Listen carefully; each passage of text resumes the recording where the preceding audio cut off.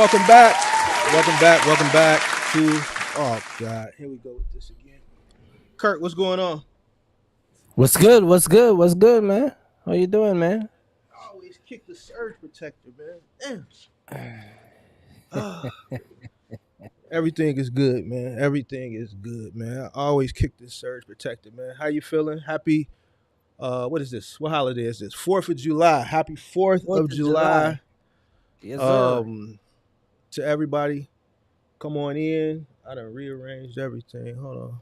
I gotta move some stuff around. Happy 4th of July to everybody. Come on in. Come on in. Let us know where you are checking in from. Let us know where you are checking in from. Make sure when you come in, you hit that like button. All right. Half. I'm not. I know last week I said like I'm not gonna be playing games with this like button. No more. No more. I'm dead serious. I need these likes to get up before we leave off this stream tonight. My goal is at least 100 likes. 100 likes. All right, 100 likes. If you are in the room, please hit the like button. Let's get those likes up. Kirk, can you hear me good? Because I'm trying something different today. Yeah, man. I You heard hear it me? You hear me perfect. really good? Hear All me? right, cool, cool, Yeah. cool. Yeah, I hear you. I hear you. Hear it loud and clear. Is my mic good? I want to turn it. Is it good? Yeah, you good. You good. You I good. like You my good. mic loud, man. I like to hear myself back in the background. Okay. All right. I All right. All right. Let's get those likes I up like. tonight.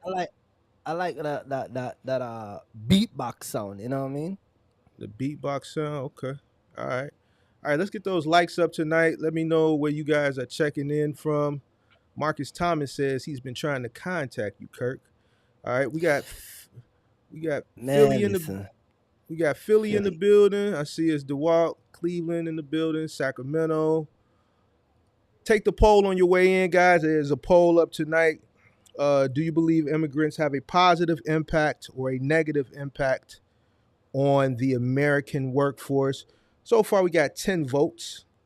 And out of those 10 votes, we got 80% says immigrants have a positive impact, 20% say they have a negative impact. So out of 10 votes, 8 people said yes, positive, 2 people said negative.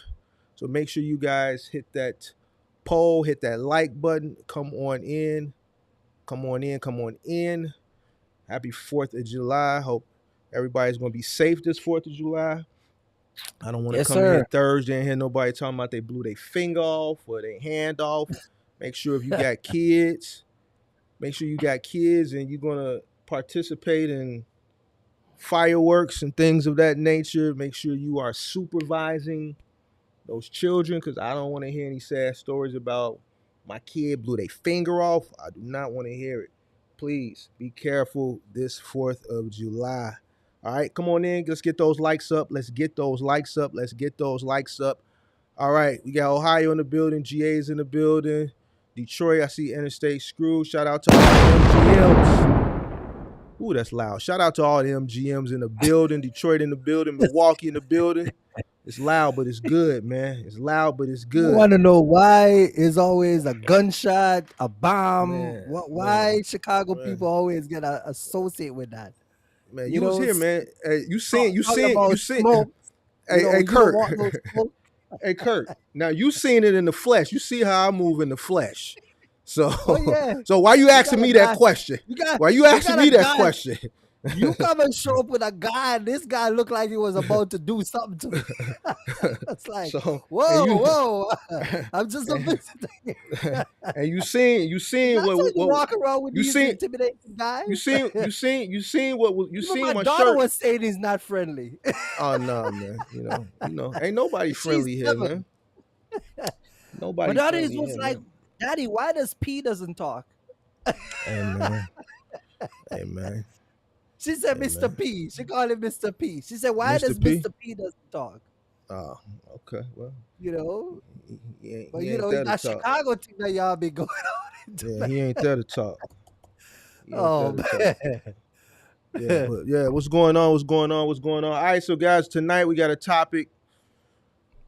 This is going to be up Kirk's alley. Low key, I think he low key been waiting for this. He been wanting to talk about this for I was in North forever. Carolina today, man. Shout out to North Carolina, man. I was in Spartanburg this morning. I wake up about 5:30, pick up a load at 6:45, and run it all the way up to Pennsylvania. was a lot of rain there yesterday, man. It's Yeah, just we had storm a everywhere. yeah we had a lot of rain the past 2 days. We had NASCAR was in Man, town all weekend, and they pretty much got rained out. But it finally stopped raining, so they was able to yeah. race. That was the stupidest thing Chicago could ever did was a street race. They got traffic messed up downtown. It's just Mm. horrible. But yeah, it's been raining for the past 2 days, and here as well, torrential rains. I Like, like when it rained because it keep the police off so I can slide, you know what I mean? oh, okay, so you can slide. Oh wow, man, I didn't know you knew what that word meant. Slide. That's the Okay. only. Let me drop a little secret. That's the only time you can pass a wait station. If it's raining like that crazy and Uh huh. lightning outside, don't even go in the wait station. Just go by. Oh, oh, you talking about Yeah. another slide? I thought you was talking about No, no, another no. We're talking slide. about the Okay. same slide, but I'm just You saying. talking about like sliding, like you slide down the street? Slide, yeah, Oh, man. see, I thought you was talking about No, no, another no. I'm talking slide. about So you don't slide. know what no, okay, well, the slide that I thought you was talking about was a different type of slide. You ain't ready for that type of That's the slide. So, slide I'm well, talking about. okay, don't worry about it. If you don't know, then You you think don't need because to with know. trucker we don't know about Yeah. slides, If you gonna slide, then man? slide. you know? All right. So I let's can get into this topic. Let's get into this topic, man. Let's not get let's not digress, man. Let's not Oh digress. man. Tonight we're gonna be talking the American dream versus the immigrant vision. All right.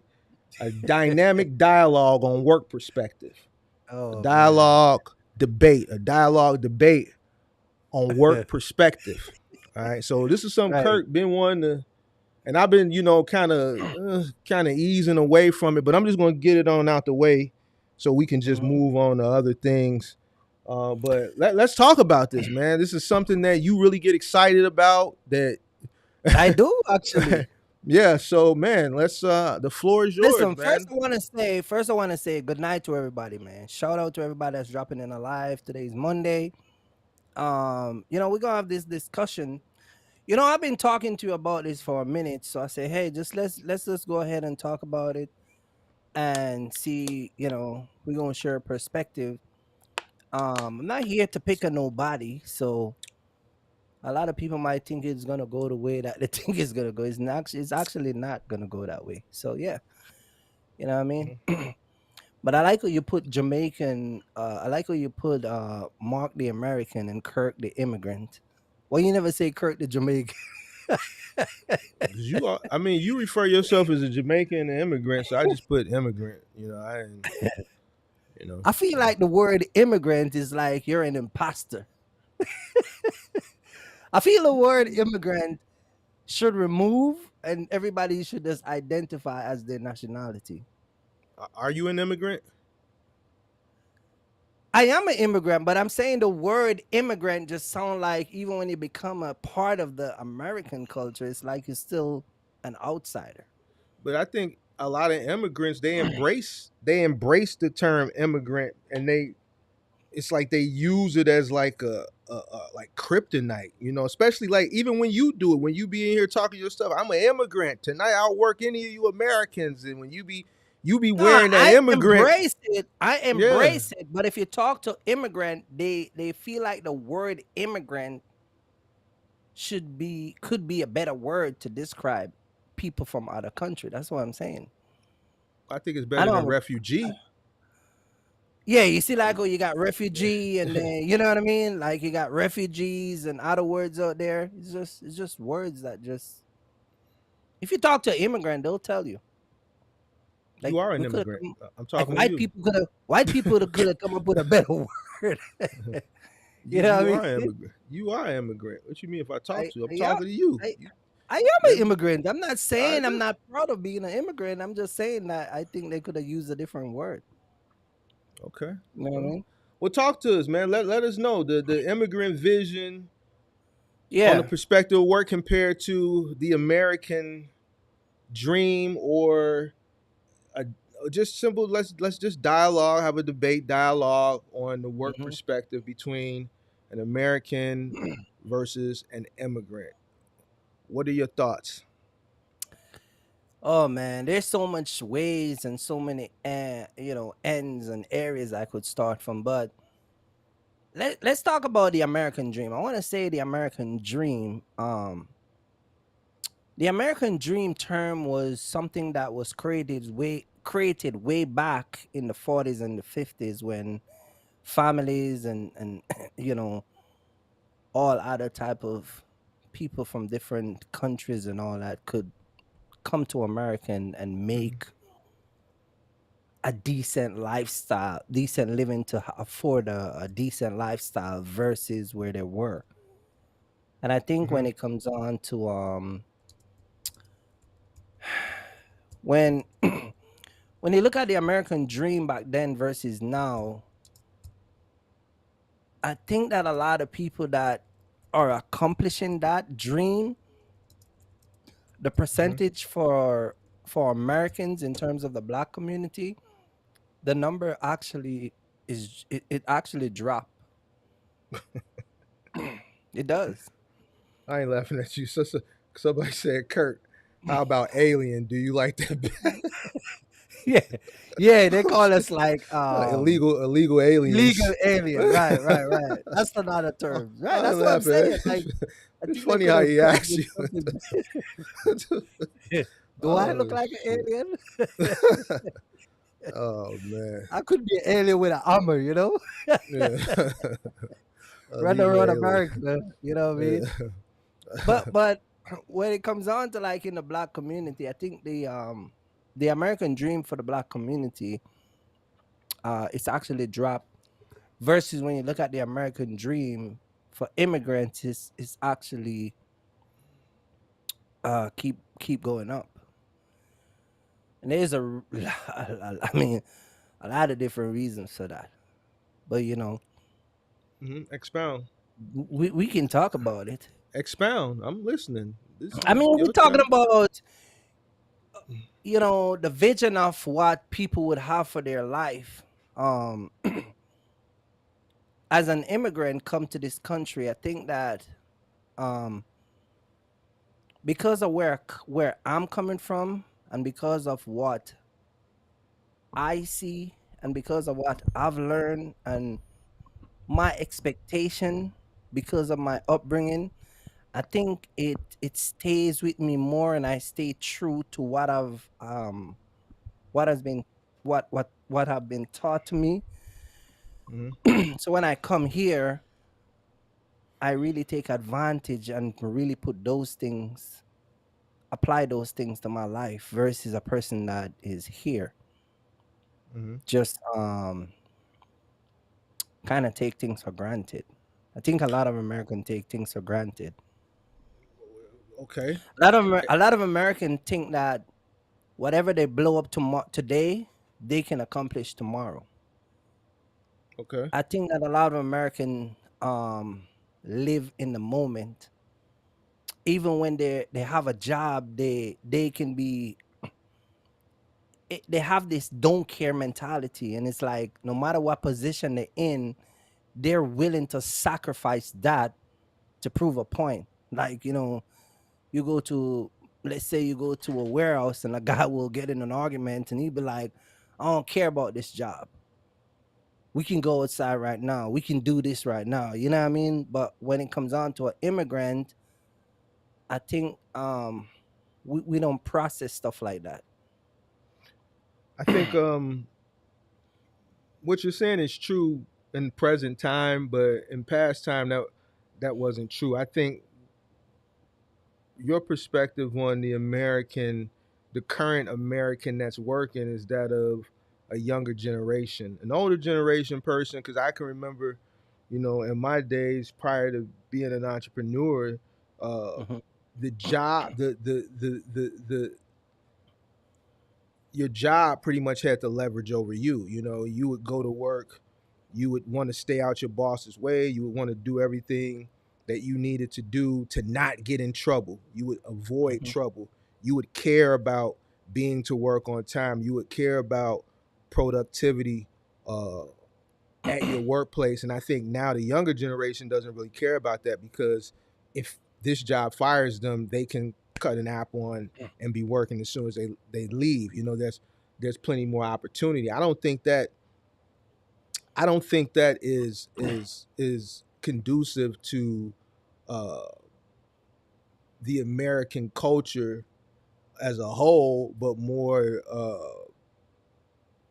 I would say generalized to a specific uh, generation, I should say.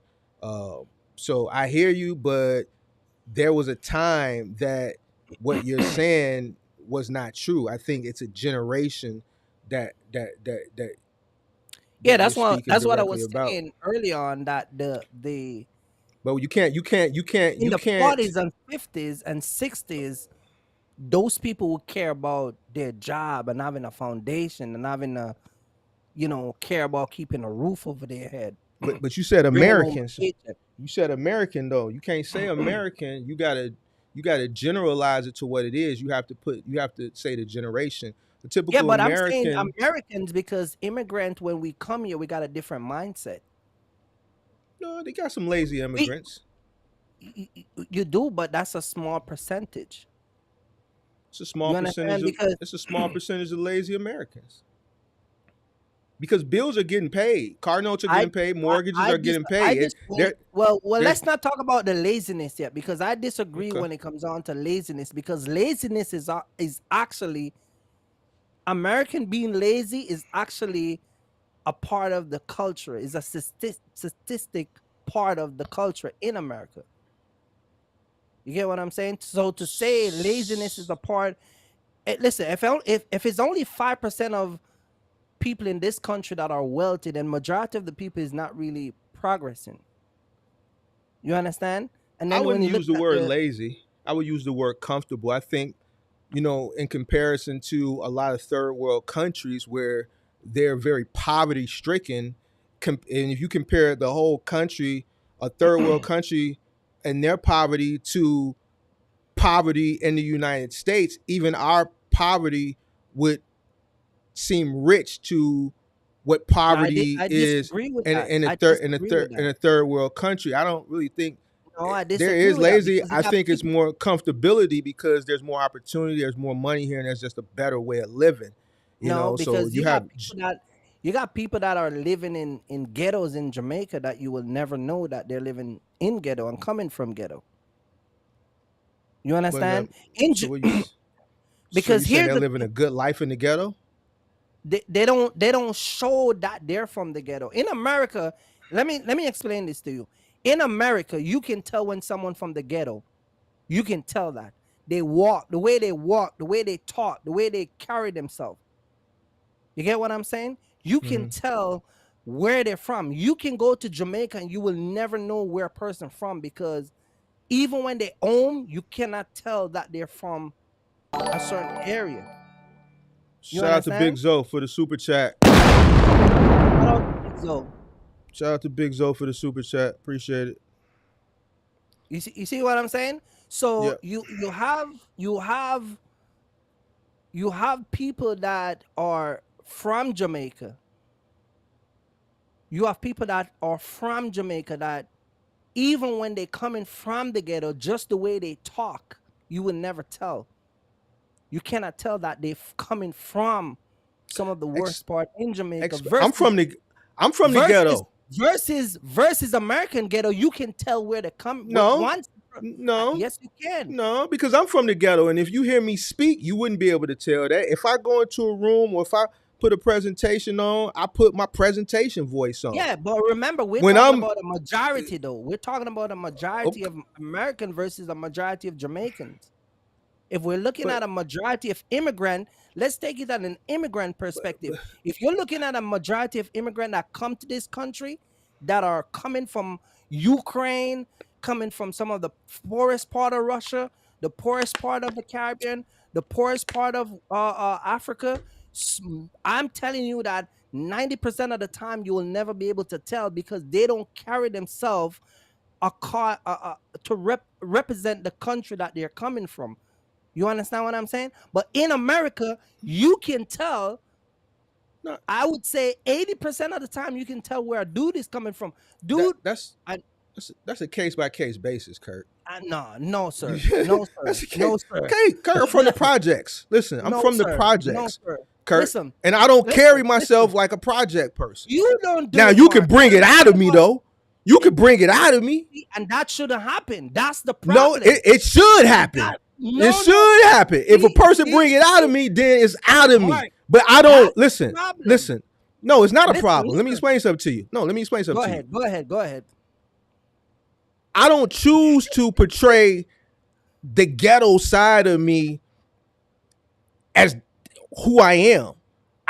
I rather carry myself like a regular, normal human being. Now, if you bring that side out of me, then I'll bring it out. Some people will carry themselves that have corporate jobs, and they'll carry themselves ghetto. And then when they get to work, they turn on the professional. But that's the problem with y'all, though. but y'all not. This is what I'm saying. It ain't no y'all, Kirk. You can't help what where you come from. No, you can't help what you born into. Yes, no, sir. Because people that come from other country, you will have a dialogue with them, a heated conversation, and they will never show you a certain side of y'all.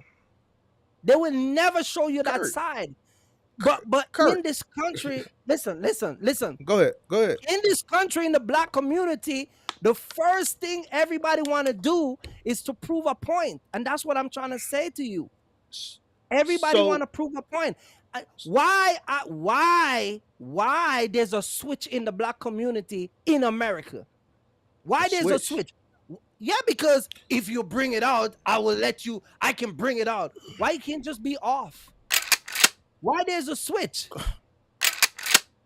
You know what I'm saying? Why there's a switch to turn on and off? You see what I'm saying? And that's the problem. You talking about a switch like a switch on a gun, or you talking about like a whatever switch that trigger y'all? You get what I'm saying? You talking about a like on and off switch with your attitude? Okay, here's the thing though. Whatever switch y'all got, it ain't working for y'all. It ain't working, and it ain't working in y'all favor. You see what I'm saying? I think if I came across a Jamaican dude and he was carrying himself regular and he was from an environment, let's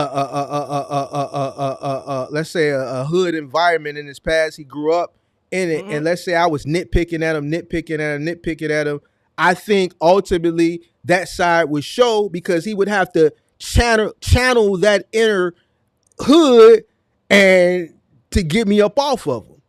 You know what I'm saying? Mark, you're talking about somebody antagonizing you. So Kirk, you hit a guy with a hammer. You hit a guy with a hammer, bro. Like, come on, man. Let's not do this, man. Let's not do this, Kirk. Why'd you hit the guy with the hammer? Because it ain't no different thing. It ain't different. You saying it don't come out of y'all, but you telling us you hit a guy upside the head with a hammer. You beat him with a hammer, and because you have money, you was able to get off like the mob. That's basically what you said. Okay, but what I'm saying is that even if a lot of Americans do that, they won't even have. You guys don't have the finance to back it. What? That's what I was saying in the same thing. What I was talking about. Kurt, a lot of y'all talking about? Man, listen, man. A lot of y'all will get in trouble and don't have money to even hire an attorney. Y'all go to these courthouses and get represented by these state attorney. Kurt, you get what I'm saying?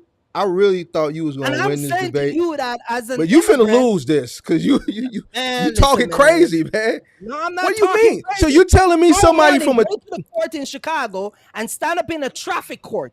Don't even go to the criminal court. Stand up in a traffic court and see how many people getting locked up or getting put on probation because they can't pay a $200 fine. And go and look at how many immigrants who can't afford to come out of jail or can't afford to come out of that ticket by paying it right away versus American. The mindset of American people is totally different from Jamaican and other culture that comes here.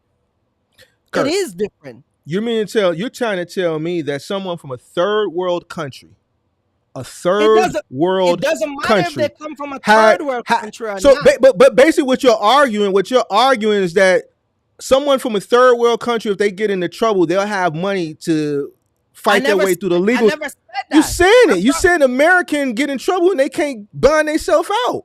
But the most of them can't. So the most of Jamaicans can? Of course they can, because dudes that come to Jamaica, they can call their auntie, their cousin, and niece, the this, the that, and they got things that they can get done. So I can't call my OG. I can't call my homies. How many of y'all can do that though? That's the point that I'm trying to make. I think You more can do it. Americans Me can do it. I think more Americans can do it than people from a third world country. No, sir, you got that all twisted. Oh, You need to be out in the court system, and you need to be out more seeing what's going on. No, I don't. I'm out. I don't need to be in no court system. Why are you? You know what I'm saying? Why you putting that bad luck on me? Why I want to go to court for? I'm just what saying you mean I need to be out more in the court system? I'm just saying if you go, I don't want to go to court for a traffic ticket. I'm never saying I don't want to. For anything else. I don't want to go. Mark, go down to your favorite courthouse tomorrow. I don't have a favorite courthouse, man. Man, what you on tonight, man? Man, this man the police or something, man. My favorite courthouse, man. You tweaking, man. We finna have to take a break or something. You gonna have to think about some things, man. What are you talking about? My favorite courthouse? What is this guy talking about? You tweaking, bro. Man, where my button at? Let me get my button ready for you tonight, man. You tweaking. You tweaking. My favorite courthouse. What's wrong with you, man? What the hell wrong with you? Oh man. I just sat here and told you I don't want to go to court. You said traffic court. I don't want to go to no court. I don't have a favorite courthouse. Boy, what are you tweaking on? Oh man. You're the first guy from the hood that I see scared of court. I ain't scared of it, but who wants to go to court? You were for long, man. You just take this fucking thing up 2 days ago. No, bro. Nobody wants to go to court, bro. No. Go ahead, man. You finish tweaking, bro. You saying that Jamaicans have more money to fight their legal battles than Americans. Go ahead, finish. I'm listening. No, but I'm saying that a lot of people that are in this country can identify you can identify them based on how they carry themselves, where they're from. That's a fact. Okay. You can disagree all you want, but it's true. In this country, poor people in this country, they walk poor, they talk poor, they carry themselves poor. You look around, you can identify that these dudes or these women or these wherever they're coming from, that they ain't coming from the best part of society. But you will go to Jamaica and go into certain areas and see the people that are coming out of those areas, and you will never tell that they're coming from there. I'm telling you. Kirk, I've been to Jamaica. Kirk. All right. I've been to the hoods in Jamaica. Uh-huh. Okay. The poor people I've seen in Jamaica, there's richer poor people here than the poorest of poor in Jamaica. The poorest of poor here, I should say, a poorest of the poor in Jamaica would live rich if they live like the poorest of the poor here. I'm not disagreeing. Why? Why is because there's government funded programs here for the less fortunate.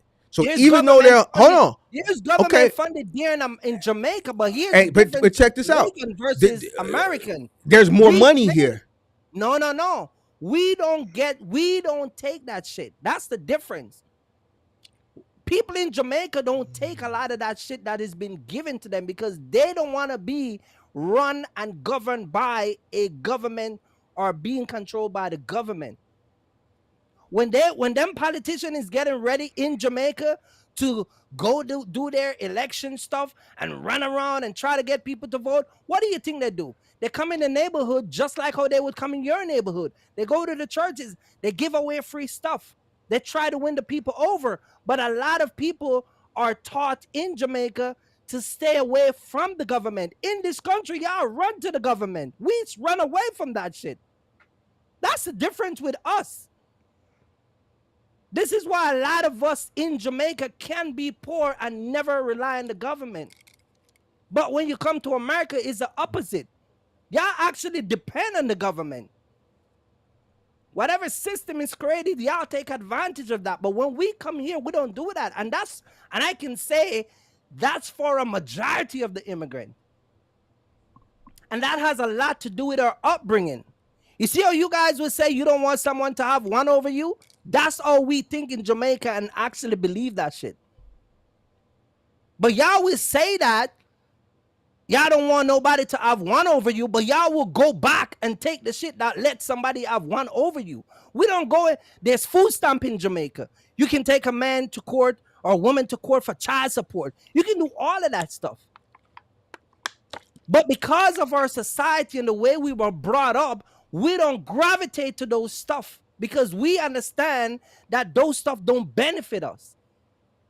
But when you come to this country, a lot of y'all run to that stuff. Food stamp, yeah. Even when the shit been given to you, y'all turn around and sell it. You get food stamp, you take the thing, you sell it. It's a profit for you. You get what I'm saying? Like the stuff that y'all be doing, we immigrant don't do that. So it's a different mindset. It's a different culture.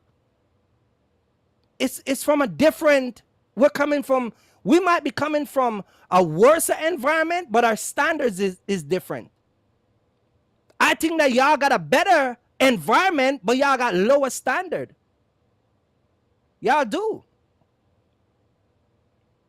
I think that's where the breakdown is from. And so when you understand when a man like when a foreigner come to this country, there's things that we're not gonna accept. There's things that we're not gonna do. Listen, when we found out that my wife was gonna have my first child, my cousin told me when my daughter was born to let her know so she can sign us up for food stamp.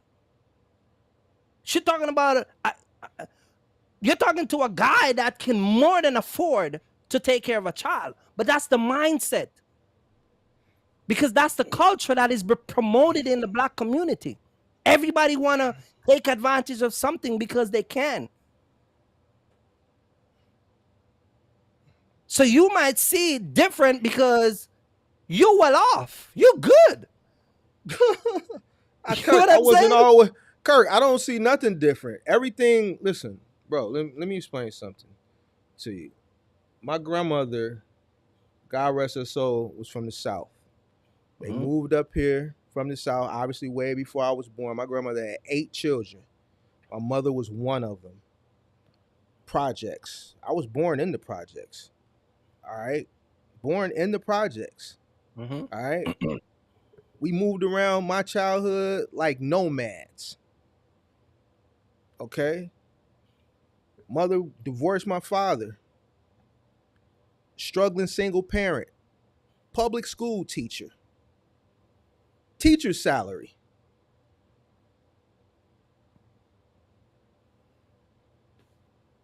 Everything that I have, I worked for it. But I don't forget where I come from. I don't forget the struggle. I used to stand in those government cheese lines. See, I'm old enough to remember the government cheese lines, the big block of cheese. I remember the food stamps. When they were actually food stamped, when it was a piece of paper, it used to come in different colors, like look funny money, look like Monopoly money. They had the blue one, the one was purple, and they had different denominations, 1, 5. I used to stand in that line with my grandma. You'd get that big block of cheese. So food stamps are there for a reason. They're there to aid and assist. My granny. Let me say this to you. You cut me off. Listen to me. Wait. In 1929. I'm proving. Let me prove my point. In 1929, we had a Great Depression. You won't let me get to the point. All right, go get to the point that I hit you with what I'm talking about. Go ahead. The point that I'm trying to make is, with my background, with my upbringing, I was still able to make something out of myself. Okay. So what you're speaking on is a case-by-case basis. No, it's not a case. And it's a case-by-case basis as well. It's a case-by, because no, you threw that out. Mark, you don't think like that because you're living well off. But no, it didn't happen overnight. Mark, that your change and your lifestyle come from your mindset. That's where that Exactly. comes from. That's Exactly, why I said it's a case but by that's case not a basis. majority in. It's But a that's case not by a case majority. basis. But we're talking about a majority of people. Listen to me. In 1929, we had a Great Depression. The Great Depression of 1929. What did the government did? The government Oh, created program such as food stamp, welfare. They created a lot of program. A lot of these programs that people been living on for years, those program was designed for people only to be on them for a certain period of time. You understand what I'm okay. saying? Yeah. Now, a lot of the program that is still being run today and allow people to be in it for 10, 15 years is because of greedy politicians and corporate America and a whole bunch of different people that are playing in the background. For instance, you will have a Mm. politician goes in the office and he have a contractor that runs an apartment complex. And he can build up some development and put a bunch of people that they can put on food stamp and all these government program on it. And so what happened, instead of you get a housing for 6 months, get your ass out, go get a job and get back into the field so you can be a productive citizen, the system allow y'all to live in that shit for the next 15 years. So you got mama, grandmama, daughters, son, daughter, and a whole bunch of shit. That shit don't take place in Jamaica. That's a case by case basis, Kirk, and No, I sir, disagree that's with not. you. You might see it as a There's case by people case. there's You people need in to learn the Jamaica history. on You need food to learn the stamps. history of a lot of shit that was designed to I hold just black people down in this country. well, That's what you need to I learn. know, but that's not the debate. That's not the argument, Kirk. That is the argument because that's a No, part of why the workforce. This is why the workforce in America and why when immigrants come here, y'all say we take y'all jobs. we need to get those likes up, man. I'm gonna do like I'm gonna channel my inner Kevin Samuels and cut the chat off. And we're gonna put the I seen the guy stop the live and said, listen, if I don't get $200 in super chats. When I seen that guy did do that, I said, wait, I gotta go back to the drawing board. All I'm asking for is some likes. Some likes. So I'm gonna channel my inner Kevin Samuels and I'm gonna cut the chat off. I'm gonna go to break. I'm gonna do something. Matter of fact, it's 39 people in here. It's 30 likes. We had 114 people come through here. We need to get those likes up. Please. Please. I'm sorry, Kurt. You can go ahead. But I disagree. I think there's people in Jamaica on food stamps. I think there's generations of families in I never said Jamaica they're not that are people on. that are on government assistance. I never I said think they're that's not untrue. on And government assistance. They are. I think the majority of I think you're trying to make it seem like the majority of Black Americans. This is how I'm taking it. The majority of Black Americans are on government assistance. Don't want anything out of life, and I just think that's BS. Now there are people that have that mind state, but I come from a family that was on government assistance. My grandmother is no longer here, but when she came up here with 8 kids. Mm-hmm. 8 kids. Okay. Projects.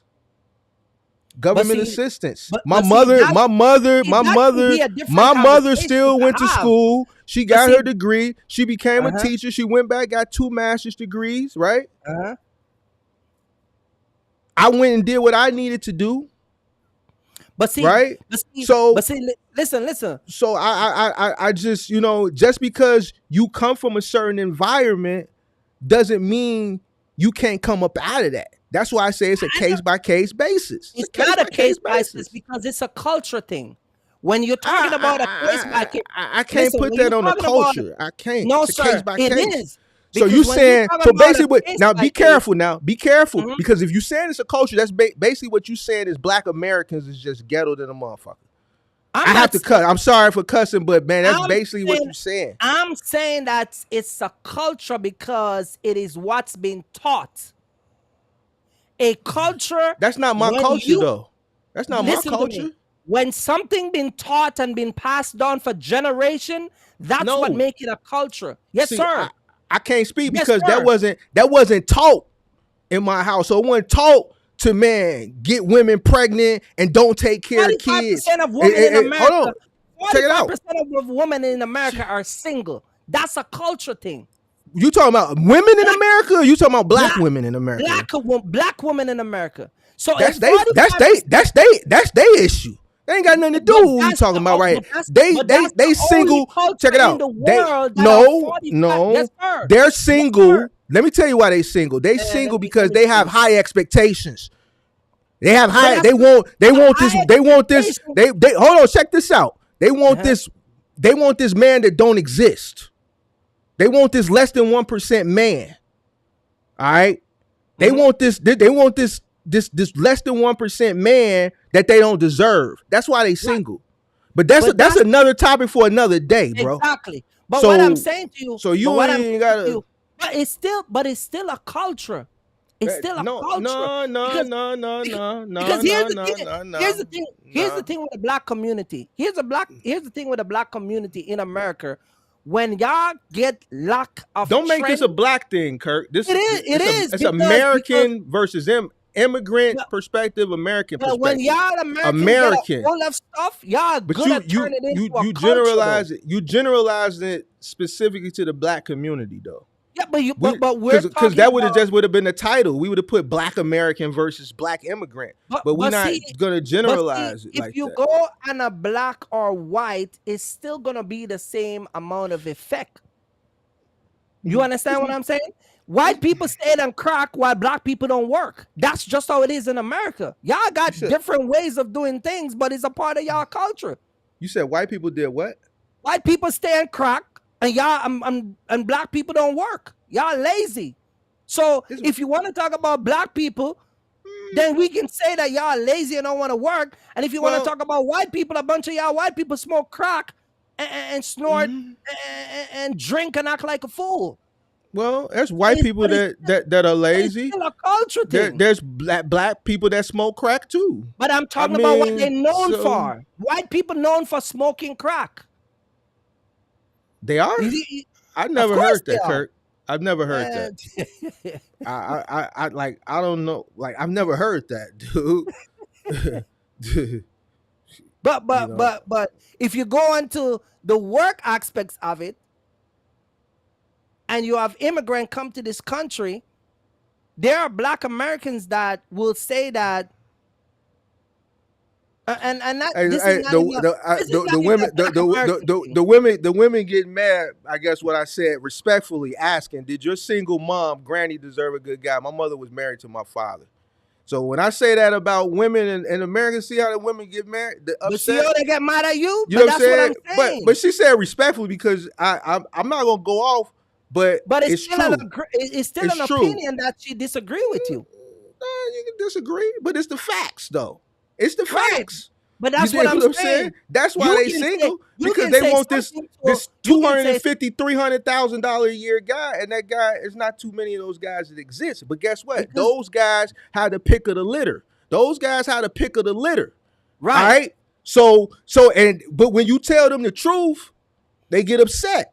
And I ain't But speaking to see, a lot nobody in of general, y'all but since women people like bring it up, so lollipop. That's the problem with a lot of y'all women. Your man, women in this culture, y'all they love lollipop.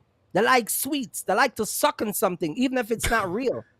That's how it is. hey man, you know a little bit too. But I'm just saying. But I'm just saying. That's how it is. This is why why do you think the passport bros know it's taken out? They're getting out of here. Not a rich guy, just a guy that don't cheat, beat, gay, etc. Check it out. All guys cheat. Check it So out. all of that Listen, stuff let me that tell we're, you something. you know what I mean? Let me tell you something. That guy that you want, not rich, a guy that don't cheat, don't beat, that's a very boring guy. That's a guy that's going to get up, go to work, take care of his business, and Right. date you on the weekend. That guy's boring to y'all. That's why y'all don't like that guy. Y'all like Exactly. the guy that's going to call you bees, go upside your head, that's going to cheat, so you go camp outside and Pull go out the chase him armor every around, now and then. Pull out the beat armor the every now and then. beat the broad up, and then come home and then Dismantle and everything gonna be devastate. good in the morning. So let's keep that one for another day. Let's keep that one for another day. You dig what I'm saying? Because that's the truth. So it is what it is. Let's keep it funky though. So it Right. is guys like that out here. But Right. that guy that 45% is chasing, that's less than 1%. Right. That's less than 1%. And those guys have the pick of the litter. Those guys had a pick of the litter. Then what? Another issue with the women. So since they want to go there, let's keep it funky. A lot of women in our community, they don't go to the gym. They're not keeping themselves up. But then you want this guy that's a creme de la creme guy, and the guys at fault too because they.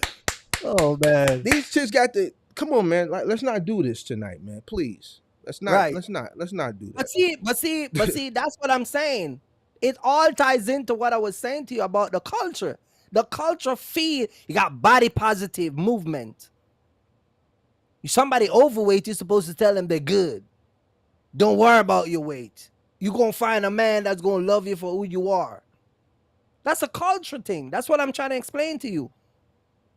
Everything that you will say to a lot of people in this country, people get offended. They get offended by it. They get all worked up. You see what I'm saying? Well, it's the truth, man. I mean, you know, and like I said, when we go back to the 1929 Great Depression and the system that was put in place really was supposed to help people to get them back on their feet and really to let a lot of people restructure their life. It's been taken advantage for. Shout out to Rafael Martinez for subscribing to the channel. A guy said he would rather be with a tranny or a STD lady instead. I don't know what guy you talking about, but this ain't that type of channel. Like, we don't really have topics like that. You know, I don't like this whole lady thing that Kirk brought up. That was just a transition, I think. I mean, we can have this topic really for another day, but you know, like, I don't know. You sound like you live in Atlanta or something. You know, I don't really know. You know what's going on down there, but you know, I think to end that topic real quick so we can move on back to what we was talking about, I think women need to just be more realistic. There's nothing wrong with plumbers, electricians, carpenters, mechanics, you know, because there was once a time when, you know, a guy who was a solid blue collar worker that had a job was a sought after individual, but now that blue collar worker is looked down and frowned upon. Right. And I think that's the issue. Everybody wants this one less than 1% man, and it's just not realistic. And that's why that number that Kirk threw out there is so high. You see what I'm saying? So I think people need to just come back to reality a little bit. And I think they need to choose wisely and do some self-reflection and make more realistic decisions and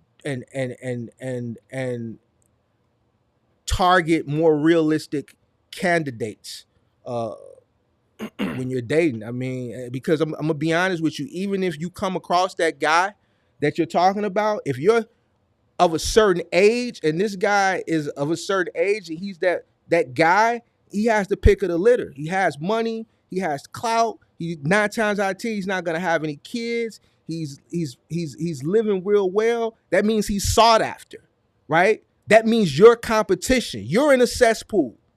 He's the one being sought after. So you're in a pool of candidates, and he's gonna choose the pick of the litter. So if you don't have yourself up to a certain standard, you're competing against the 28-year-old chick that's in the gym doing leg presses with 8-9 plates. She doing squats.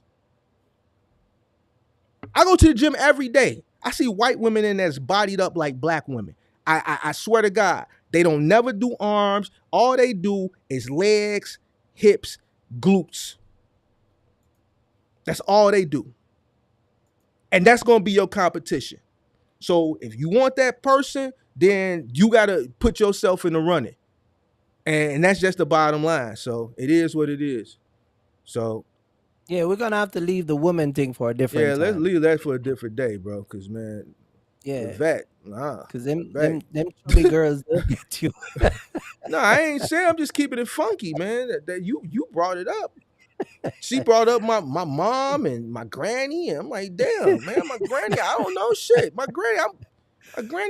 But even if your granny was even if your granny was dating back then, she was getting quality man. But you gotta understand, back then, my grandma was born in like 1916, bro.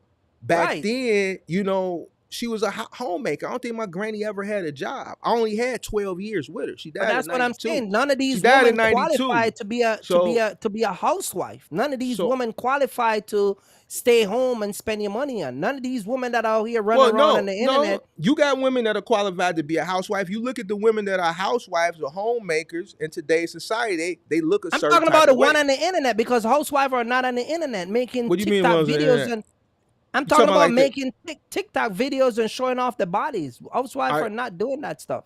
oh, I thought, well, the housewives that are out here that are getting wiped up and are homemakers, they look a certain type of way. They look a Exactly. certain type of way. So, that's what that less than 1% guy that all these women are chasing, Uh-huh. that guy, the what woman he chooses looks a certain type of way. You Right. know what I'm saying? So, and she's investing her time and everything into looking that type of way. Because the only reason that guy has her there is for enjoyment. Because that woman don't cook. That woman really don't clean. She's out spending his money. So, you know, I what she's saying, I disagree with, because there are good guys out there. It's just they don't want to date plumbers and electricians and mechanics and box truck guys and OTR over the road truckers and HVAC guys and stuff like that. They want that less than 1%. Right. So But then they gonna say the one with the looks got still got cheated on. I I don't know. It's disagree with just that, because I see. let's All move right, on, because this way the let's move topic, because on, this, because when I'm I sorry, that's a Levette, different show. We're not gonna switch the show. yeah, you might need to go to Fresh and Fit or something like that. I don't know, man. We don't really talk I about that don't. type of stuff on this channel, Yeah, but a lot of the immigrants that come to this country and really um take advantage of the opportunity in this country is is because of their mindset. I think a lot of American people mindset are warped. It's not realistic. It's like Disneyland. It's like the internet. They believe what they see on the internet and what they see on the TV. Social media have a big impact on their life decision. You get what I'm saying? And I see people in the comment section say, "Oh well, immigrants are also on food stamp." Correct. I'm not saying that immigrants are not on food stamp. I'm not saying that immigrants are not taking advantage of those stuff. But I'm talking about the majority of immigrant. I came to this country when I was 28. Mm-hmm. I've never been in food stamp. I've never took government assistance. I've never had to turn to a situation where I gotta go and apply for certain things, because it's something that been just brought up in me, where my mom she opposed taking things from the government. She opposed interacting, and she is 100% against anything that has to come from the government. You understand what I'm saying? And all my family was like that. I got uncles, I got uncles, I got brothers and sisters. We all were brought up and stay a certain way.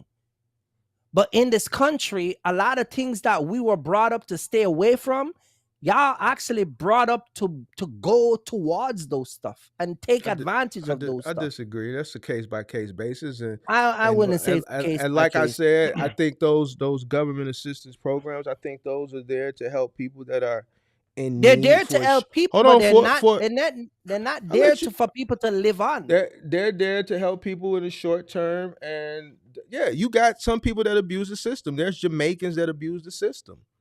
There's Jamaicans that That's abuse the system. There's that's other immigrants that abuse systems. correct. I'm So not I'm so not I'm not so saying so that, but majority of the so what people are you that come to saying? this country, we really come here to make an impact and to really, we really about our business. We're not here to nobody leave their country to say when they come here they're going to fly up and take advantage of the system. Okay, let me ask you this. You go to Home Depot tomorrow. You can get 5, 6 Mexican to come and finish a basement or do whatever you want in your house. You understand? Them same Mexicans that are standing up at Home Depot, there are programs that they can go on, that they can actually start to go and get food, clothes, all that type of stuff. There are programs that are institute that they can take advantage of. A lot of them doesn't know about it, but a lot of them do. Okay. So what You are you understand? saying? But So the why thing don't they what I'm take saying is advantage of not those their programs? mindset. It's not because of where they're coming from. It's not their mindset. It's not in their mindset. They weren't brought up like that. So it's a case by case basis. It's not a case by case, because if it was a case by case, it would have been everybody would. So listen, Mark. So it's a culture then because you said it is a culture. So it's a culture when Jamaicans do it too, then, right? It's not no. You don't have Jamaican flying from Jamaica. You don't have Jamaican fly from Jamaica with the intention to come to America to live off the system. But you saying there's Mexicans that do. I never said that. I said they could, but they don't. Wait a minute. Yes, you just, Kirk. You talked I said about that there's Mexicans that are standing up out of Home Depot, that there's opportunity that they could have go and apply for these programs and get it, but they don't. Okay. You get what I'm saying?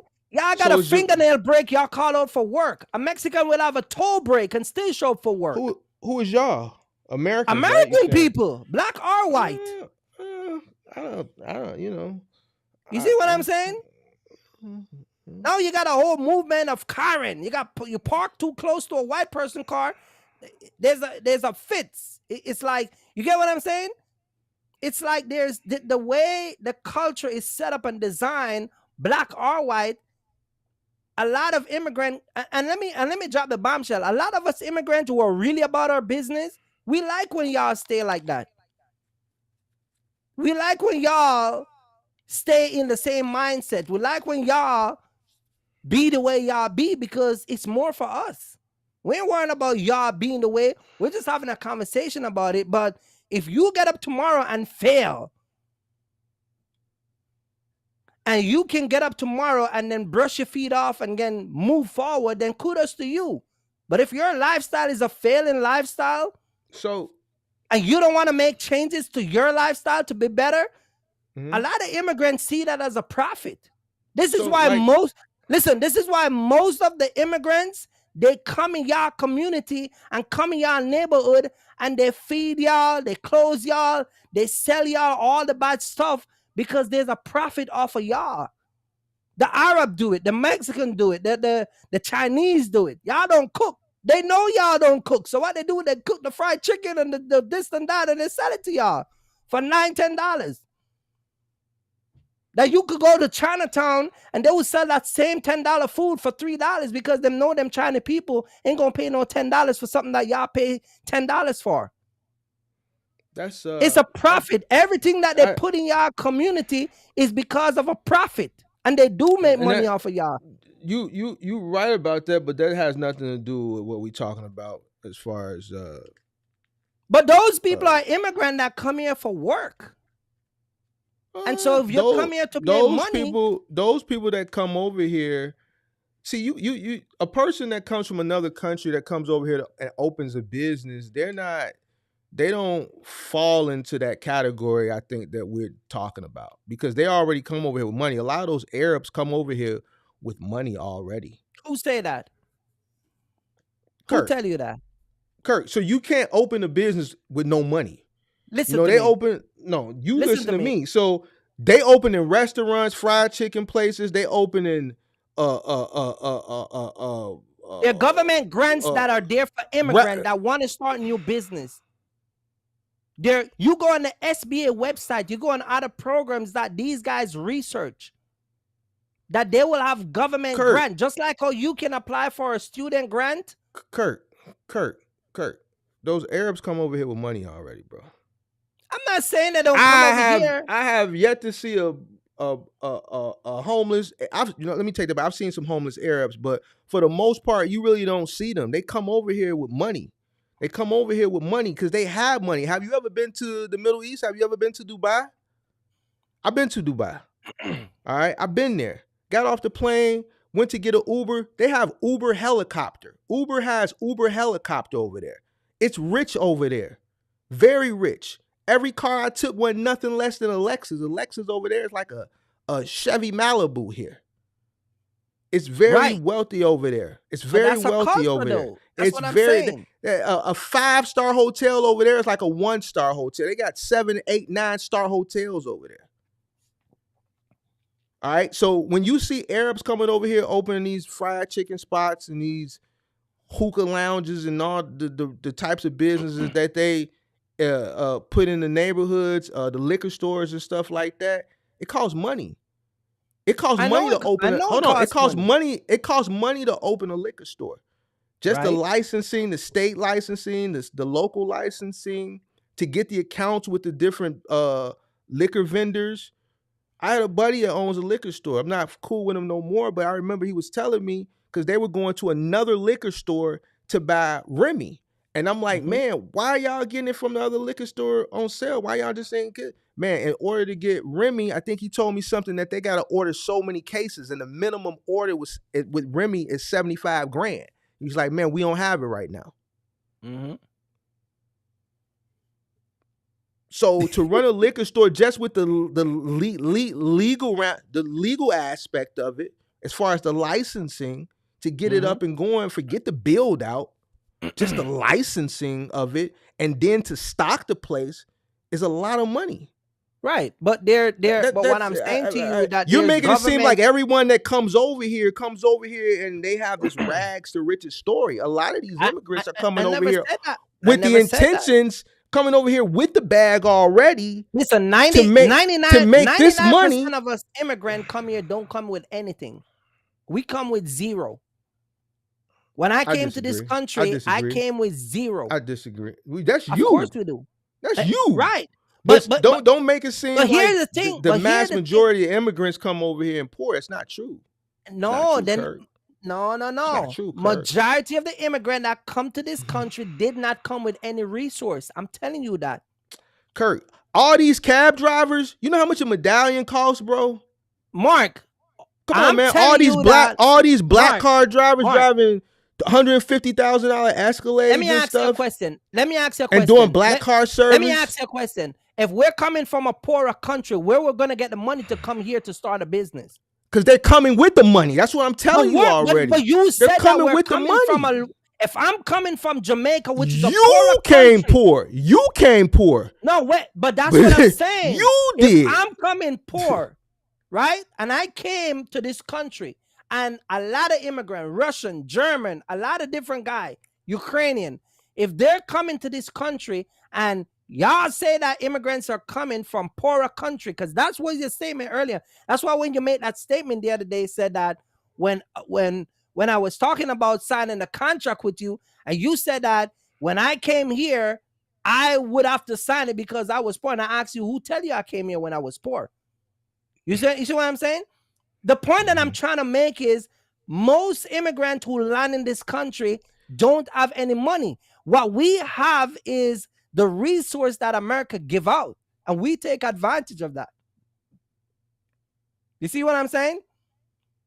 A lot of the resource that has been taken advantage of, a lot of Americans don't take it advantage of. Just like the government contract. I didn't get no resource. There are black programs that are gave me nothing. Listen to me. There are black program for minority business owner that black minority can get from the government, but y'all don't get it. Because they don't give it to us. Let me explain something to you. I went to my alderman. There was a program. No, you listen. Check this out. Y'all applying for it. I'm finna tell you. There was a program here that you had to go to your alderman. If you hired felons, they would help you out. I went to my alderman.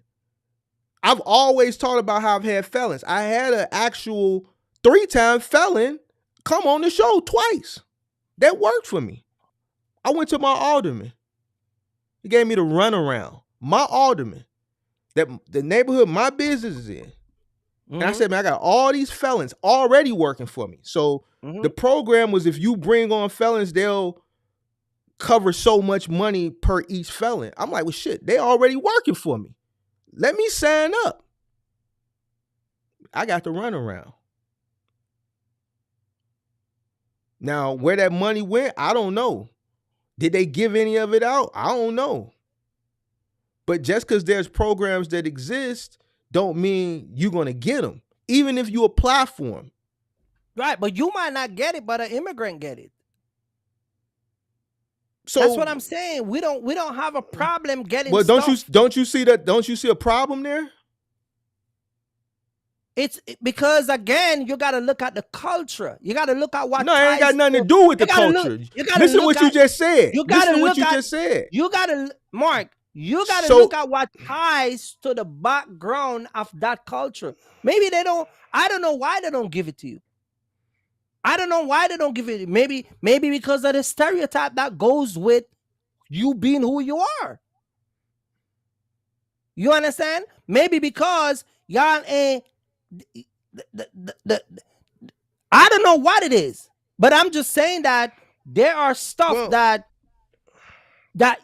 you're right. Y'all would get and turned that's why down. That's why I don't ask for nothing, because every time I would try to take advantage of some of these programs dealing with these felons, I would get the runaround. So I don't got time to waste and be let down and all that goofball stuff. So I don't waste my time. I always just make a way. You see what I'm saying? But you said, but man, they'll give it to an immigrant, and I don't care. I'm fine with that. I'm not, you know what I'm saying, whatever. But don't you see a problem with that? That's an issue, because if you're an American citizen, hold on, check this out. If you're an American, I'll let you talk all the time. I'll let you do most of the talking. Let me get something on for a change. Let me get a little something on. If I'm an American citizen, there should be some type of priority for an American citizen. It just is what it is. So, you know what I'm saying? Now, you told me something that somebody told you that about a social security number or something, that if an immigrant applies for something, they're more likely to. Right. So what he was saying was that we had this discussion while we were having a conversation about immigrant, and it was actually about the Black community versus immigrant. And what he was saying is that us immigrant, just by our social, it give us it's like we get favor. We jump the line. You get what I'm saying? We can apply for a loan and get approved versus a guy like him that was born here that won't get that same privilege. Then he goes on to say that when we as immigrants come to this country, we have a support system that will help us get on our feet and help us to become who we are and turn us into what we're at today. But in the Black community, they don't. He was saying that y'all don't get that same type of support. You understand? And he was talking about because the system work against Black American more than it works against immigrant. Now, I don't see the truth in that, because when I came to, I don't know about the whole social thing. People go, sometimes people watch things and they go into things. I don't know. But I know that even when I get my social, I still had to go through the process. There wasn't no jump in the line. There wasn't no favor along the way. When I listen, I was paying high interest rate when I bought my first car. I go through the process like everybody. You understand? Kirk, so I think that a lot of go ahead. You think I'm a Pookie or a Ray Ray? No, I don't think you're a Pookie or a Ray Ray, because all right, so because even before knowing you and watching you talk and how your dialogue is, that alone can tell who the type of person you are. You understand? Versus a next person that can be sitting on the internet and just by their dialogue, you can tell that this person ain't coming from nowhere good. And that's what I was trying to explain to you early on. A lot of people can identify, they give their identity away based on their appearance, based on the way that they carry themselves, based on the way that the things that come out of their mouth, based on who they associate themselves with. You understand? So it's like me and you were talking about, business people, and me and you was talking about, after making a certain kind of money, certain things don't come out of your mouth when you start to hang around certain type of people. Even if you try to do it, it won't happen. You won't curse certain words. You won't talk about certain conversation. You won't have certain, you won't entertain certain dialogue, because you start to rub shoulder with the who is who. Like you were doing, what was that? All your contracts that you have, and you were talking about all them big people that were trying to get you out, right? The big people that you were rubbing shoulder with, right? So once you start to rub shoulder with certain people, eventually your whole dynamic is going to change. So even though Rob was on the live saying that you are a serious guy about your business, you didn't play games, you don't take bullshit, you don't do this, you don't do that. But on the other aspect, when it comes on to business, you are serious about business because you are running shoulders with serious business-minded person. The point that I'm trying to make is that a lot of people, you can identify where they come from just by their whole entire, even if they say they got money, you can tell that dude ain't got no money, because a lot of shit got to come out of his mouth. He's lying. Because after you start to make certain money into certain tiers and certain level, certain things would automatically fall off, because you know that you're venturing in a different area, a different level. You understand? But a lot of American people cannot identify when they're growing. A lot of immigrants can identify when we're growing, but a lot of Americans can't identify when they're growing. A lot of American people will lie and get something, or they will cheat and get something, but what they do with it is the opposite of what they really say that they want. You get what I'm saying? So to look at you and say if you were a Pookie, I couldn't say that, because just by listening on your talk, it's different. But you said it's a culture thing, though, and I'm part of that culture. It is a culture thing, but see, Mark, you have to understand that you have to identify when to move to the next tier, when to move to the next level. I think a lot of American people are stuck into that one level. It's like you're playing a game, and you're constantly playing the game in the same level, trying to move to the next level. But then when you get the opportunity to go to the next level, you don't beat that next level, and then the game start over. I think a lot of Americans got a lot of start over. Let's get those likes up. Hold on, Kirk. Let's get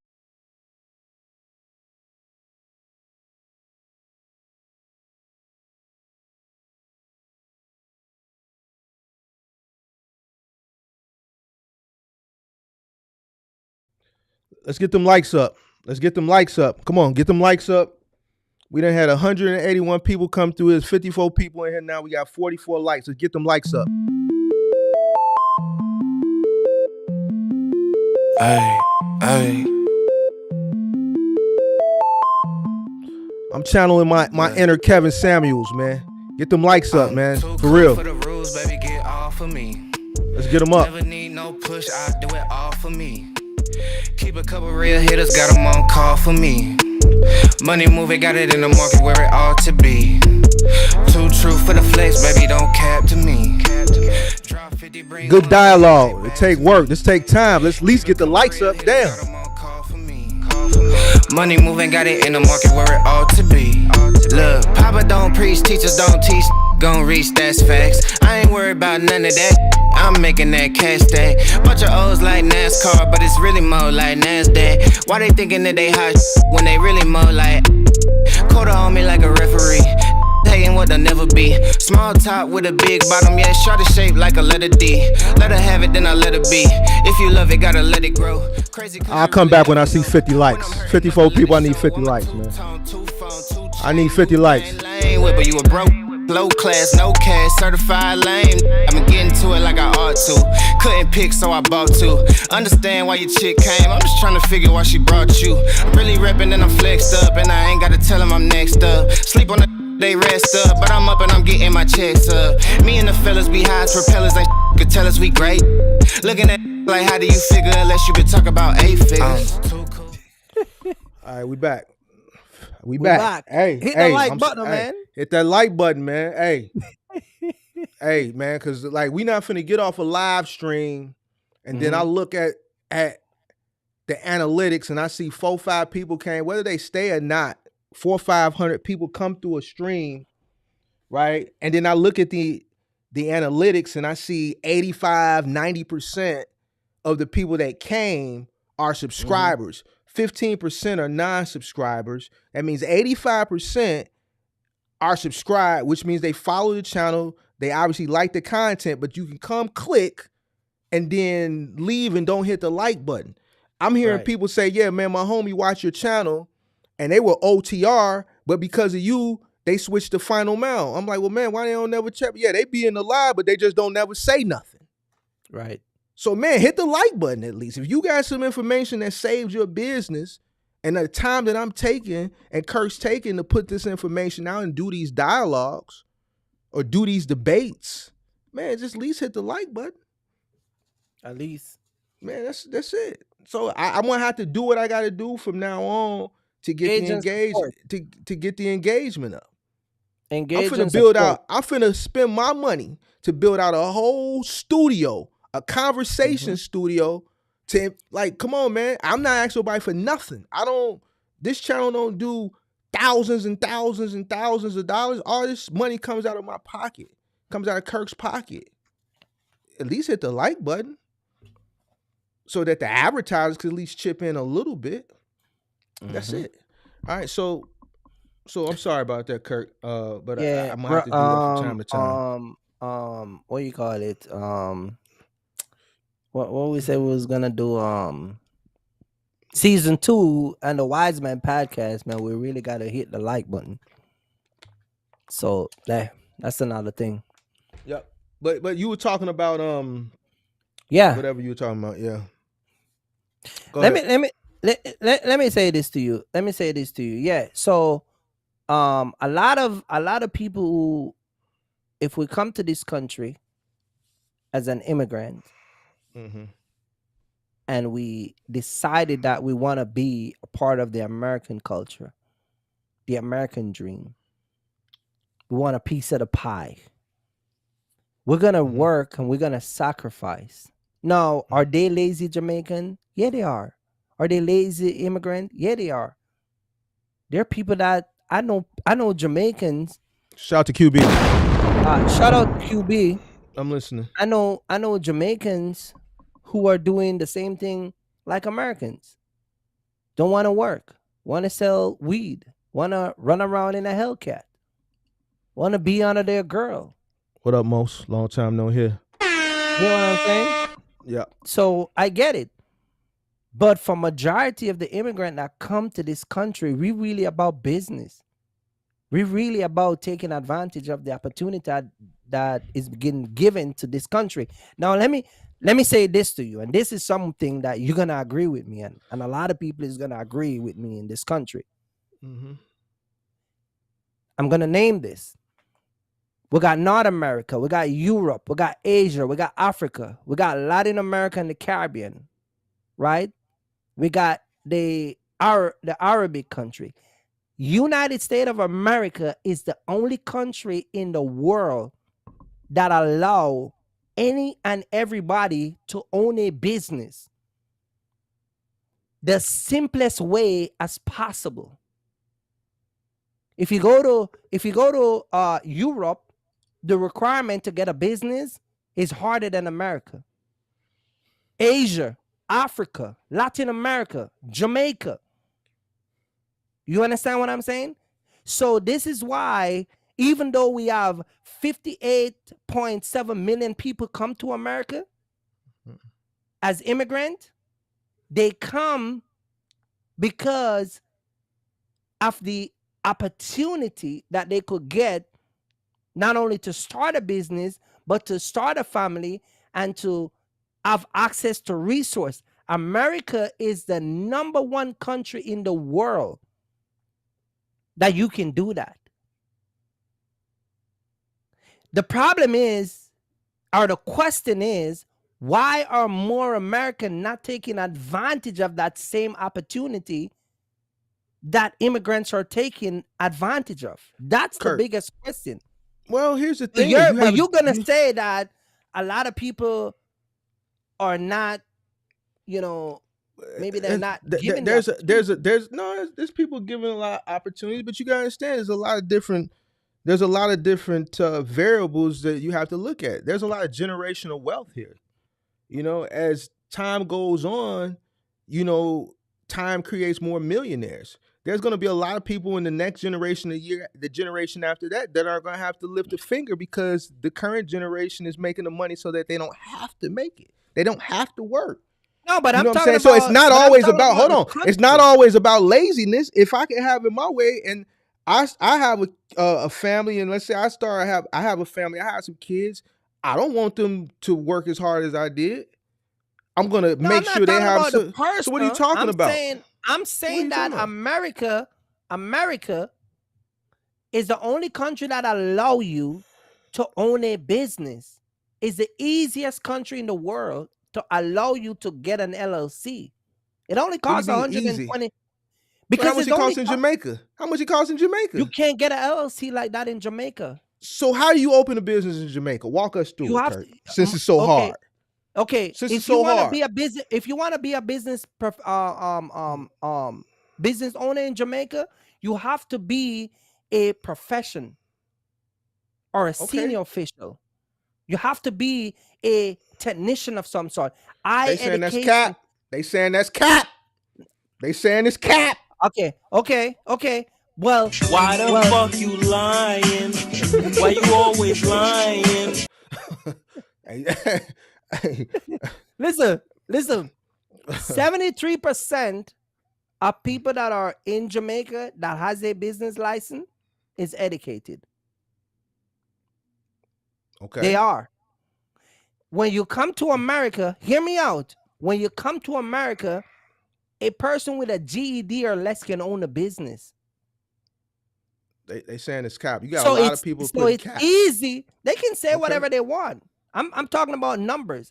If you look at, let me ask you a question.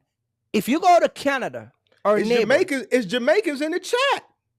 I'm asking you, are they business owner though?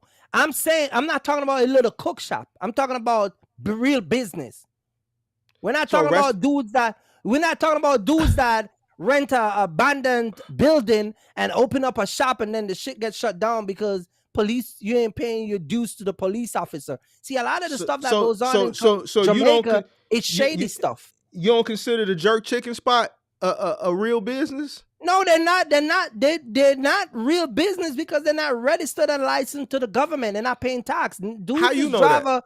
Because dudes just drive a pan on the side of the road and park it on the sidewalk and jerk chicken. That ain't no business. I'm talking about in a brick and mortar. I'm not talking about the guy who's pushing a cart. A lot of these guys are not legit because, again, a lot of them run cook shop.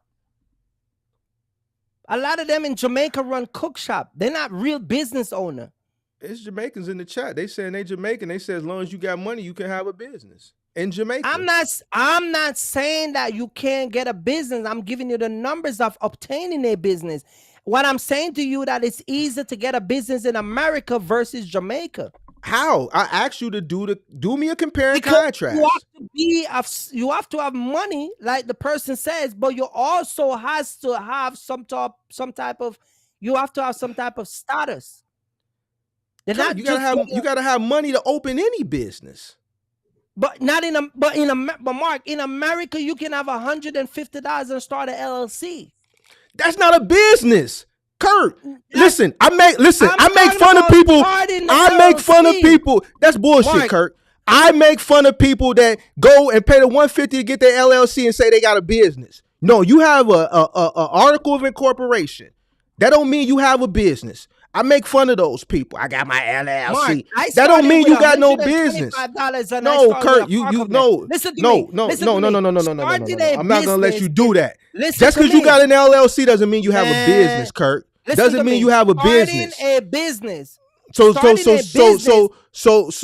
how do you start a business since it's so hard in Jamaica? Walk me through the steps, because that's bullshit. You get an LLC doesn't mean you have a business. That means you have a piece of paper. How many people get an LLC means you have a piece of paper. serious about getting an LLC? How many people That don't mean get an LLC? listen. Those are Pookies and Ray Rays. They pay the $150 and then they post it on Instagram. Just got my business started. No, you don't. Those are your Pookies and Ray Rays.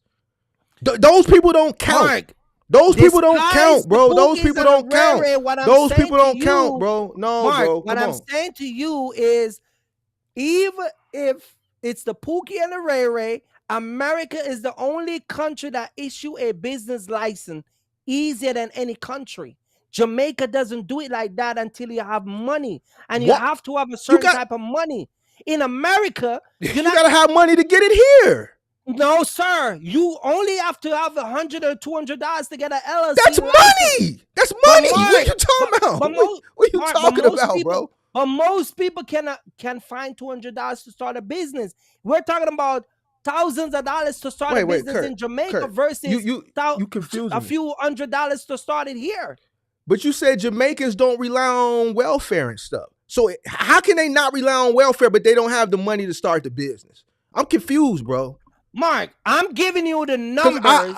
I'm giving you the numbers of people that can actually open a business in Jamaica. You're mixing it up. I'm saying that America is the only country in the world. Matter of fact, let's use Canada.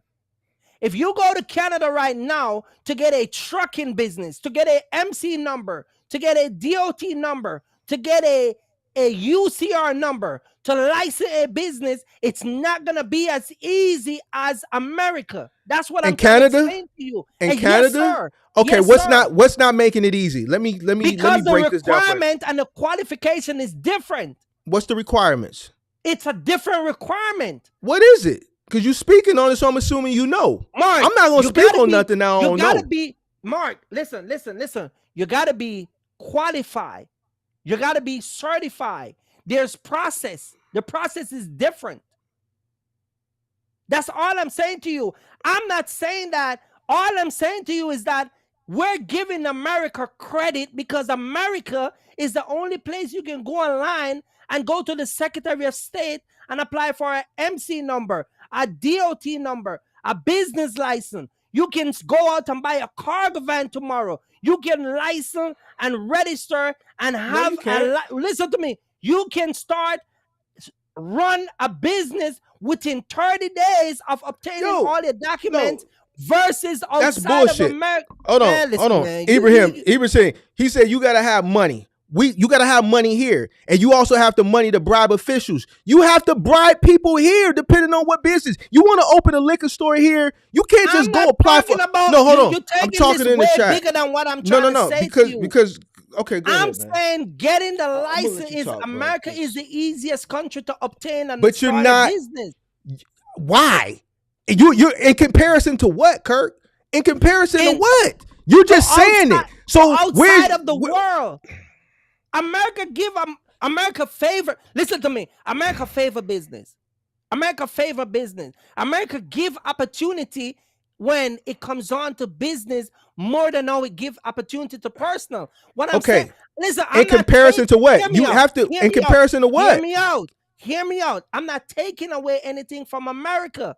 All I'm saying to you is that globally, if you go to Canada and want to start a trucking company, it will not be easy as how you can start it in America. Why? Because the requirement is different. What's the requirement? Qualification is different. I don't What's know the qualifications? Mark, so then you can't speak on it. You can't use it as a contrast and don't have the talking points or don't have the facts, Kirk. That's all I'm saying. I'm not finna sit up here and talk about hot shot trucking, and I ain't never did hot shot trucking. I sit up here and talk about final mile and moving because I've done final mile and moving for years. And I can zoom in and focus in on that and be the best content creator on YouTube on stuff that I know. I'm not going to sit up here and compare for some shit that I don't know about. But, I'm saying opportunity because I know. I'm telling you, listen to me.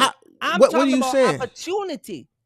In this country, the opportunity to start a business is easier. It's easier than outside of America. I'm not taking away that from America. You make it seem like I'm taking away something the from reason America. why it's easier is the same reason you said earlier that it's not the same reason. It's a contradiction.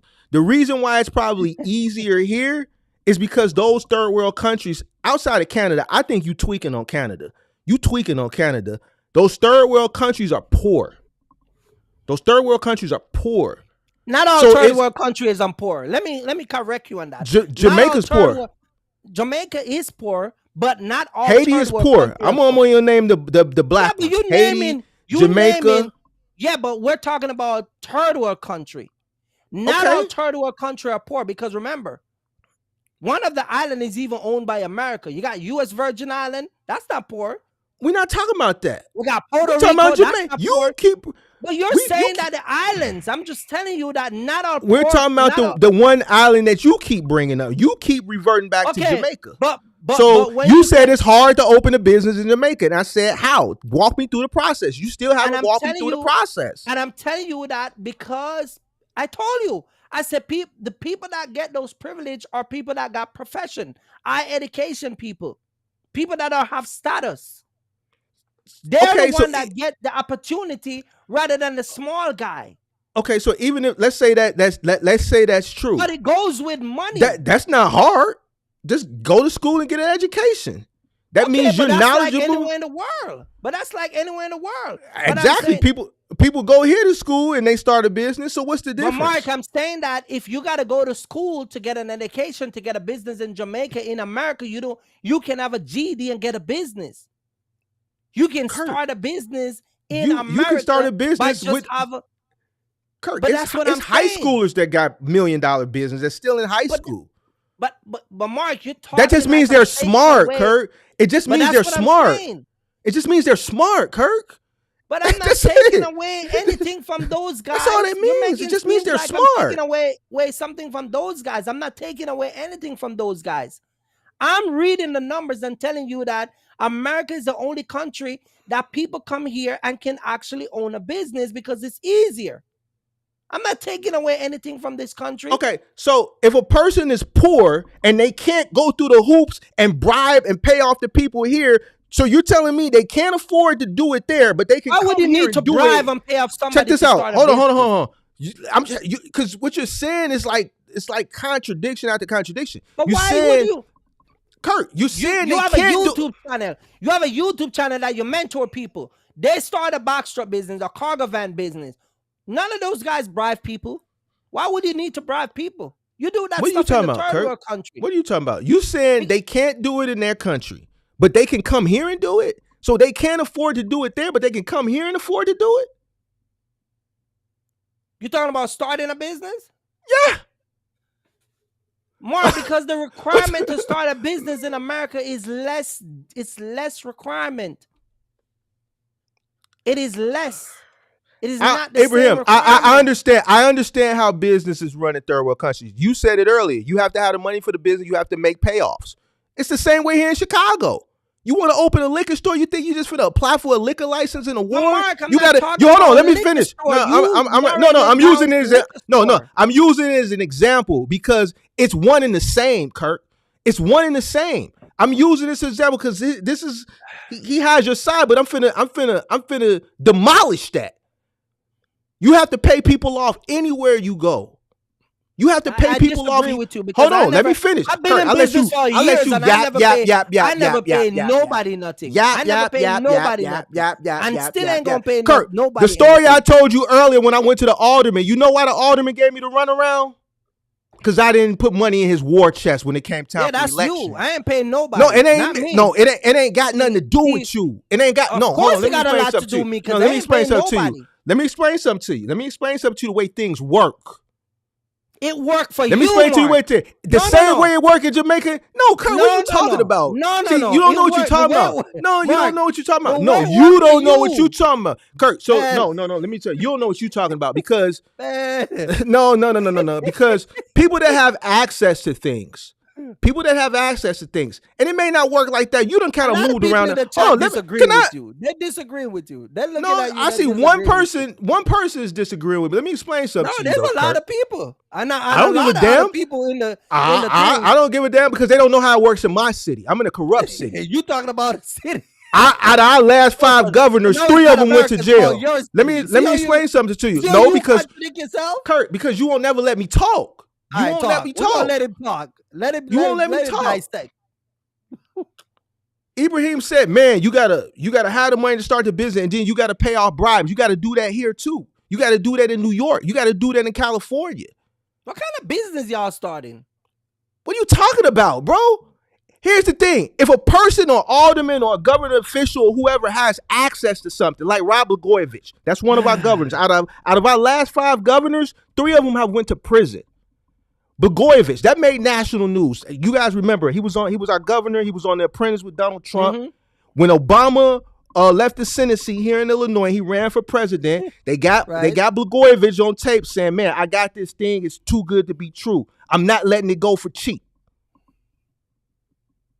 If you want to open certain businesses here in certain communities, you have to apply. You're talking about certain business. Let me finish. Let me finish. In general. Go ahead. You got to go through the powers that be. And guess what? They have the ultimate say so. And guess what? Let me I can't finish, bro. I can't finish, bro. I can't finish, man. You got to pay off, guy. You need to come and talk to me. Man, I didn't pay nobody off. The point that I'm trying to make is when election time comes around, you want to open a business in every single ward.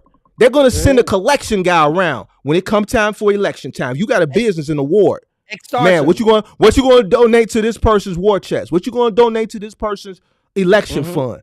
Don't donate to that election fund for that alderman that you're going to need something for eventually if you have a business in that ward.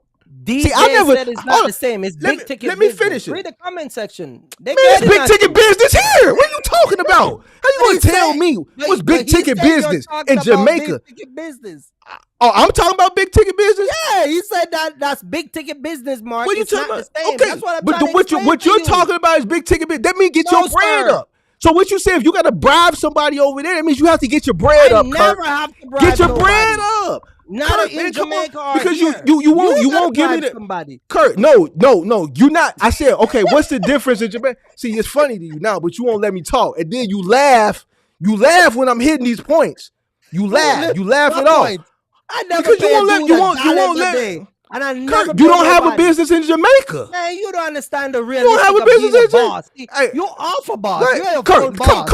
Come to Chicago and try to open a business. Come to Chicago and try to open a business in the community and don't dedicate to one of these aldermen's election funds. And then you need something. You need something. They're going to take a jackhammer. Oh, let me tell you something. They're going to put a jackhammer in front of your business. You're going to be like, man, it's never ending construction in front of my business. They driving all the fucking foot traffic away. Yeah. They're going to send a bag man around. Hey, you want to donate to Alderman Kelly's election fund? No, I ain't got it. Man, damn, y'all just tore up the street last week. Y'all going to tear them off? You going to tear it up again? Come on, Kurt, don't tell me about how to, you know what I'm saying? You're going to have to pay like you weigh in some situations. So if you got to pay like you weigh, that means you need to get your bag up. Get your bag up. Big ticket business, Mark, it's not the same. That's what he's saying. What's big ticket about it? What's big ticket about it? Liquor store and contract with I'm talking about any business. I went to my alderman like, yo, I got these felons. I need that thing. Hold on a minute. So when you started your box truck business, you're telling me that you were paying people? No, because I didn't have a warehouse and a land or nothing. I was parking those trucks in front of my crib. But when I moved to that warehouse, Kurt, So when you moved to the warehouse, you were paying bills? Kurt, You were paying guys? just talk because I let you gotta and I come and don't talk to interrupt me. you. I don't interrupt you, Kurt. I don't interrupt you, man. You I thought you interrupt were me tougher than that, because see, boy. you know when I'm finna tear a hole in your ass, and you start laughing and cutting me off because you don't want me to. Just go ahead, bro. Go on, bro. You got it, man. I'm not finna sit up here. When I try to hit my points, you want to overtalk me. Big ticket business, Mark. That's what he's saying. Kurt, because here's the thing. If you're saying you got to pay bribes and shit like that in Jamaica, it's shit like that here too. Welcome to business. You want shit done, you gotta hit some hands. So let me ask you a Kurt, question. when you came here and it was that long line at the club, did we wait in that line? Did we wait in that line? So when we went to that, when we went to that spot, hold on, let me finish. You know the reason why we jumped that line? You know the reason why we jumped that line? When we went to dinner and then we went to that club, right? And it was a long line. Kurt, now you got amnesia. Come on, man, bro. We was live. Everybody seeing us on the live, Kurt. Okay, now you got amnesia. What dinner? Right. What club? Man, okay, did you see the long line, right? Correct, did we stand in that line? Did we stand in that line? Okay, why you think we didn't stand in that line? Why you think we didn't stand in that line? Kurt, you missing the point. Cause what? Cause you hit a hand. You hit a bouncer's hand at the front door. All right then. So you got to pay the cost to be the boss. So stop sitting up here. Cause now you got amnesia. What dinner? What club? Man, come on, bro. I'm done. You got it, bro. You got it, man. Man, I'm not talking about this last time. I'm talking about when you came out here with Buddy. When you came out here with Buddy a month and a half ago. But I came to Chicago 2 weeks ago and I did the same thing. I never said Kurt, you didn't go to a club 2 weeks ago. I took my family to out with your family, bro. But I still do the same thing. Man, you went to a club with your family? Not a club, but the line was talking about. The facility I went to and I said, look, I got to get in. You understand? I went to Atlanta to meet one of my mentees. We went out to have a drink and there was a big line. I don't stay in line. I know what time it is. So what'd you do, Kurt? What'd you do? What'd you do to get around the line? What'd you do to get around the line? What'd you do to get around the line? What do you mean what I got to do to get around the line? What did you do to get around the line? What'd you do? What do you mean? How'd you get around the line? You need to come and hang out with me, man. Kurt, you need to come. Man, who am I talking to, man? Damn, Kurt, what did you do to get past the line? Man, listen, man. Oh my God. All you gotta do is just what like the man says in the chat. It ain't. You're talking about big ticket business versus regular business. Hey, see, this is why we can't. I can't have a debate with an immigrant. I can't do it, man, because he's not hip to the words, the lingo. I'm not hip. The lingo. You said you was here with your family. You had a line. You didn't stand in it. What did you do to get around the line? You looking at me crazy. What did you do to get around the line? Of course, I gotta pay my way to get inside. Okay, thank you. So you hit somebody's hand, right? Right. My point exactly. But that's not business. What we're talking about. It is business, Kirk. It is business. Man, it's business. You're taking this thing on a different level. It's business. Man. No, because you said, man, it's different in Jamaica. You got to do this in Jamaica. You got to do that. Okay, you might have to grease a few hands. Whoop-de-doo. You got to do that here in America. You're moving the conversation. How you think contractors get bids? Man. How you think go find your one supporter. I don't. No, we got DJ and a couple other guys, man. They say you take your couple guys.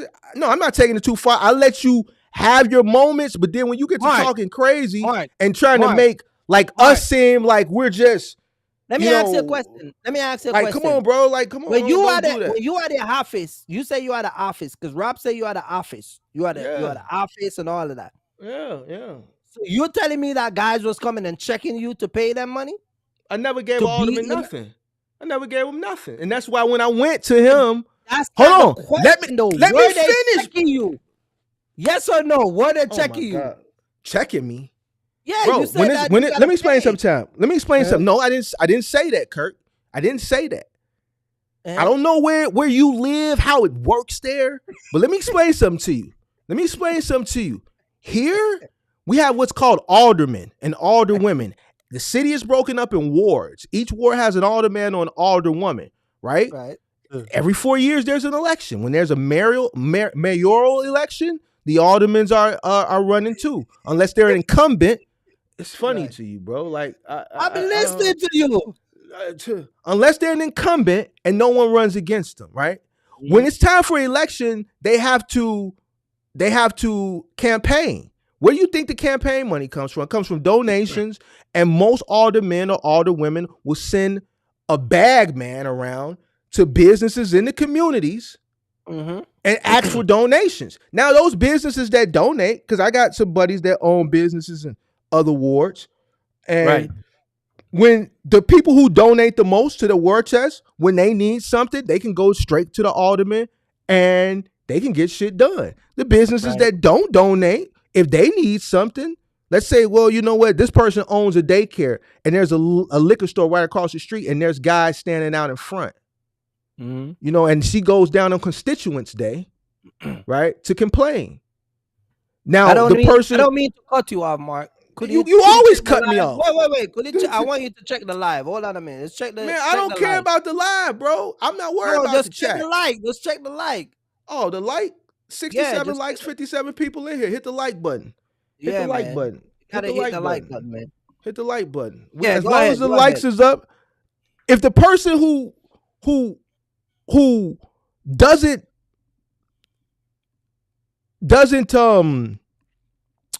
donate, right, to that alderman or that alderwoman's war chest, right, and they need something, more than likely that alderman or alderwoman is going to pussyfoot around and not do it. But the person that goes and needs a request that's always investing into that alderman or alderwoman, they're going to move. They're going to move. That's anywhere, Kirk. It may be here more, and maybe in places like New York more, and places that have like old structure, whereas, you know, we have a machine. They call it the Chicago machine. The Chicago machine is what makes things work. It's been like that. It's old gangster mob control, mob ran city. Right. That's how you make things go. If I gotta hit a hand to make some stuff go, then that's what you gotta do, Kirk. And basically what you're telling me is in Jamaica, you have to hit a hand. And I'm telling you, that's no different than it is here. So it's not different. It's not different. You got to pay a little bribe. You got to hit a little hand here, hit a little hand there. Whoop-de-doo. It's business. But see, Mark, you're shifting the conversation to a business operation. I'm not talking about having a business and up and running. I'm talking about obtaining the business. Let me ask you a question.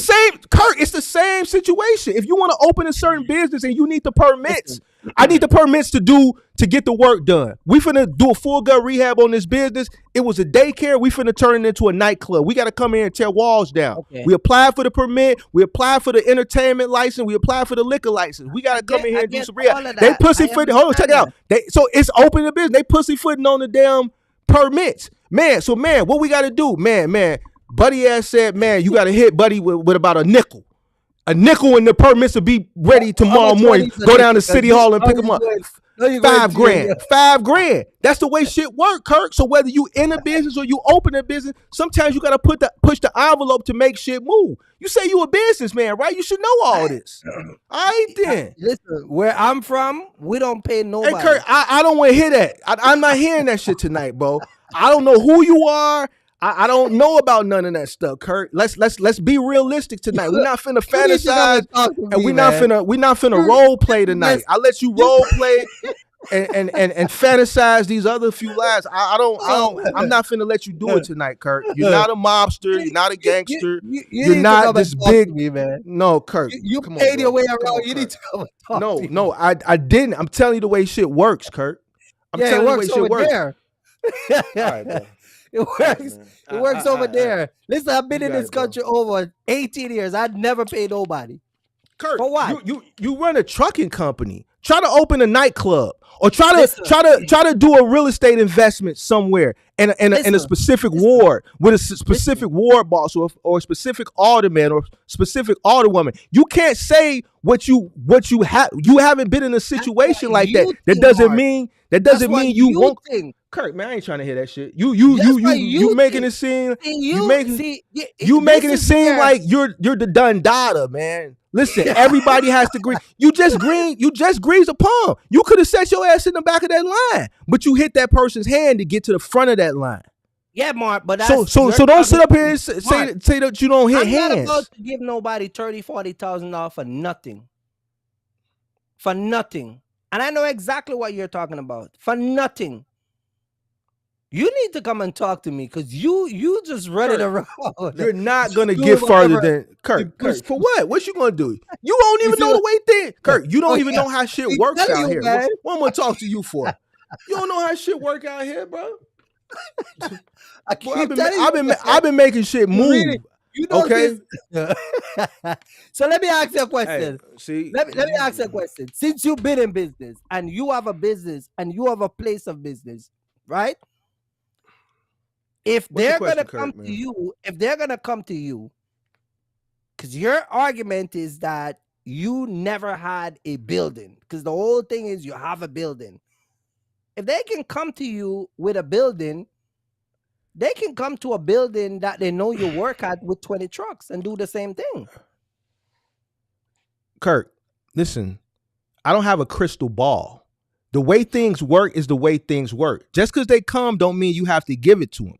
But if you give it to them when you need something, that's going to put you in a priority in comparison to the people that they go to that have businesses in the community that don't. And let me tell you this. You know who the biggest contributors are to a lot of the aldermen and alderwomen in my city that have businesses in their community? What, immigrant? The immigrants. Because they ain't talking to me. All right, man. I don't. They're talking to me, Mark. If you own a liquor store, a gas station, especially a liquor store, in my city, you paying something extra than what you're supposed to be paying. Okay. Listen. This whole entire business extortion that you're talking about, it's not extortion. It's not extortion. That's what it is. It's not extortion. So why would I pay $40,000 for a license that value $10,000 if I stay at the back of the line? Kirk, because if you it is extortion. Kirk, let me explain something. If it was an industry where that ain't in that type of industry, but if that industry operated like that, right, where it was on like a local level, and let's say the local officials control whether you got a license or not, if you really wanted that license, you would do what you would need to do to make sure you got that license. But I can get that license. See, so what you gonna do, Kirk? Urgency. All right, bro. You're mixing it up with the urgency. Ain't no urgency. You will never get it, Kirk. You'll never get it. It'll never come to you. People in the chat will tell you from tonight, I ain't paying for nothing. And we gonna see what happened. Okay, well, you ain't in those type of business. No, I'm talking about period. It happens all over the country. Well, ain't nobody ever pull up on it me. Probably happens. It probably happens more here in places like here in New York, places like that. But there's you got New York and Jersey, and nobody ever pull up and say, "Hey man, you got to pay me a fee because you're running 2 trucks out of here." Kirk, where you park your trucks at? Right on the location that I used to work. Okay. Right in their parking lot. Did you own that location? No. And why would they come? Why would they come? Why would the alderman or the alderwoman of that ward come to the guy with you said they're the boss of the area, so hey. If they all right, Kirk. But you digressing. You digressing. Let's get back to come and hang out with me for a month, man. See, you digressing. You that Chicago's so long that you think Chicago stuff that happened in Chicago apply everywhere. You see what I'm saying? I think you're mixing up Chicago stuff with what goes on out here. See, you digressing. You still haven't answered the question about what's the difference of starting a business in Jamaica versus starting a business in America. And you do this. Like, I really thought you were going to win this debate. I said, man, Kirk going to win this one. Mark, but man, you letting me win this one. I'm trying to give it to you, and you just won't let me. And paying money. No, it has nothing to do with that. It has nothing to do with that. Kirk, you told me. Kirk, you told me in order to get a business in Jamaica, you got to be educated. That's your answer? That's the requirement. That is the requirement. When you go to the Jamaican labor, listen, when you go to the Jamaica agriculture and labor force, that's the requirement. All I'm saying to you that you and I don't think that's a setback. And that's not a setback, Kirk. Professional to get a license in America. That's where the conversation was. You're the one who take it to. I think that's a great thing. Paying off guys' money, guys roughing you up. I don't know. Kurt, nobody said nothing about. See, now you exaggerating. Don't do that, Kurt. Don't do that. Don't do that. Don't do that. Don't do that. And you said that out of all of that, you never pay anything. So how you get exempt? I don't pay nothing. So how you I need it. I'm not exempt. I'm just in a business that doesn't require a lot of licensing. My license is federal. I don't have to get a city of Chicago you have license. A business. The guy who collects but this business is federal. I'm not running. I'm not selling anything. Who goes around and collect money never come and Kurt, check you? because I don't have to give them anything. When they come around, I don't have nothing to give them because I don't need anything. You make it sound like it's a requirement once you have a business. It's not a requirement. Kurt, you keep digressing. If you ever need something done, the people who donate to the political people's war chest, those are the people that are going to get shown favoritism when they need something. DJ say you're talking about big ticket business. I'm just gonna let you talk because you won't let me. You never let me finish. You never let me talk. No, bro. but you said big you got ticket business. That's what the guy said in the chat. He said, "Mark, you're talking about big ticket business." Man, that's because that's what Mark talk. I don't talk little ticket business. Then I don't know. I don't know what to tell you. I don't know what to tell you. But business is business, and you still haven't answered the question. You see what I'm saying? You ran over to Canada. I shut that down. You can't even tell me what the requirements. You said they have different requirements. Well, what are the different requirements? I can you look couldn't up answer the question. And tell you I shut that. Don't look it up. It's not as easy as in America. How do you know that? How do you know that? And what makes it hard? Be here all night breaking down city by city, state by state, country by country requirement to start a business. All I'm saying to you is that the United States of America is one of the easiest countries to obtain a business license. You're the one who talk about paying all these people and all of that and take it to a different area that I'm not even talking about. And I'm saying to you that you should have called me if all of that stuff taking place because I would have tell you what time it is. Because none of that stuff never happened to me. That's all I'm saying. That's all I'm saying. I'm not talking about, you get what I'm saying? The stuff that you're talking about. Because the truth to be told, when you own a business, like me and you own a trucking business, the things that people approach me for is to benefit me, not to take from me. So I was confused when you were like, well, oh man, guys, you got to pay a certain area and this and that. I'm like, what? Because you saying it and somebody in the chat saying that in Jamaica, y'all have to pay off government officials. And I'm saying, man, that's everywhere. You pay a government official in every Caribbean country. Even if you get pulled over by the police, they want to extort you. Listen, so that's the reason what makes it hard because you got to do. And I'm telling you, my argument is you have to do that here too. Listen, I was in Jamaica and get pulled over 6 times and never pay a dime. Never pay a dime. Oh man, I'm gone. I'm gone, dude. You. My wife was there. My wife. You beat people up. You listen to me. Assault people with hammers. You never pay it. You never go to jail. Mark, you do this. My you wife never pay a was there. dime. Man, you know whose car was driving in Jamaica? My brother. My brother had a brand new car that he gave us with a dealer tag.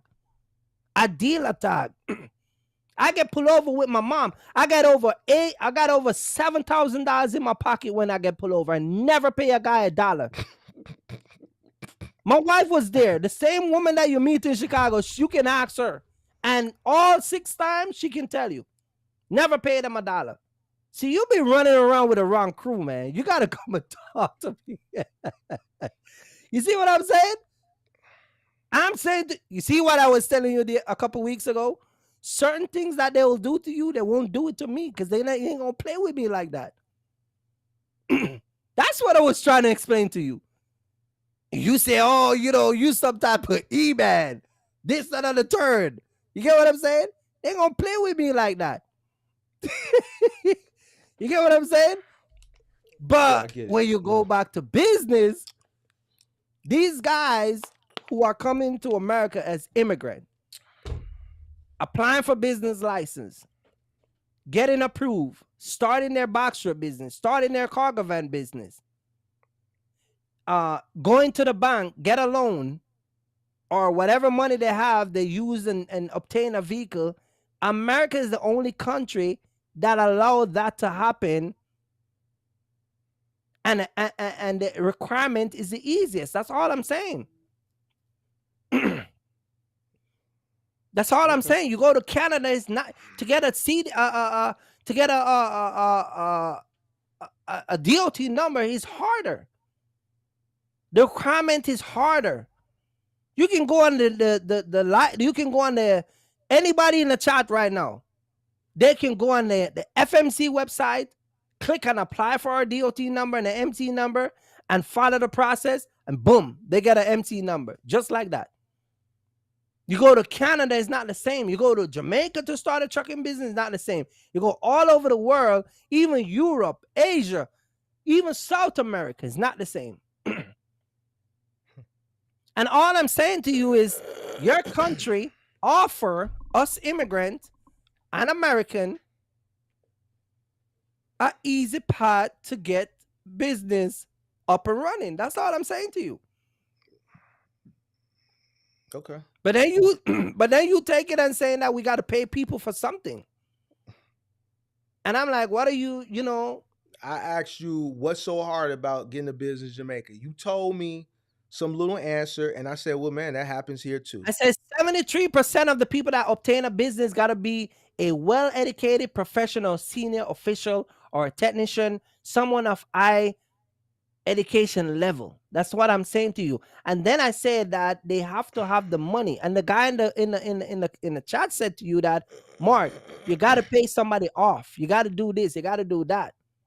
And I said, you got to do that. And you said to me that where they're getting the money from if majority of the Jamaicans are poor.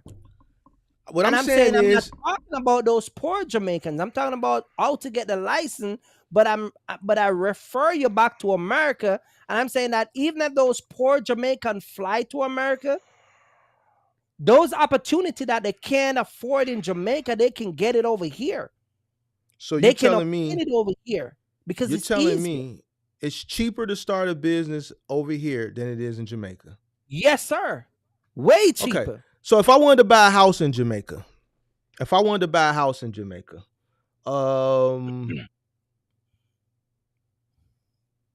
3 bedrooms, 3 bathrooms, what would I be looking at? You'll be looking at the equivalent of the same thing in a US dollar, which is about the same 300,000 over here. Okay, what about taxes? The same thing. So you're telling me the GED might be the government tax might be different, but it equivalent to the same thing as here. You understand what I'm saying? So it's you can buy a property in Jamaica that will be another 200,000-300,000 in Jamaica as here, with taxes and fee and everything. So you're telling me that the cost of living in Jamaica is the same as in the United States? Is that what you're telling me, Kirk? It is. It is now. Listen, it is now and today market and standard. When I left Jamaica, a lot of stuff that was cheaper is actually up to the level of the world standard right now. So you're telling me if I came over to Jamaica with all money and assets that I have, if I liquidated all my assets, I went over there with cash, all my cash. You can live like a superstar. I would, but you just said it's the same thing, Kirk. So how would I live like a superstar? But you can afford a house, the same house that you have here, you can afford there. So how would I live like a superstar? Because you just said it's the same cost of living. So how would I live like a superstar? See, that's what I'm saying, Kurt. You be contradicting yourself. Mark, you contradict if you move to Jamaica and you sell your house right now, right? Well, you got a 4-bedroom condo, right? 3-car garage. I got I own 2 parking spots in the building. Right. And I got a condo north of $500,000. Right. So what's $500,000? Okay, go ahead. So if you liquidate that and you go to Jamaica and you want to live the lifestyle, the only thing that's going to be different is that the cost of living is going to be cheaper. The cost of living. Not to buy this, but the cost to actually live on a day-to-day is going to be cheaper. I'm finna go to sleep on you, bro. Because I just asked you that a minute and a half ago, and you sit up there and said It's equivalent. It's the same thing. But if Now you're buying telling a house, me, Mark, if you're buying a house in a certain area in Jamaica, it's the same. Go on a website. Go look up Jamaica house in Jamaica. Kirk, I just asked you this, and now you're telling me I'm on. First you say it's equivalent, But then it's you the tell me same I'm gonna thing. live like a rock star. You want to live in the ghetto? It's the same thing. You want to What? live in the ghetto? Because if you go in the ghetto, it's going to be cheaper. I'm putting you on the same standard that where you are. So if you move to Jamaica and you want to live in a nice neighborhood, you're going to pay up to $300,000 to get a house. If you want to go around the ops and them shooters, then go ahead. You pay maybe about 120, 175. But just don't be surprised. Bullets come flying through the windows at night. You see what I'm saying? I hear you, man. I hear you. So it all depends on where you want to live. Just like here, if I move to Chicago, you live in a nice neighborhood. I know where you live at. So if you live in a nice neighborhood, that's your standard. Why would you go to the island and be less? I still got to move you in a nice area. Got to go in the uptown. So your nice is equivalent to our nice, is basically what you're saying, at cost. So if I go over there and I want to buy something for $500,000 over there, $500,000 over there is not going to get me more than what $500,000 would get me here? I wouldn't say it would be around the same. That's what I'm saying. Because if I take $500,000, hold on. Because if I take $500,000 12 hours south of here into Texas or to Georgia, $500,000 is going to get me a lot more down there than it's going to get me up here. Yeah, but you're talking about. So you're telling me that I can get more in my own country than going to Jamaica, a third world country? Make this make sense for me, Kirk. Make sense for me, Kirk. Mark, I'm listening. Make it make sense. You're talking about the tropical island that they call the quote unquote paradise. It's different. What? I don't care nothing about that shit. You don't care. Make it make sense for me. That's their selling point, though. That's their selling point. It's just like real estate agent. A good real estate agent will tell you location is key. So if they're gonna use the island and the Caribbean and the waters to use as an upsell, that's what they're gonna do. You ain't got no beach in Texas. Texas get cold -1, the whole state shut down. Kirk, you see what I'm saying? You got 1 inch of snow in Texas and 1.2 million car crash. You know what I'm saying?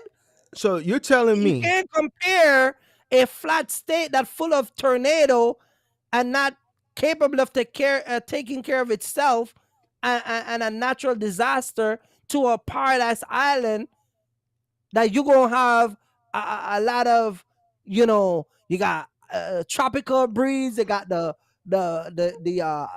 beaches, you got all the perks that come with the island. You ain't gonna get that in Texas.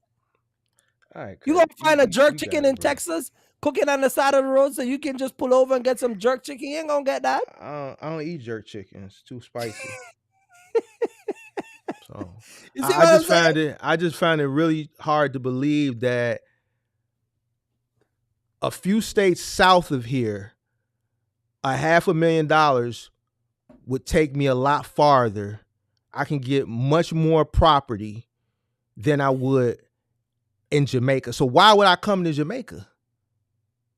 Mark, I'll come there. You see how you just talk about quality? You're getting quality for your money. You're getting the cool breeze. Man, I don't care about that. I'm from Chicago, dude. Like, it be -30, -40 degrees here. I don't care about no palm trees and no breeze. You go to the plenty island. of breeze. That Listen, don't mean nothing to me. You go into the island, you're gonna have cool breeze. You gotta have nice, sexy, natural body woman, right? You don't care about that? So you want me to come down there for a woman? You want me to spend all my money to come look at some woman? Then when I get tired of her, I'm still out of $500,000 on the property. You're gonna have, because I'm gonna get tired of her eventually. I'm gonna get tired of her. Then what? You ain't gonna get tired of those. You ain't gonna get tired of those Jamaican women. You can't. Yeah, man. Because they're not annoying like these American women. Okay. Hey Kirk, man, let's get back on this topic, man, because Oh, you keep digressing. Every time I hit you with these points, no, you were switching it up. you go off Talking somewhere about people else. beating you up for money and taking money out of your pocket. Ain't nobody never touched me or took nothing out of my pocket. I was just letting you know when you said that, man, you gotta pay people off over there, you gotta pay people off over here. I And I never gave paid you an nobody off over there Kirk, either. you just paid somebody off to jump the line in the Sears Tower so your kids could get to the front of the line. Mark, If you was so tough, damn right you would I have just walked to the front of the line and been next. you damn right I do, because I understand what time it is to get in. Okay, so it's the same thing. If you want to get in, No, it's not the same thing, because ain't nobody gonna come check me every month for that. no, Kirk, That's you missing just the a- point. It's not No, a I ain't every missing month. no point. It's not a every If I month took thing. my family out and I It- decided to it's- pay somebody $50 or $100 to get me to the front of the line, that's Yeah. a choice I make versus a It's- dude going to check me every month and tell me you got to do this. Man, let It's- one of your boys try it and see what happens. Hey Kirk, it's not an every month thing. It's just a thing that Every month, 6 that months, gives a you year, that gives you that I gives ain't you paying- that gives I you ain't paying access. nobody. It gives I you don't want it gives none of you that access. it gives you access Yeah, to certain okay. things when you need things. If you're running a business, eventually you may need a favor, especially if I you're got- running a brick. I Especially got- if you're I got running, my- I especially got if you're my running armor. a, If I gotta especially if you're upgrade running my a, armor from a regular armor especially to a hey slim armor, Kirk, if you run up on the wrong person, if somebody run up on me with a hammer, it's I'ma not going to rip end you well up. for them. It's not going to win. So you can keep talking about that hammer like that's like a good Yeah, okay. thing, Let and me I don't want record. I don't want you to start fake believing that, because I don't want you to really go out and do that one day, because you know what I'm saying, because somebody run up on me with a hammer, they're not going to get close. They're not going to get close. So I don't want you to get too Ain't carried nobody away can run up on me. with Not that in this day and with age. that hammer, man. Just stop it. Stop it. Ain't nobody can run up on me. Run up But- on me. but- Pull but- up on me and see what happened, Mark. You know what I mean? Pull up on me and see what happened. You know what I mean?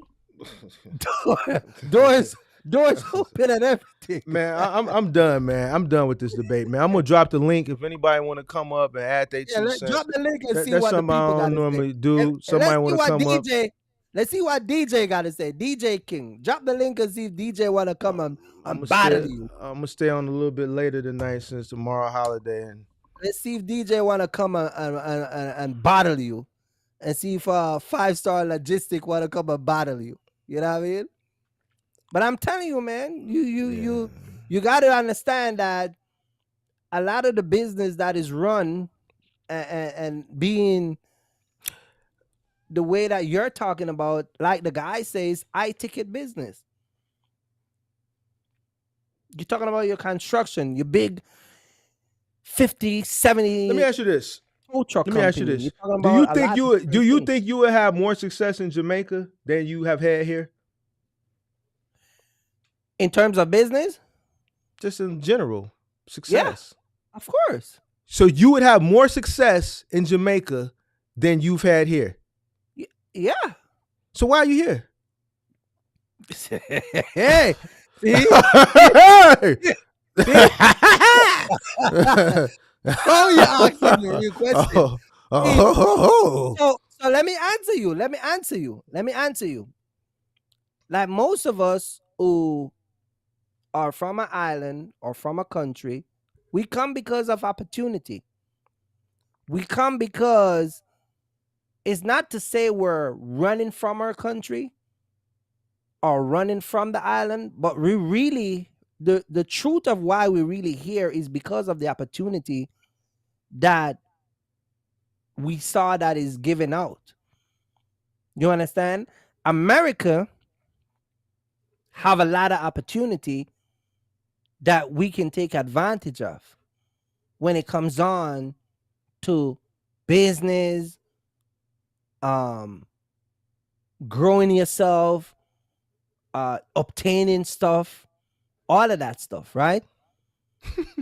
But like you said, like you were saying early on, if you're gonna do business in Jamaica, you gotta pay your way. But when you come in America, you ain't gotta pay your way.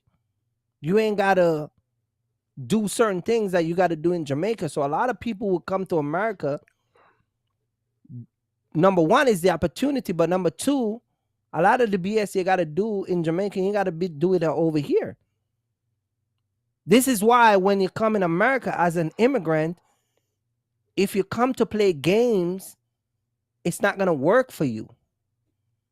You understand? Because if you come to play games, all you're going to do is go back to where you're coming from. But if you really come to be about business, then you're going to take full advantage of the opportunity that is given out. And like you said, you might apply for a loan and they deny you. You might apply for certain thing and they deny you. But at the same time, when it comes on to immigrant and an American, I can see where a lot of people think that there's a lot of favoritism. You understand what I'm saying? Is it a bad thing? I don't know. I don't know where it stemmed from. I'm just a guy that came to this country. You understand? So when I came to this country, and mind you, I could have came to this country and I could have did a lot of different things, different ways, because I got family members and people that I could have taken a different chapter. You see what I'm saying? But again, it all depends on what your motive is. My motive as coming to America was to be a successful business person. And I did that. So to answer you, why did I come to America is really the opportunity.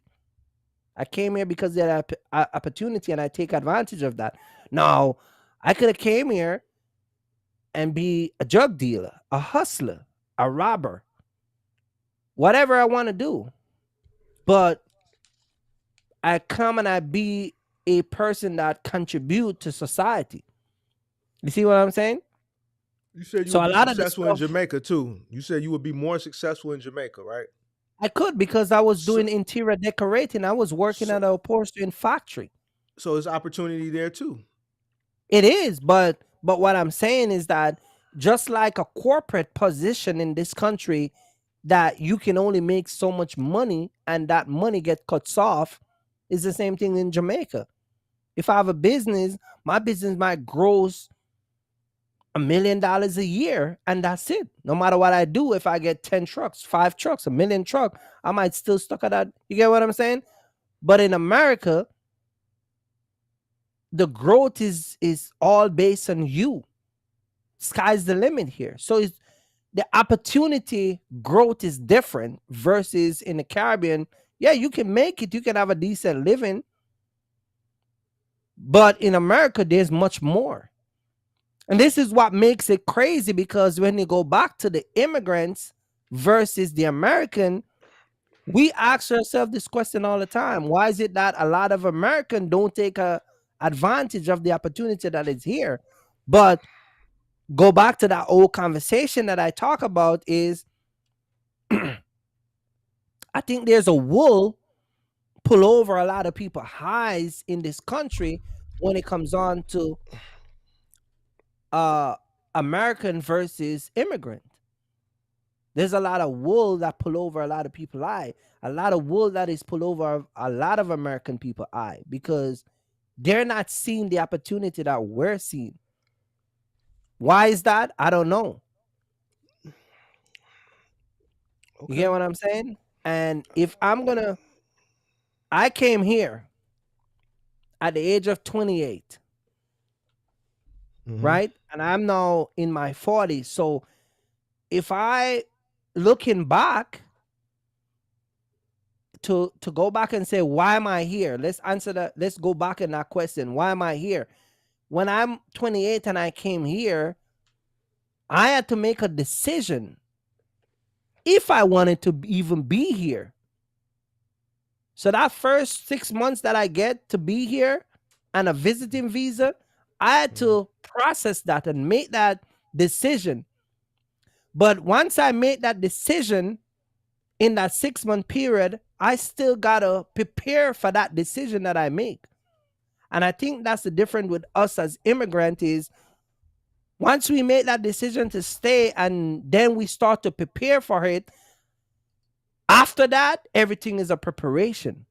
We prepare for everything because nobody comes to America and just decide to, you know, leave without a plan.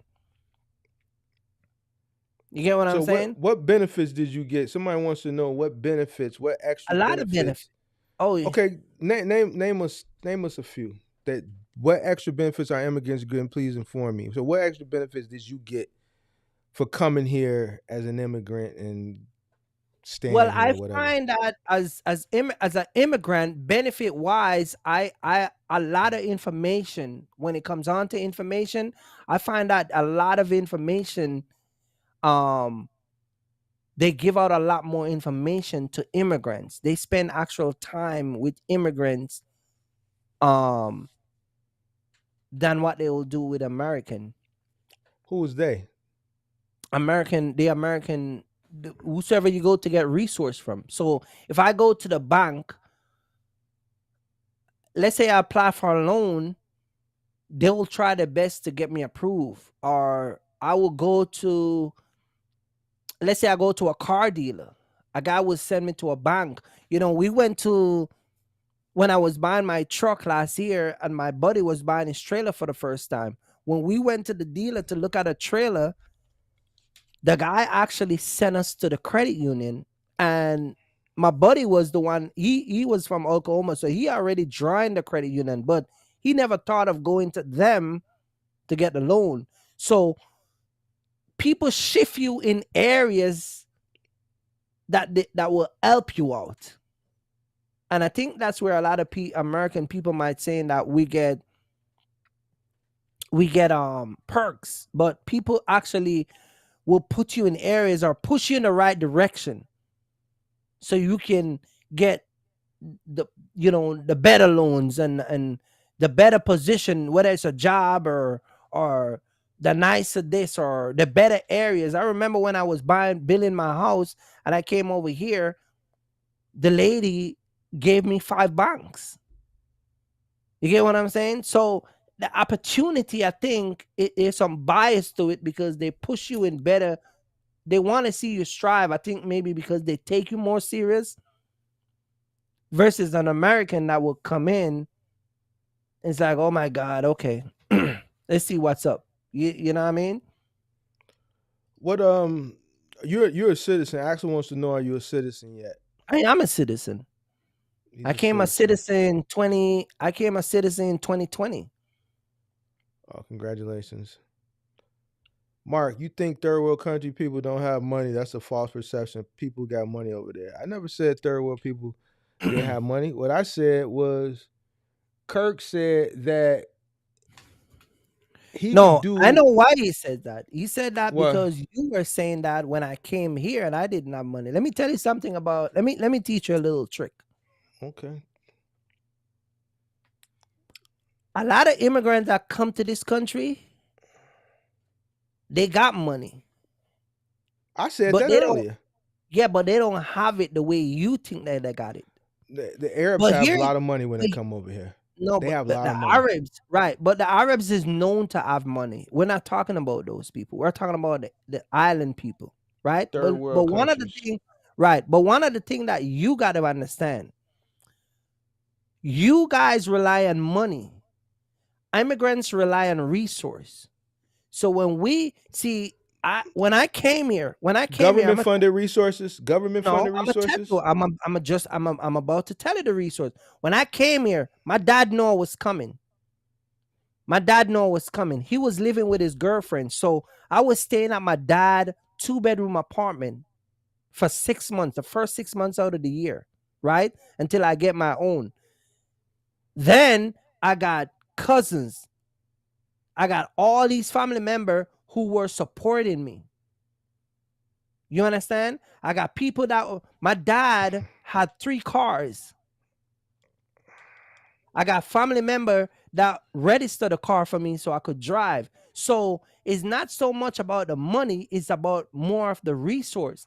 And within the first 2 years, I was driving in New York, living in New York and driving without a New York state license because I got people registering. And this was before they were even giving out immigrants license.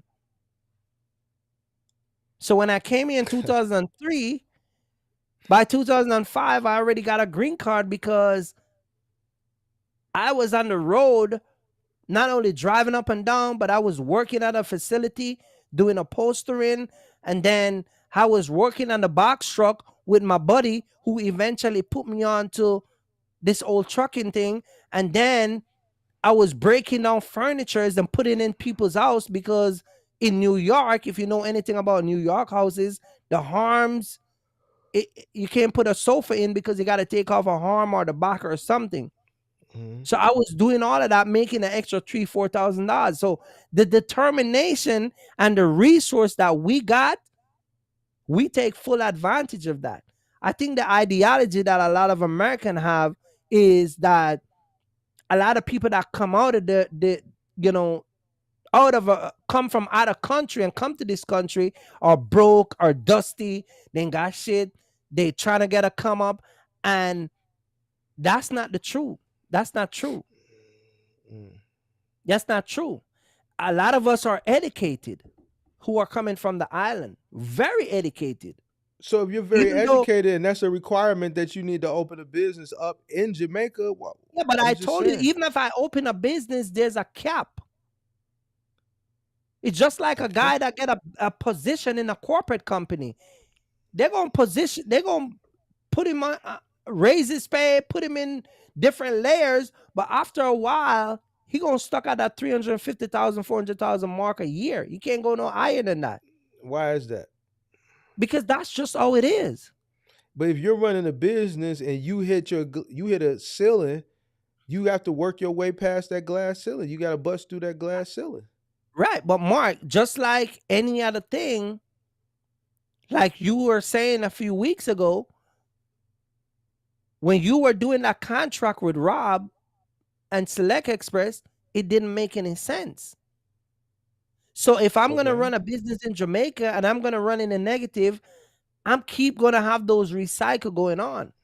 How are you going to run in a negative when you said you would be more successful in Jamaica than you would be here? You would be more successful, but I'm saying that those success will come at a cap. I'm gonna leave. I'm gonna. How are you capping? How are you capping it? So you're saying if you open if you make more money, if you make more money in Jamaica, if you have a business in Jamaica, let's say the business make $1 million, and the field that I'm in only generate me to make $1 million.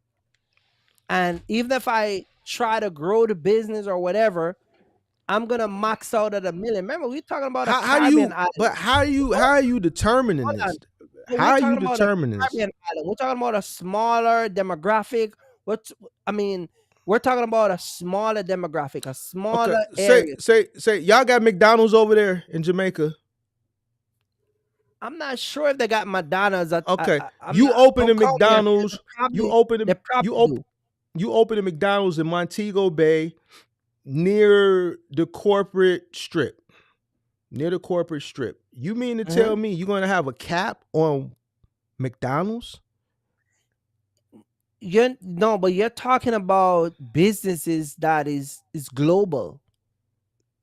Business. I can use it. I can use it. Yes, I can. No, because we're talking business. You said a business over there is going to have a cap. You generalized it to business over there is going to have a cap. Back to what me and GT was talking about. No, don't bring nobody into it. Don't look for no scapegoat. Keep it to yourself. Okay, let's talk about what you said early on. Where am I gonna get the money to start a big ticket business? What do you mean? Where you gonna get the money? You said people over there ain't broke. They're not broke in the terms of. Come on, Kirk. Now, come on. Don't be stupid, come on now. They're not broke. They're not broke in the terms of owning a McDonald's. What we're talking about broke. We're talking about broke where we're not depending on anybody. That's the broke part we're talking about. You're talking about some corporate broke. We're talking about broke in the sense where we can fly to a next country and we ain't gotta go and apply or depend on anybody. When I came to this country, I came with money in my pocket. You see what I'm saying? My brother just came. I told you that my brother was coming here. My brother just came. in this country, and my brother came with $15,000 in his Wells Fargo account, and he's not even an American. So he got Because he has a $15,000. business and he's gonna be here for a certain time. So what does that $15,000? What does that $15,000 get him in Jamaica? Because he's a car dealership. He buys and sells cars. So that $15,000 would take him farther in Jamaica, I would think. Mark, you're talking about being broke and come here, and I'm saying that he's a businessman. So if he got 5 cars in Jamaica right now, and he's flying to America to visit, and he's coming over here, and he's deposit $15,000 in his Wells Fargo account, so when he comes here, he can move around, he can drive. What me and other guys is saying that you're thinking that a lot of people don't have it like that. We're not talking on a corporate level. That's what my man was saying. You keep going to this guy in the chat. But that's what I'm trying to let you understand that we're not broke like that. You don't have to look. See, you follow the media and the propaganda. You keep saying that. I keep saying that y'all all broke. immigrants are not broke. saying that. You're saying that you have more opportunity over there, and I'm trying to figure out if you have more opportunity over there and it's more plentiful over there, then let me know, because then maybe I want to open a business with you over there. If I can get a bigger bag over there, because that's what you're telling me. Right, if I can get a bigger bag, then talk to me now. I'm gonna drop this because you might be wasting time here. You might be wasting time over here. Check this out. Let's talk about the island itself. I'm gonna put it in a broader context. Did you know that Jamaica was the #1 island for scamming, and they scam Americans and Canadian? And listen, hear me out. And dudes in Jamaica were living in $5 and $10 million mansion in Montego Bay from scamming. And them same dudes was coming to America buying Louis Vuitton. They were buying Benz and BMW, shipping back to Jamaica. They were building 3-4 mansions in Montego Bay, Ocherius, in Kingston. They were renting, buying houses in gated community and living in areas, and that's by scamming. So when you see a Jamaican come in America, you assume that they're broke. It doesn't matter where the money come from. Just like a lot of the Africans and Nigerians, when they come into this country, everybody think that when somebody fly to this country, they're here to take away from this country. No, they're dudes on Instagram that are flying from Jamaica that are scammers who make millions of dollars off of Americans by lying to them. It doesn't matter how they get the money, but they come here and they shop. Dior, Louis Vuitton, all of those stuff. I think that you get caught up into the propaganda that the media put out, that everybody that come in America is trying to take something away from American resource, and that's not true. I don't think that, and I don't personally think that. That's why you think that I'm just broke, no, I never said that. I never said that. Because there's Benz and BMW in Jamaica. There are Ferraris in Jamaica. There are Porsches. There are Bentley. There's Rolls Royce. Okay. You get what I'm saying? What we're debating, you said you could have a better opportunity over there. So I'm asking you, if you have a better opportunity over there, why risk it here? No, but and that's your native land. I'm not gonna go risk something in a foreign land when I know I can be successful in my native land. Right, but Mark, if I see a better opportunity where I can gain more, if life is about improving and making a profit, why am I gonna stay there? Why am I gonna stay there? If you're a Chicago native, I see where you live. You live in a nice neighborhood, right? You drive a nice car, right? You move around in your city, but you move according because of the opportunity that is given to you and the opportunity that you have. Nothing was given to me, Kirk. I'm not talking about literally giving to you, but I'm talking about, that's why I said the opportunity that was given to you, the opportunity. So when you started with your 1 truck, your 2 truck, and whatever, those weren't opportunities. They weren't given to me. I took them. whatever it is, Mark, what I'm saying is that you capitalize on all of those opportunity. It's the same thing as us as immigrant. If I'm in Jamaica and I see that I can go to America and make more than what I'm making, why not? That's what 90% of us immigrant do. A matter of fact, I can say 99% of immigrant, that's what we do. No, you're gonna have them small percent that come here, they're lazy, incompetent, they don't want to do nothing, they want to sell weed, they want to go shoot up somebody else, they want to go rob people, they want to go into Macy's and all these stores and steal clothes. You're gonna find that. That's in every culture. You're gonna find that. But that doesn't mean that a majority of us coming here to gain something from America, because the truth to be told, a lot of us bring more to America than a lot of Americans that are living here. Like what? We actually we're bringing our what? time, our labor, or opportunity, or insight and things. We're bringing a lot. We're contributing into the American society than a lot of Americans that actually live in this country. So we are benefit to this country more than the Americans are. You see what I'm saying?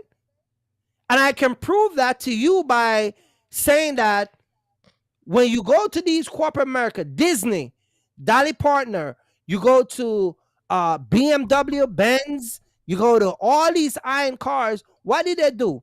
They have agency in these countries. Jamaica got an agency. People come up here and they go on these work programs. Six Flag, they go to Dolly Partner, Disney, Universal. Corporate companies sponsor those agencies to bring immigrants here.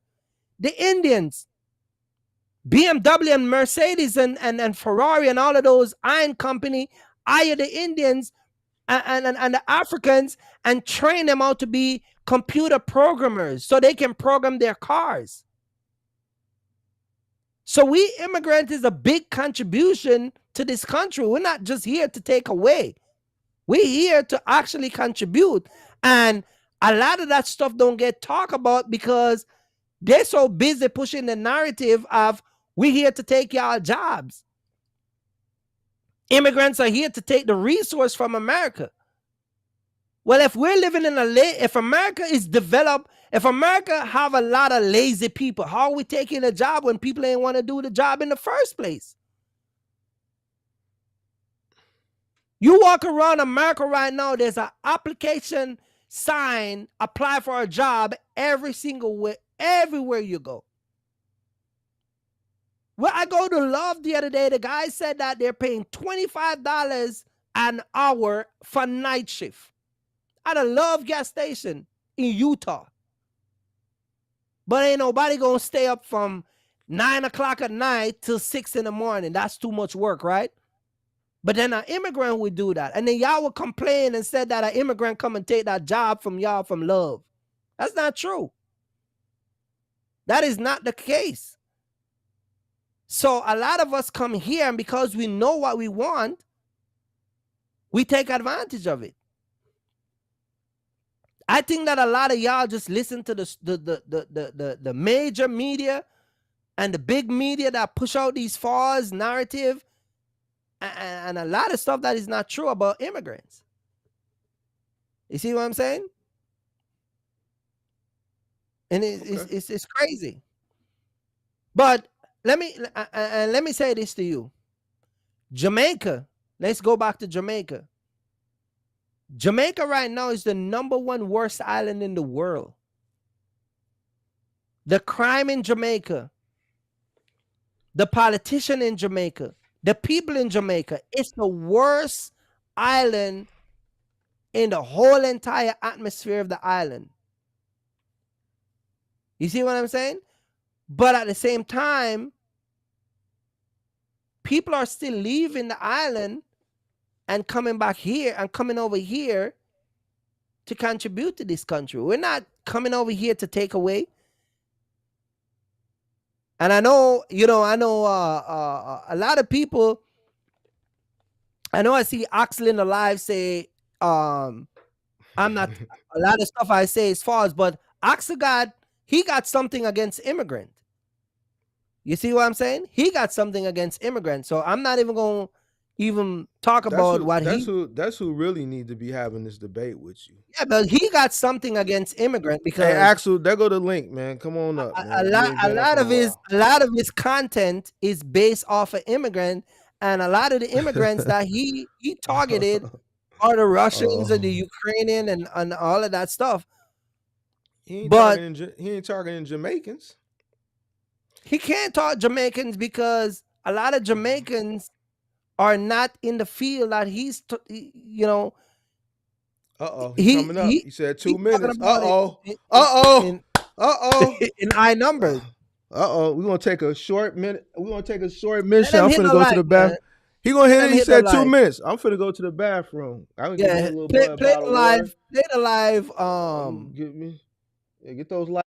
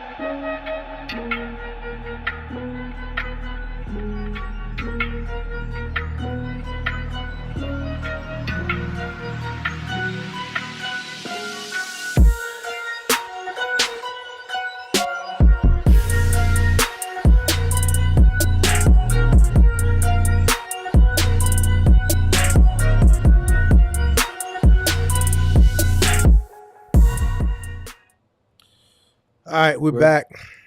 Hit the like button, man. That like button. Hit that like button. I think we probably the same people in here. Hit the like button. You got the FBA. You got the FBA gang here. I'm reading through the comment section. A lot of people are saying that some people come because of politics reason. A lot of politicians are corrupt in the island, and that's just for any island, not necessarily Jamaica, but a lot of corruption, a lot of a lot of extortion. Like you said, people start their business, they're getting extorted. just various different thing. But see, I didn't have to face that, so but I can relate to it because I know people who Mm. a lot of 80, I think, out of all the islands are the worst because they got that big thing with the French, and so they never recover from that. There's a lot of guns that transport from Jamaica, from Haiti to Jamaica, that fuse the violence. Mm. So it's just a lot of stuff that let people leave. A lot of people rob a lot of people, take their money, they leave, and they come to America. Some of them still alive, some of them not alive. It's just a lot of politicians threaten people's lives, threaten a whole family. And we're just talking about America. You got Jamaican who had to flee, go to Canada. They had to flee, go to England. They had to flee, go to wherever. So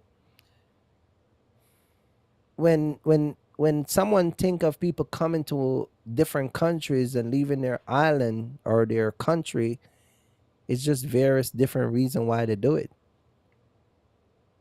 I think one of the biggest issue AXA have is a lot of people that come from like Ukraine and all of those people, in terms of the rate when they're working, they taking lower rate because again their standard of living might be less. A lot of immigrant will take a lower rate to do a job versus an American because their cost of living and their standard of living is less. An American will go out and buy a $7 or $15,000 car, $20,000 car, while a immigrant will buy a $2,000 car, $3,000 car, and pay it off, buy it cash. They'll save it up in weeks and buy it. They'll buy a regular 20-inch TV, while American feel like they need an 80-inch. So the mindset and the concept and the everything is different. American want to have 5, 6 women. Immigrant would just have one girl. American want to go out every Friday. American want to always eat out. So there's just certain things that is just different. You know what I mean? I mean, I can't. We can't knock you guys for that because if that's what you want, that's what you want. But I'm so just saying, when you come over here, you've picked up a lot of those American traits.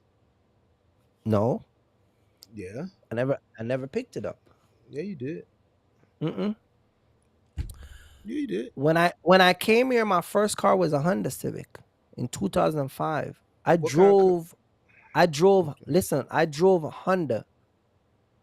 I drove Honda cars all the way up until I think it was 2008.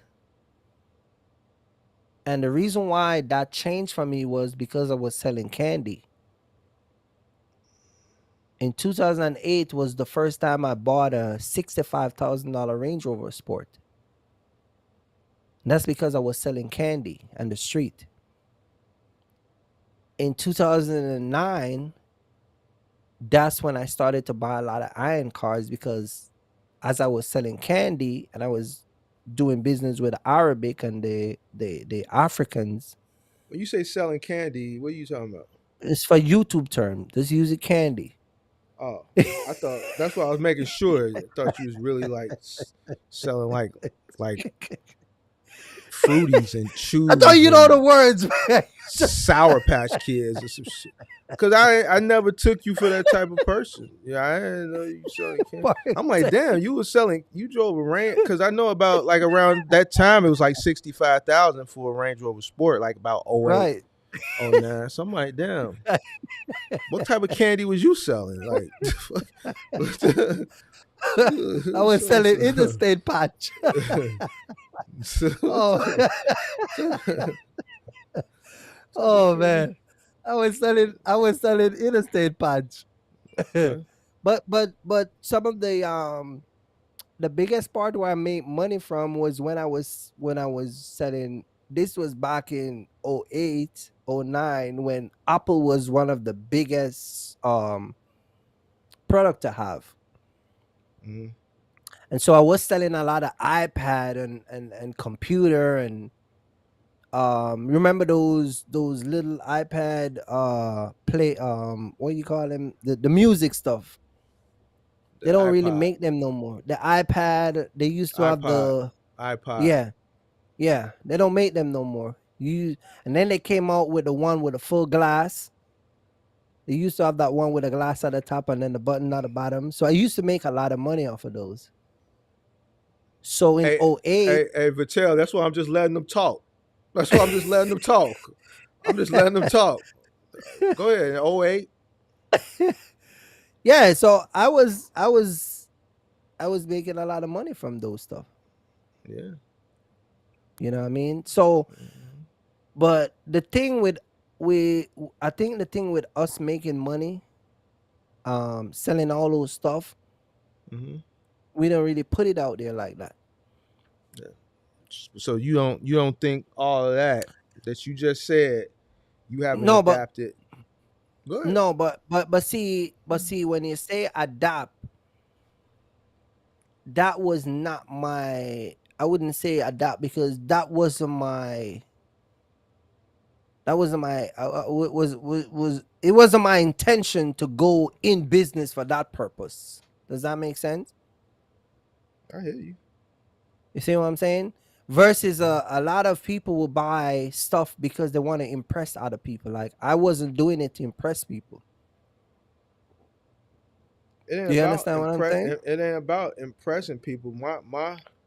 My argument was, man, have you adjusted to America? And pretty much everything you said just pretty much answered my question, like someone No, just but said. I You don't bought a I you wouldn't bought a I wouldn't Range say, Rover. You yeah, bought a but I wouldn't Range say I Rover. adjust to America because You selling I still candy. can I still can sell I still But can sell my car and go but back to hold a on. Honda But or hold an on. You Acura. you you talked all that stuff earlier about Mm-hmm. coming over here for opportunity, but you came over here and you were selling candy. So Mm-hmm. you were poisoning our people. You came over here with bad intentions. Is No, my mic working? It's your working. You mic is said you clear. you was over here selling candy and you bought Yeah, a Range Rover. yeah, but how am I poisoning your people if I'm selling, if I was in business, right? And I'm supplying what people want. How am I poisoning people? Hey man, If Kirk, they you want just candy, I'm gonna give them candy. all that yapping you did earlier. I just let you sit back and talk for five Because minutes. You went on for we've been live for uh 2 hours and 58 minutes, and most of that was just you yapping. yeah, but And in Mark, 5 minutes, you just mhm. contradicted. No, I'm not contradicting myself You because just did. no, I didn't because What do you think this is? I never fly to America. ASMR or some shit? I never Yeah, you fly got to it. You win the America. prize. I never fly to America with the intention say I'm gonna do this, this, and this. But you did. It And was everything, opportunity. It was opportunity. It was listen. It was opportunity that came along the way. but that's not a good opportunity. And everything that you said that you talked about other But I never tell immigrants you what coming type over, of you candy I said was you selling. did I said I you was just selling candy. You oh say it no was no no damaging the people. don't retrace now because when I asked you No, what I'm type not of candy, retracing. you You said, said man, the I you can't say because it's no YouTube. no. I'm not no. But you got candy. You said I'm damaging people. How who tell you I was selling bad candy? I wasn't selling bad candy. All right, man, I'm gonna leave it alone. Axel, what's going on, man? What's going on, Same old. Axel? Mr. Anyways, hey, Immigrant, let Mr. me let Immigrant me, Defender. let me put on my Greek do rag.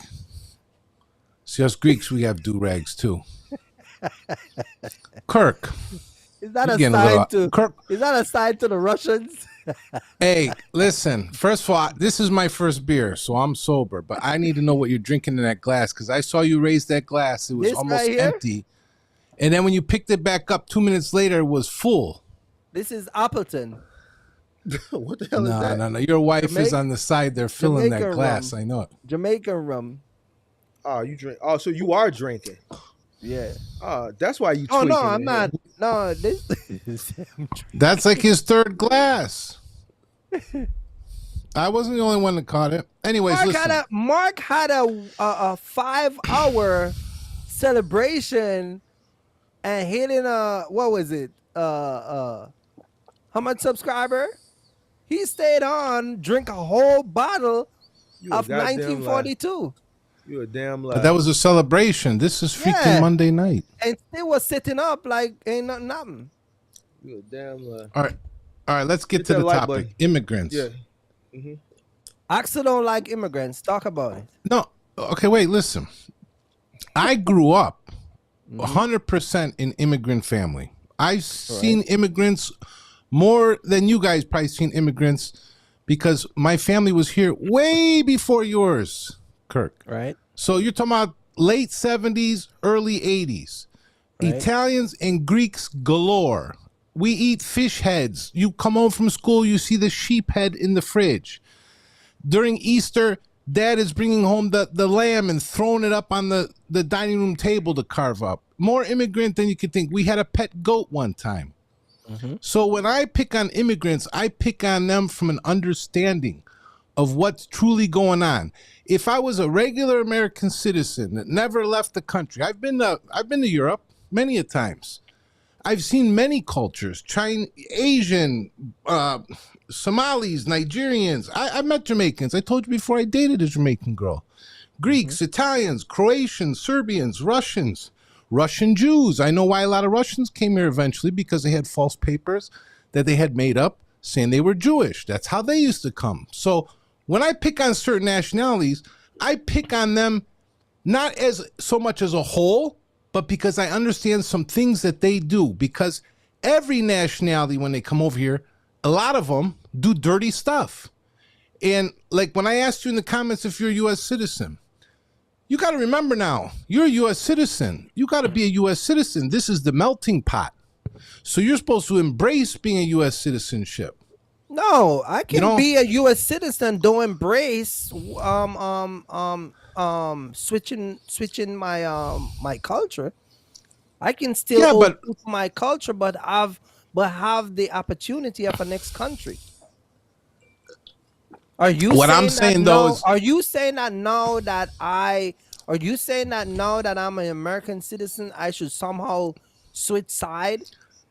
no, it's not about switching sides. Are more geared to what are you saying? Are more geared towards you got to favoring remember America? something.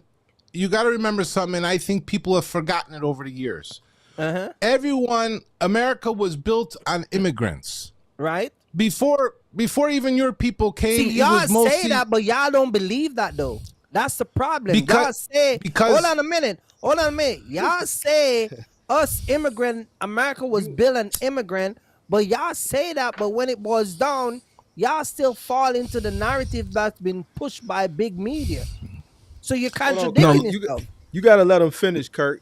Like, actually, he's not Go going to ahead. push back like me. I'm going to have to because mute he's you, lying. Kirk. Because Well, let him because- finish. Let him finish. No, You because gotta let let him me finish. finish. because that's Kirk, the let him narrative finish. that You everybody don't- push. Kirk, let him finish. time Let him out. finish, Kirk. All right, Let go him ahead. finish. Somebody I'm in the saying is- somebody in the comment section say you're lying already. They said I ain't lying. He said, "Actually, What I I'm ain't lying." saying is, when you come here as an immigrant, okay, you're supposed Right. to learn the American customs, the American ways, just as if I was to go to a foreign country and learn their ways. But Right. to understand, and I think it's been lost over the years, that this country is not like it's not Greece, it's not Italy, it's not Jamaica, it's not any of the other countries. It's the USA. It's everybody. But what happens is when a lot of immigrants come here, they're used to maybe their third world country ways or ways that don't coincide with our laws and our customs. So now, like, I hear you pick on people equally. You pick on some Jamaicans too. What I'm saying is, as a U.S. citizen now, as a Jamaican over here in this country, what you're supposed to do, because you got another level up, you're a U.S. citizen now, you're supposed to even pick on your own people to do the right thing. If Which we is as who? Which is individuals, who? like Jamaican or some new- American? well, because you're Jamaican and you would know the Jamaican culture. If your people are coming, say, fresh from the boat, it's up to you to teach them the right ways. You know, like Right. when you talk about Americans and lazy and this and that, I don't disagree with that. But the problem is in America, it's everybody now. It's not black, white, it's not Jamaican, it's everybody. There's a lot of lazy people. You know, so I think as an American citizen, we have to pick on everybody equally. But you If we're okay, stop right there. Stop right there. If I pick on Black American, I get pushback. Right? If I'm on a channel where I'm talking to a lot of American people. There's very few Jamaican people here. The moment I say something about Jamaican people, a lot of Jamaican people are going to agree with me based on what I said because they know it's true. I can talk about a lot of Jamaican people in the same format as I talk about American people because truth to be told, if we were supposed to compare the both, it would look like I'm favoring Jamaican over American. You understand? But you're saying that now that I'm an American citizen, I should understand that I'm leveled up. I do understand that. And this is why in the Black community, when I do have a dialogue on my channel, I talk about American people a lot. More than how I would talk about Jamaican people. This is why I talk about people being lazy, people being want to go home to their wife, people want to stay and complain and all these stuff. I am actually trying to help American people to understand how to get where I am at rather than helping my own countrymen. You understand? And if you follow my channel like y'all do, you would know where I'm coming from. I go hard on American than more than I go on Jamaican. That's because I understand the system when it comes on to Black American versus the system when it comes on to Black Jamaican. The Black Jamaican ain't got to go through a lot of the bullshit and a lot of the stuff that Black American go through.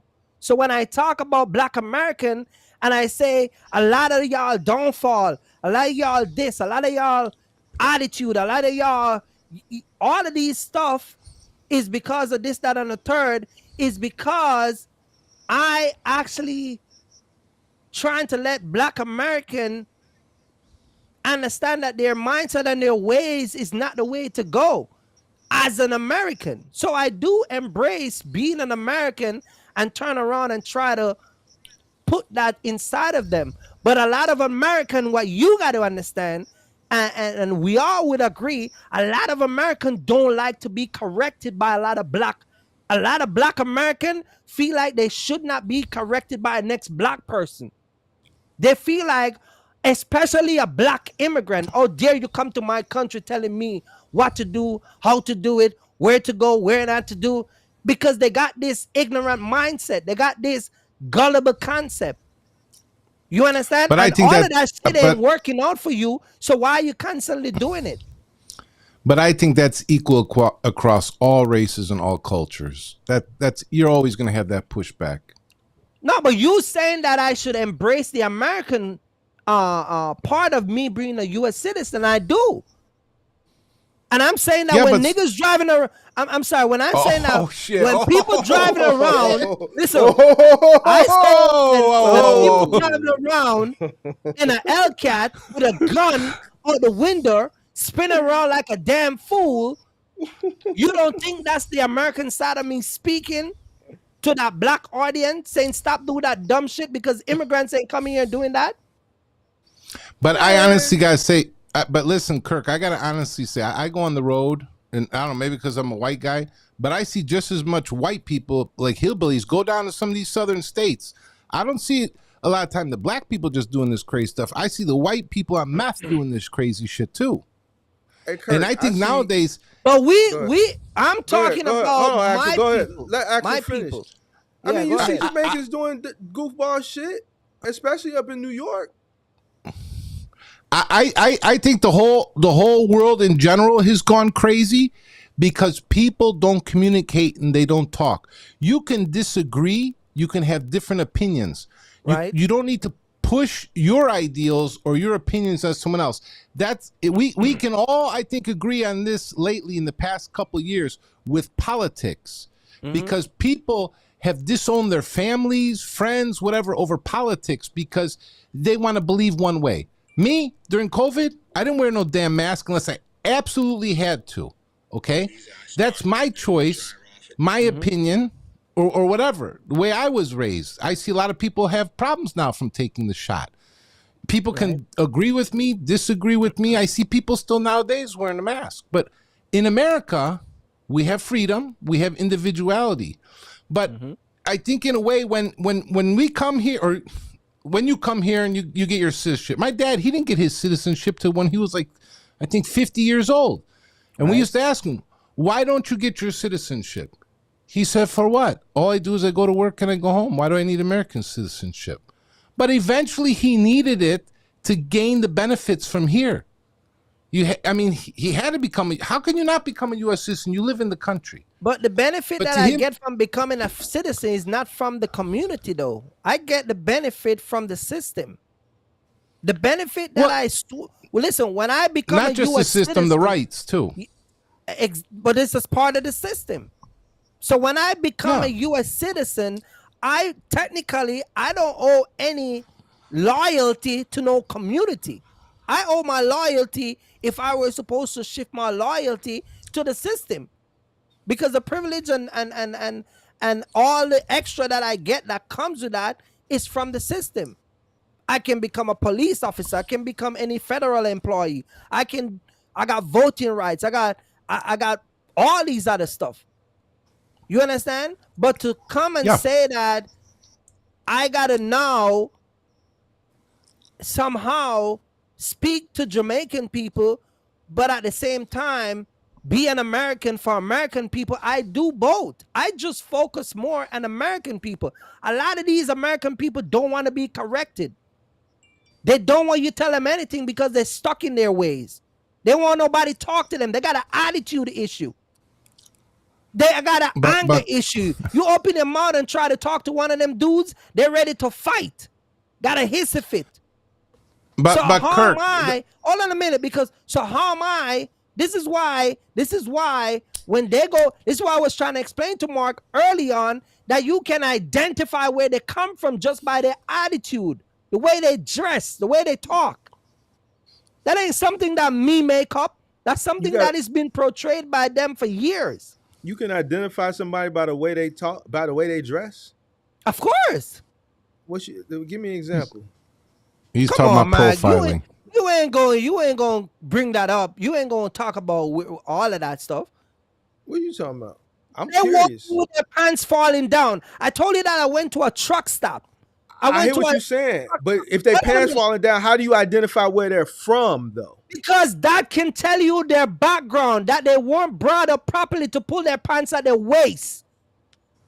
They're following a trend that is stereotyped to the type of people that go around that area and hang out.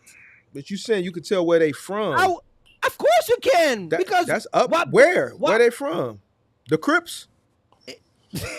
Man, listen. Hey, you set yourself up for that one. No, listen.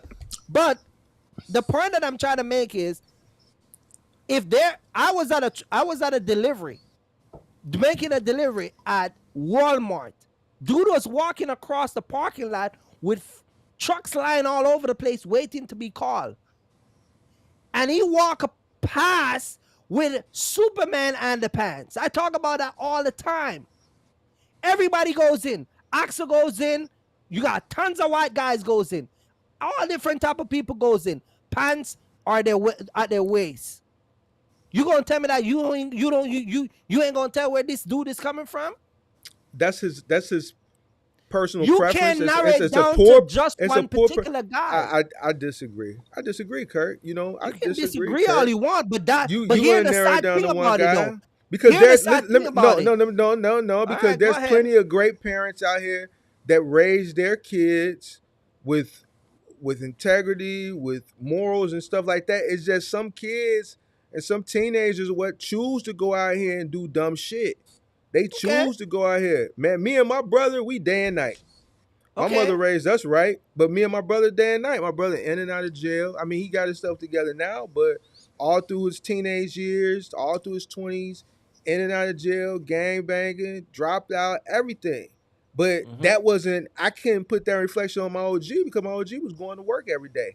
I remember going down to the county, before the county, when he was still a juvenile. I remember going to court dates for juvenile, and the judge just got tired of seeing him. He would just let my brother out because he knew my mother was a Chicago public school teacher, and he knew that she was raising him right, and he was just choosing to follow that path.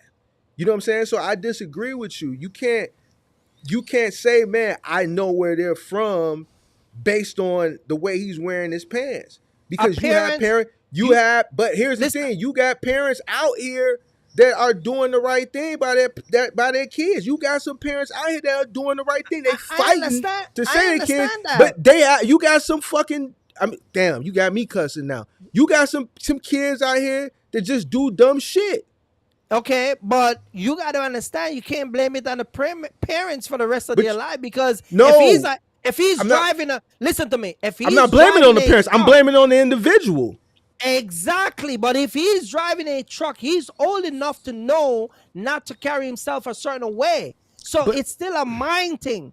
It's still a mind thing. But you're saying I can tell where they come from. Of course you can tell where they come from. No, you can't. Not necessarily. Because when my brother was in and out of jail, you wouldn't have thought that would have been a offspring of a person who gets up and goes to work that educates children every day. So I disagree with that. Forget about me, because when they walk in that office and them white people see them, they got a whole different concept about them. Forget about what I think and where they come from. Because when you walk in that office and them white people see you, they even think worse of you. That's not a whole different. Time out. That's in general. Just in general area. Somebody said just like dreadlocks. Well, I got locks. 1 second. I got locks, but you know what? But here's the thing. I'm gonna let you get to that. I gotta address the dreadlock. I gotta address the dreadlock. Man. I gotta address the dreadlock. Let me explain something to you about locks. Right. There's no such thing and that's why I don't call my hair dreadlocks, because there's nothing dreadful about my hair. I call my hair locks. You see what I'm saying? And I always wear my locks as long as I've been on YouTube and had locks since 2010. My locks have always been neat, clean, and presentable. Neat, clean, and presentable. You don't see white shit all in my hair and all that goofball ass shit. I spend a lot of money on maintenance because appearance is 50% of everything. So dreadlocks, there's no negative connotation on dreadlocks. Certain people put a negative connotation on it because they put dread on it, and there's nothing dreadful about my hair. All right. Now there are people that wear locks that they just don't maintain themselves. So you know what I'm saying. But that you can look at anything. It's people that wear braids that don't maintain. It's people with low cut Caesars that don't maintain themselves. So I don't think dreadlocks is dreadlocks is negative, but locks aren't negative. It's a part of our heritage. You know what I'm saying? And how other people perceive locks, that's just how they perceive them. I ignore those people, and I really don't get that. A lot of people tell me I don't like, they use the word dreadlock, but man, I like yours. You know, that goes off on the individual again as well, because that a person, how they may keep their hair. If they don't keep their hair up, yeah, it's gonna be scary. Just like if you don't wash your face in the morning and you got fucking eye boogers in your eye and white stuff right here. You dig what I'm saying? So it's the same thing, you know. So right, go ahead, y'all got it. But the dreadlocks. Wait. Time out. It was Kirk's turn. It was Axel's turn. Go ahead, Axel. Listen. Back to the saggy pants. That's whatever. but you're not gonna be able to change everybody. But the way I would look at it, Kirk, you're in trucking. If this guy is in trucking, maybe he's a young guy, you pull him aside. If you can save him, maybe not. You just go up to him and say, bro, listen, we're in trucking. We want to look like pros. Just pull the pants up a little bit. It's the same when I see the foreign guys wearing fucking flip-flops, okay? But if I say something to them, then all of a sudden I'm discriminating against them. No, it's a safety issue, number one. How are you wearing... A lot of the shippers, receivers, they do not want to see you in flip-flops, okay? So when you're on the job, number one, when you're on a job, any job, you want to be a pro. You want to be better than everybody else in your profession. You have to dress the part. It don't matter what color you are or who you are. But as far as changing a culture of a whole bunch of people, that happens with time, maybe. You know, you can go back to my parents' days. They used to wear bell-bottoms. You catch me wearing them? Hell no, I'm not wearing no bell-bottoms. But see, you said that you can walk up to an immigrant and say something to him. You walk up to some of these guys, it'd be a fight. So yeah, possibly, yeah. But why? So why am I gonna take a risk of walking up to guys to tell them to look a certain way? Because you got to remember, it's your attitude is gonna reflect who you are, and it regardless of where you go, it's gonna come from your mind. So if they're not willing to accept that mentally, me walking up to them, their only answer is gonna be some physical result. Then why say anything? Because they're mentally not prepared for me trying to school them and telling them, yo, pull your pants up, because it gives you a negative vibes or give you a negative energy. I don't think you should. I don't think you should stop anybody and tell them to pull their pants up. I think that's a recipe for disaster. But it shouldn't be. It shouldn't be though. Shouldn't be what? It shouldn't be a recipe for disaster, because if I'm looking out for you, and we're the same. You got, yeah, but in that situation, you just need to mind your business. But that's what I'm telling you. Let me explain something to you. If a person don't got a level of respect that they want to walk around with their pants hanging all the way down off their ass, what in the hell makes you think that when you go up to them and say something, it's going to go well? See, that's how you read situations. So now you gotta know how to read. So now you're going back to my point. That's why I say you can tell where they're from. Not necessarily. Of course you can, because if I can't even walk up to him and correct him without fear of being beat down. No, it ain't about because being you're beat saying down. I gotta mind my business. He probably gonna cuss your ass out and tell you to mind your business. You saying, if I'm gonna fear a guy knock me out or saying something, then that you just proving my point. No, I'm not saying he's gonna knock you out. Yeah. I'm just saying he's probably going to tell you to mind your own damn business. Every situation is going to be different. It's going to depend on the person, and it's going to depend how maybe you present yourself to that person. Right. Now, if I'm going up to Mark, I don't know him, and his pants are down to his ankles, and I try to say something, he might look at me like, hey, I'm a crazy-ass white boy. If I say, bro, listen, can we talk on the side about something, you know? I'm in trucking, you're in truck. Can we just talk about something like man to man, you know? Maybe he might accept me a little bit more if I pull him to the side and say, listen, bro, listen, we got to play the game. We all got to play the game. When we go to shipper receiver, man, we got to look like pros. I don't care if you want to show up in your baby jam shorts later on, but right now we're at work. We're trying to get as most money as we can from these brokers, these shippers. Maybe it's just the way we communicate with each other. If we can communicate a little bit better, and I think it's on both parts.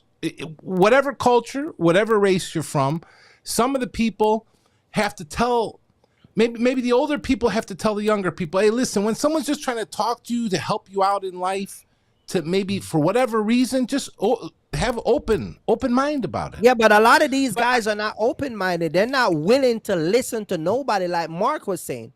We're living in a culture where a lot of these people ain't want to listen to nobody. Where you got 3 elders on the panel here, and we all will tell them, stay away from scammers, and they'll go and sign up for a scammer tomorrow, get scammed, and then come back and say, oh, y'all go call those scammers out. You get what I'm saying? Because, again, we're living in a culture where people don't want to listen to the elders. They have no respect for the elders. They don't want to listen. They think they know it all, and they're not getting. And the question I got is, if y'all don't want to listen, y'all don't want to do what we're saying, how come y'all ain't getting the result that we're having?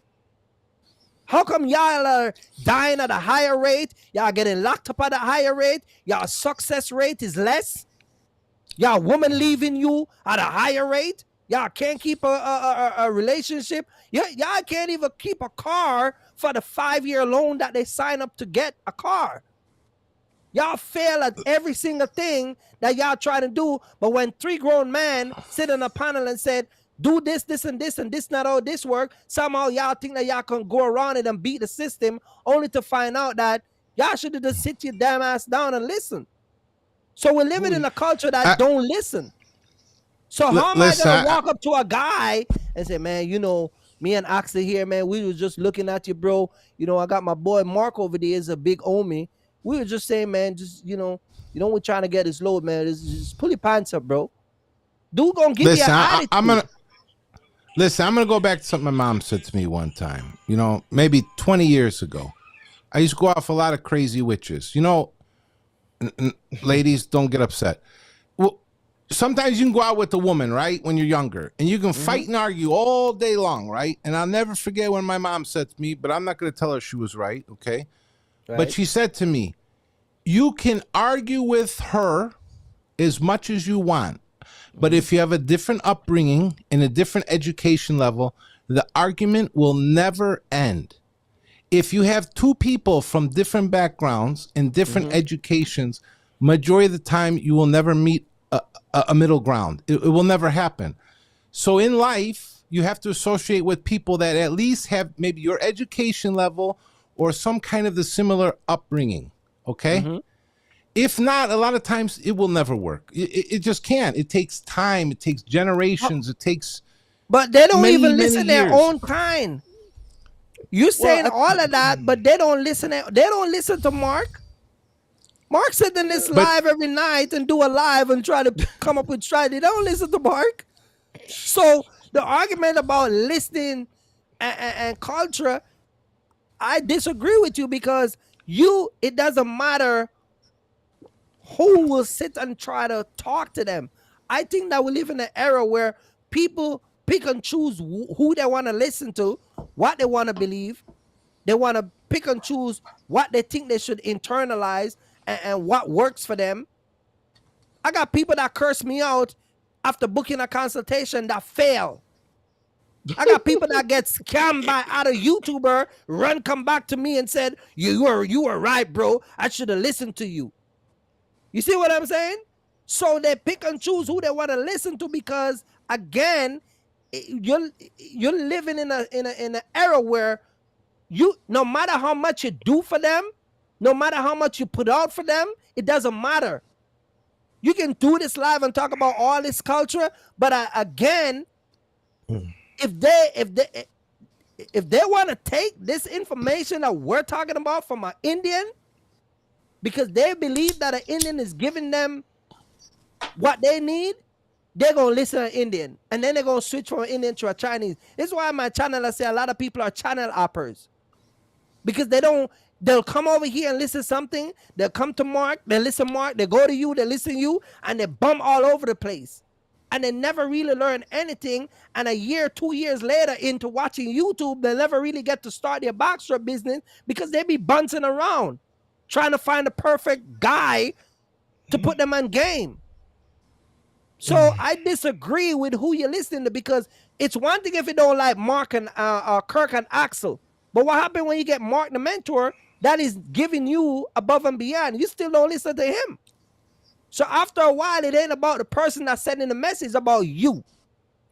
And a lot of people in this culture don't want to take information and don't want to listen to nobody. Doesn't matter if it's American, Indian, black, white, don't matter.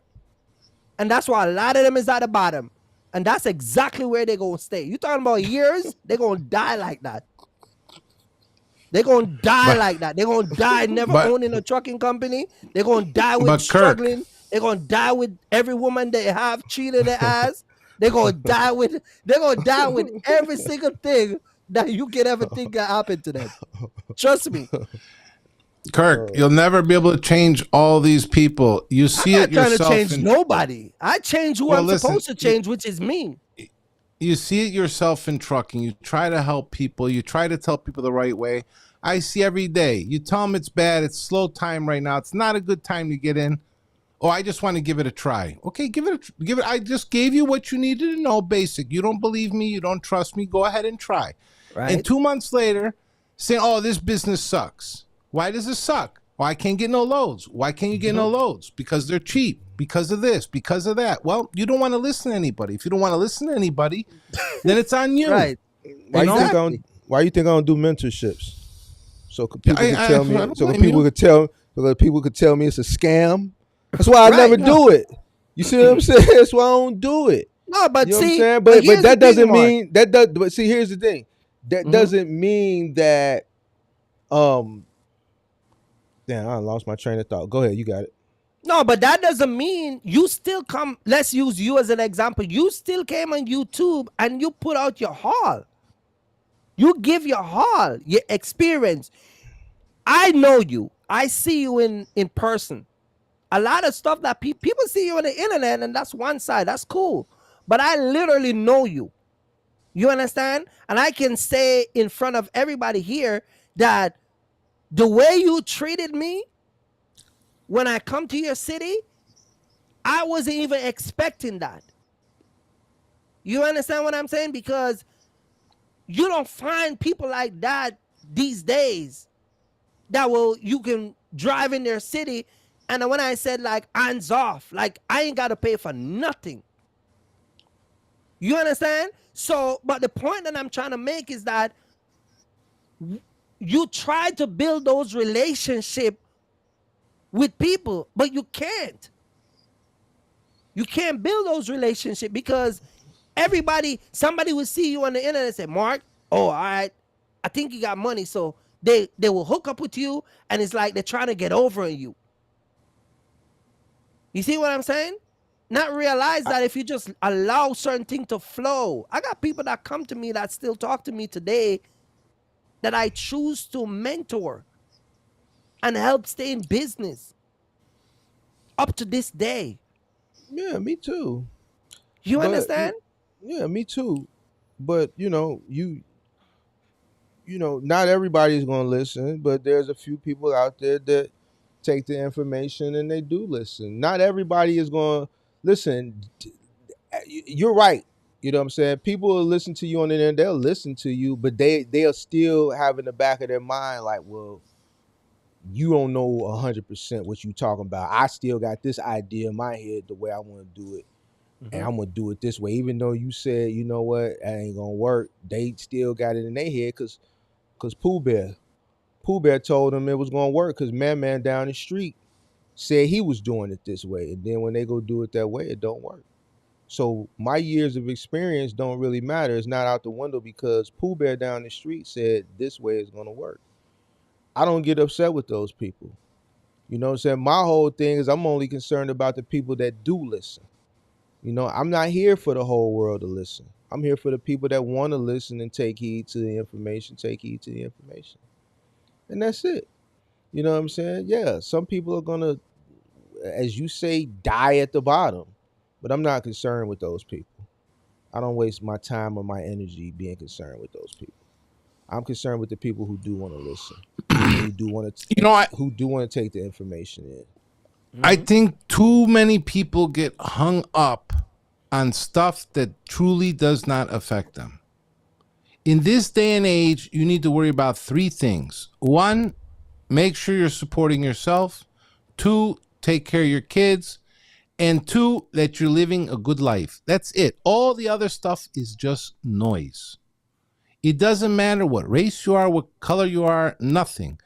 As far as people telling people don't do this and don't do that, like, you guys told me don't do my show. There's a reason for me to do my show. There's a purpose.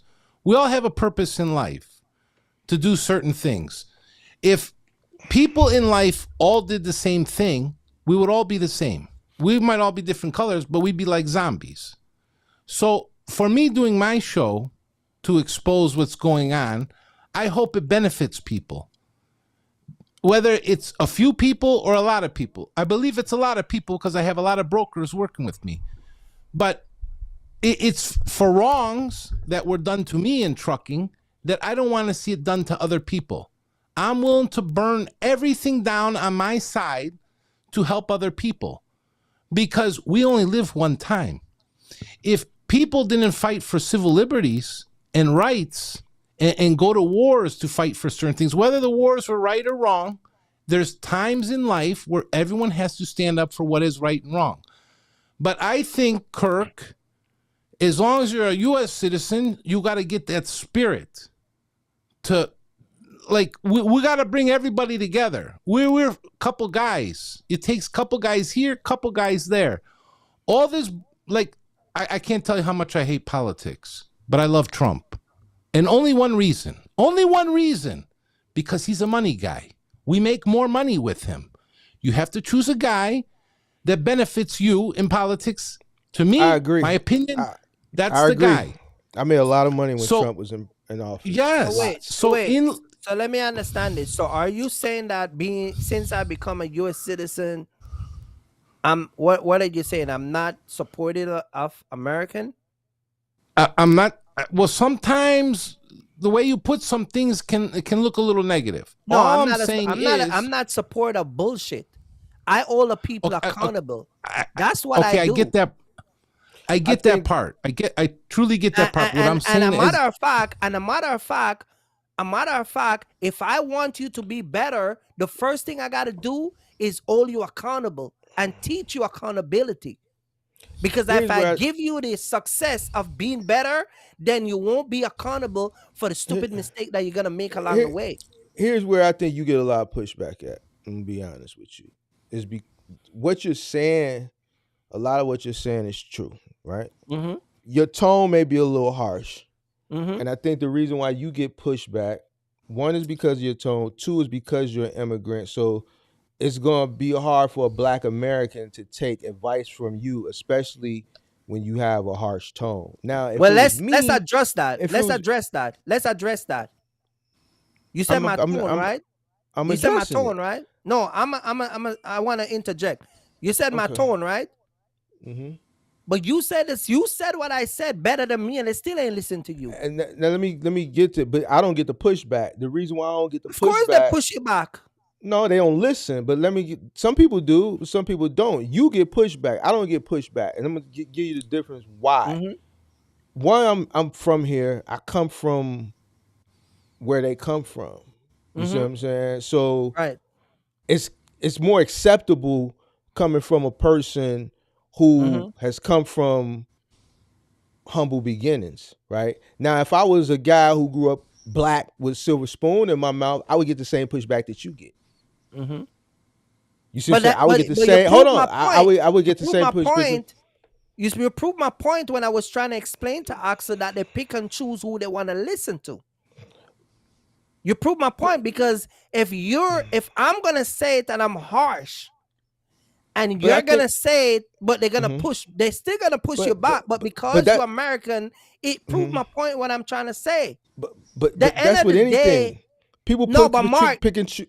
Message, it's just some people pick the wrong people for the wrong reason. Listen to me. It's just like a marriage. Some men go out here and pick the wrong the woman because she look a certain way, but inside she ain't shit. Her heart is Black. But some women pick the wrong men. Though.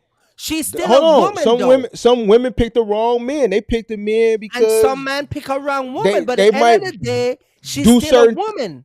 But the point that I'm trying to make is everything is people picking people. It's just some people pick the wrong people for the wrong reason. Some people pick the right person. Some people. But the message is the message. It doesn't matter how it's delivered because sometimes you might need a message that coming from Mark in the way that and the tone that Mark is saying it.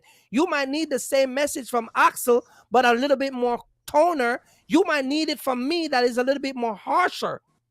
You understand what I'm saying? Because some people actually move off of a different way of how the message is delivered. If somebody sit down and say, you know what, man, business is good, man. We're making money. Hey guys, subscribe to the channel, hit the like button. Don't forget to hit that super chat. Guess what? Everybody will love us. If all three of us was here every night, not being loud and holding people accountable, people will love us.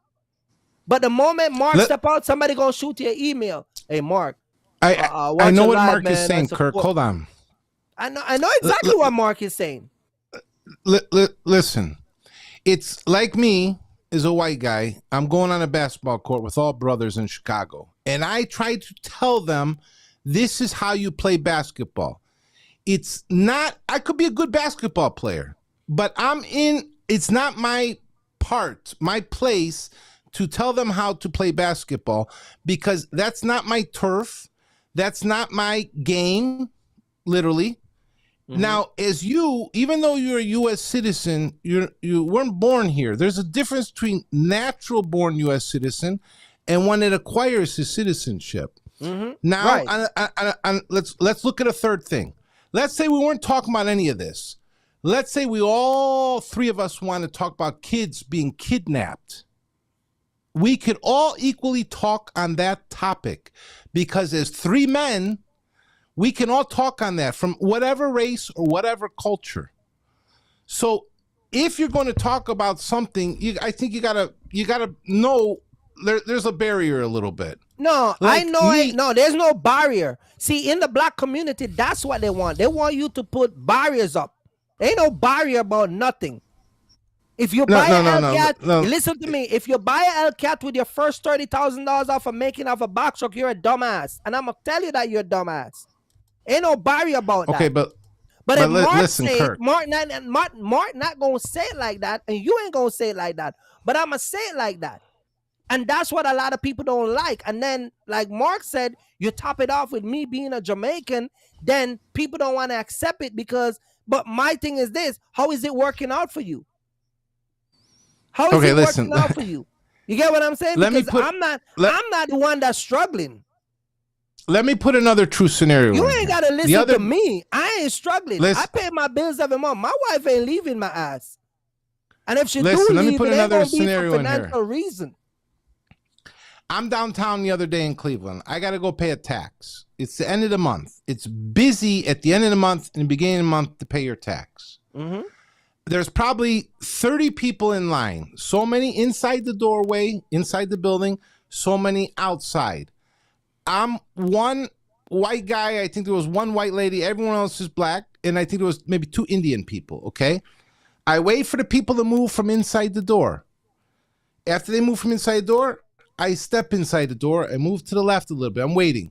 The black security guard comes in and looks at me. And he says, I need you to go wait outside the door. And I tell him, for what? And he tells me it's a health reason. I said, first of all, you're confused. It's not health reason.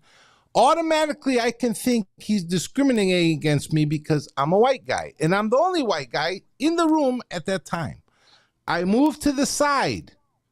He says, sir, I'm going to have to ask you to move outside or you're going to have to leave the building. I told him, and everybody there, maybe except 2 people, are American citizens. And I tell him exactly like this, has nothing to do with color. It will be a cold day in hell. At 50 years old, you're going to tell a U.S. veteran what I can and cannot do. I will move over here. I'm out of the way. I'm not bothering nobody, and you're bothering me. Mm-hmm. You can do whatever you want because it's my right. I didn't make it about race. I didn't make it about culture. I didn't make it about nothing.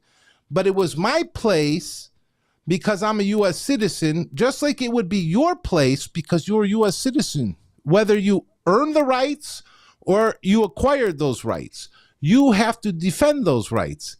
I can take it one step further and say I technically earned those rights. They weren't just given. They were given to me at birth, but I also earned them.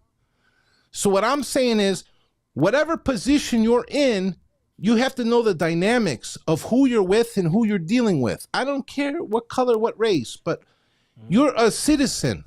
Okay. You came to this country.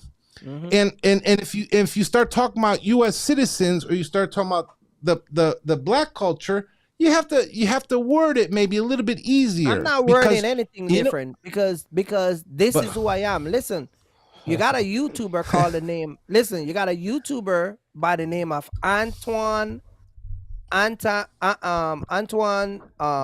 that Daniels that's on YouTube. He stated on one of his live, he ain't building no black community up. He said he's done with y'all.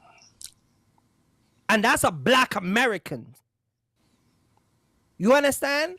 This guy right here that I'm talking about, he has over 162 subscribers, 200 and over 2,000 videos. He does live streaming, and he says that when his buddy was telling him about build up the black community, he said he's done with y'all. Go look at a lot of his video that he review black people. It's in the most disgraceful way that he give his opinion. You understand? So you cannot like what I say. This is why when I bring stuff up, I can bring black American to show what I'm talking about. The end of the day, you can listen who you want to listen to. I could care less. The question you got to ask yourself is, how is that attitude working out for you?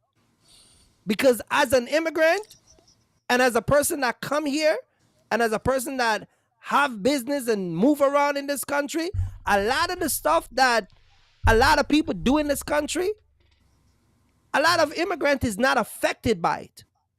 Because we ain't got that nasty attitude. We ain't got that don't give a damn attitude. We don't pick and choose who to listen to. You understand? And a lot of people will watch this and they're like, oh, yeah, you don't like Americans. You don't like black folks. You don't like this. You don't like that. Hey, if that's your opinion, that's your opinion. I'm not going to fight you on that. But as far as tone down and try to come down to people level, I'm not coming down to nobody level. I'm not adjusting to appease nobody. But Kirk, I think maybe you're focusing on the bad people. No, I'm focusing on everybody. It's just that the bad people louder. All right, listen, on the next show, at least talk about rednecks Axel, or something. Axel, let me ask you a question. You do a lot of exposing, right? Let me ask you a question. Yeah. You do a lot of exposing, right? You focus on a lot of bad people, quote unquote, right? Yeah. How many emails that people write you thanking you that you don't even hear them in your comment section? How many people say you're doing a good thing? I'm going to be 100%. Put it out there. I'm going to be 100% honest with you. First, I get 99% positive feedback. The other day, I got someone from overseas that gave me information on some of these companies I already know about. I've had one negative comment, and that's from somebody I know because he's an a-hole, okay? But most people, because you're exposing, they're not going to come forward. They want to stay anonymous. They send me stuff. Don't get me wrong. Some of them I know, and they'll ask me, please keep me anonymous. And some of it's because they're drivers. They don't want to get blackballed. I got brokers. I put one out the other day, I think, or one of the shows. He asked me to give him a shout out. Or actually, that's coming up. But I have another one. He started a thing called Freight Validate. He said I could put it up. He's a U.S. Marine. He's a broker. He's had 2 brokerages. So it depends what position you are anyways to even come forward to speak up. Like everyone, some people ask me, aren't you worried about exposing these people? You're going to get blackballed. You're going to get this. You're going to get... No, it's my authority. I have my connections. I established myself. I'm not new to the business. Some may like me, not give me loads. I don't give a damn. Maybe I just don't want to deal business with them anyways. So 99% is positive.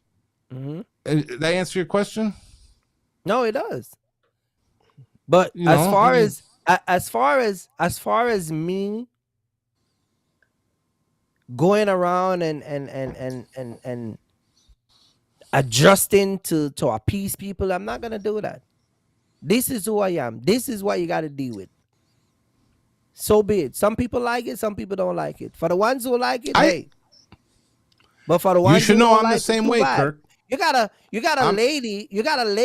lay a big video that go viral the other day of a girl grab a mic from her graduation and act a fool.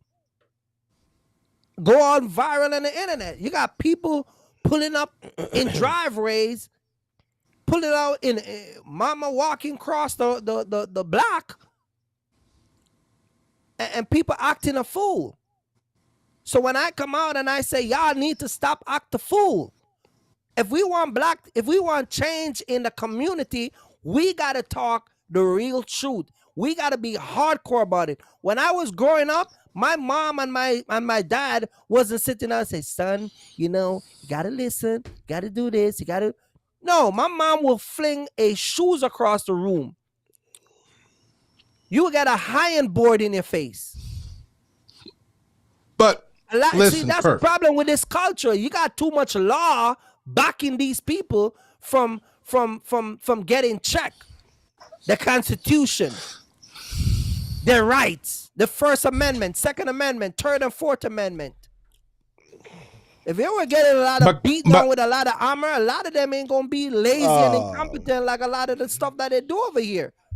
You put me in position to be a government official tomorrow and see the first thing I do. Let me give you an opinion on something else here, Kirk. Where did he go? Listen, first of all, I think we're fighting a battle that is not very important right now, because if you're going to fight these kind of battles, you have to get to the roots of the problem. In this country, we have a couple problems, and I hope you agree with me. One is we have a huge drug problem. Okay, by having this huge drug problem that we have is mainly on white people. Back in the 70s was black people, but nowadays is white people. I'm serious. And I want to say something. Okay, wait. Okay, we can go on that, but wait a minute, Asta, because somebody said that this girl in the comment section was discriminating on. That was not true, because a girl that from her school that was attending the graduation did a video and said that she weren't being discriminated on. And the girl was actually telling what's going on, and she actually tells what goes on. See, y'all want to listen one side of the story, and that's why so much bullshit is in the community. I was going to get to that, Kirk. Listen. You see what I'm saying? So y'all can fall for that foolishness. Listen, you got to go to the roots of the problem for anything in society. One is drugs, okay? Mm-hmm. Drugs are very bad. They ruin lives, they ruin families, and they take people that could have been somebody very important, like a scientist or something in the society, and they've wiped their brain. That's number one. Number two is education, whether it's proper schooling or education from your family to get the right education to do things in life. Three, religion. I don't care what religion you are. I don't even care whether you believe in God or not, but to believe in something that will keep you guided in the right path. These are three things that are very important. In this country, over the years, family structure has been destroyed. Mm-hmm. Immigrants understand that way more than American citizens. Right. I'll 100% say that. It's my dad, when you came home, if you didn't say hi to my dad, it was like World War III. Now, if he came into the house and he didn't say hello, he would still blame you. It's respect. And It's not respect just to say hello to your father. It's respect in general, to acknowledge them. But if we fight for the right things, maybe you can fix the other things. There's a movie getting ready to come out. I hope you guys watch it. I can't remember the name right now. It's new to me, and I didn't know about it. I guess it's going to be a high-rated movie. And it covers, there's a huge problem all across the world with kids being kidnapped, and I forget what the term is, and it's very disgusting that they kidnap these kids, okay, and they hide them and whatever, and they kill them. And the reason why they kill them is before they kill them, I guess your body starts pumping adrenaline, and they're actually, I don't know how, but they take this adrenaline from them and they're selling it. It's sick and it's disgusting. These are topics I think are more important in life. Family, drugs, education, and kids. Those are four very important things. This other stuff about pants and trucking and all this crap. Okay, but you said family. When you talk to them about family, they say they're big supporters of family. Okay? Okay, cool. Immigrants, usually. Okay, no, but we're talking about the culture. Let's say family. They don't want to come out and work. You give them a load and tell them from North Carolina to South Carolina, oh man, I can't spend the night out. I got to be with my girl. So you're talking about family. They're not a big supporter of family. Yep. But Most Kirk, of them, listen. This goes for black and white. Most people die today would not have $7,000 to bury their ass. You understand? They don't have a life insurance and they don't have an emergency fund. But they're big on family. So what protection are you putting in place if you, God forbid, something should happen to you, your family will be good? See, one thing I'm not fooled by, Axel and Mark, I'm not fooled by people saying things out of their mouth, because anybody can say anything. And a lot of people love to talk stuff out of their mouth and they know action behind it. I'm not a talky guy. I'm an action guy. If you're going to say something, you need to get to work. If I'm going to come on YouTube and say I'm a Porsche guy, whether I got a box truck or a semi, or you give me a 2 semi, 53 footer, I'm a partial all of them out. I'm going to show you. See, in this country, people get the comfort and just talk a lot of stuff. Just like somebody will reach out to you. They'll call you 5 times about starting a business and they ain't doing shit. It's a lot of talking over here. You want me to but that goes back to what I said, Kirk. You want me to adjust the way I'm doing my things to a bunch of talkers? No, man. It ain't gonna be about Kirk, that goes back to what I said. If they don't have the education or the mindset, you're not going to teach them. It's a lost cause. Listen, you can't save everybody. Well, that's a lot of people being a lost cause. It's gotten worse. I'm going to admit it's gotten worse. Exactly. All over. Exactly. Let's look at another thing. When we talk, you guys were talking about immigrants. Mm-hmm. The worst thing in any country, and especially for this country, is for us to let so many immigrants come over. You want to know why? Because we're destroying the cultures of those countries. I disagree with you with that. I disagree with you with that. Because did you hear what I said? America, listen to me. Corporate America, your big Mercedes-Benz dealer, Axel, where you buy your Sprinter van, they're bringing the Indians from India to program their Mercedes at their dealership. But Kirk, you missed what I said. No, sir. You're saying that Kirk, we allow immigrants. But Kirk, did you hear the end part? Immigrants are getting the visa from. They're getting it from your government, from our government. Kirk, there slow down. There are programs that are set up in the embassy that are put in place for immigrants. Kirk, it was a 2-part statement. Did you catch the second part? Yeah, tell me the second part. I understand all that. The part that concerns me is all the immigrants are coming here, okay? There's nothing wrong with immigrants coming here. The problem is, over the years, we're destroying many countries and their cultures. The latest right now is going to be Ukraine. Who is destroying the country? Society, politics. There's a war in between there's a war in between Ukraine and Russia right now. Ukraine wasn't a half bad country as far as architecture and all this stuff. It's getting destroyed. Now, hundreds of thousands of those people are coming over here. What's going to happen to that country? Listen. We are destroying. If we're not directly, we're indirectly destroying countries. We're destroying cultures. Listen, time. Wait. Putin wanted to take over Russia, wanted to take over Ukraine for years. He wanted to take over Ukraine for years. You understand what I'm saying? He wanted to take over the whole entire sector right there. And he wanted to not only take over Ukraine, but he wanted to take over Germany. He was just waiting for a weak, incompetent president from the United States, which what he got, to move there. I 100% agree with you, but you gotta let him finish, though. I'm not denying any of that, Kirk. What I'm saying is the way immigration all across the globe is happening now on a greater scale, it's damaging a lot of countries. Countries will never be able to build to be competitive with any country. It's going to come down to a few countries. In the end, we might not be around. It's going to come down to a few countries. That's what they want. Greed. It's greed from resources and whatever else, oil, minerals, gas. In Italy, they're begging you they're going to give you a house to come move there. Ireland, they're begging you to come move there. A lot of European countries, they're destroyed from all this nonsense. Now, Ukraine was not 100% bad. It has a lot of resources. Afghanistan had a lot of resources and minerals. It needs to stop.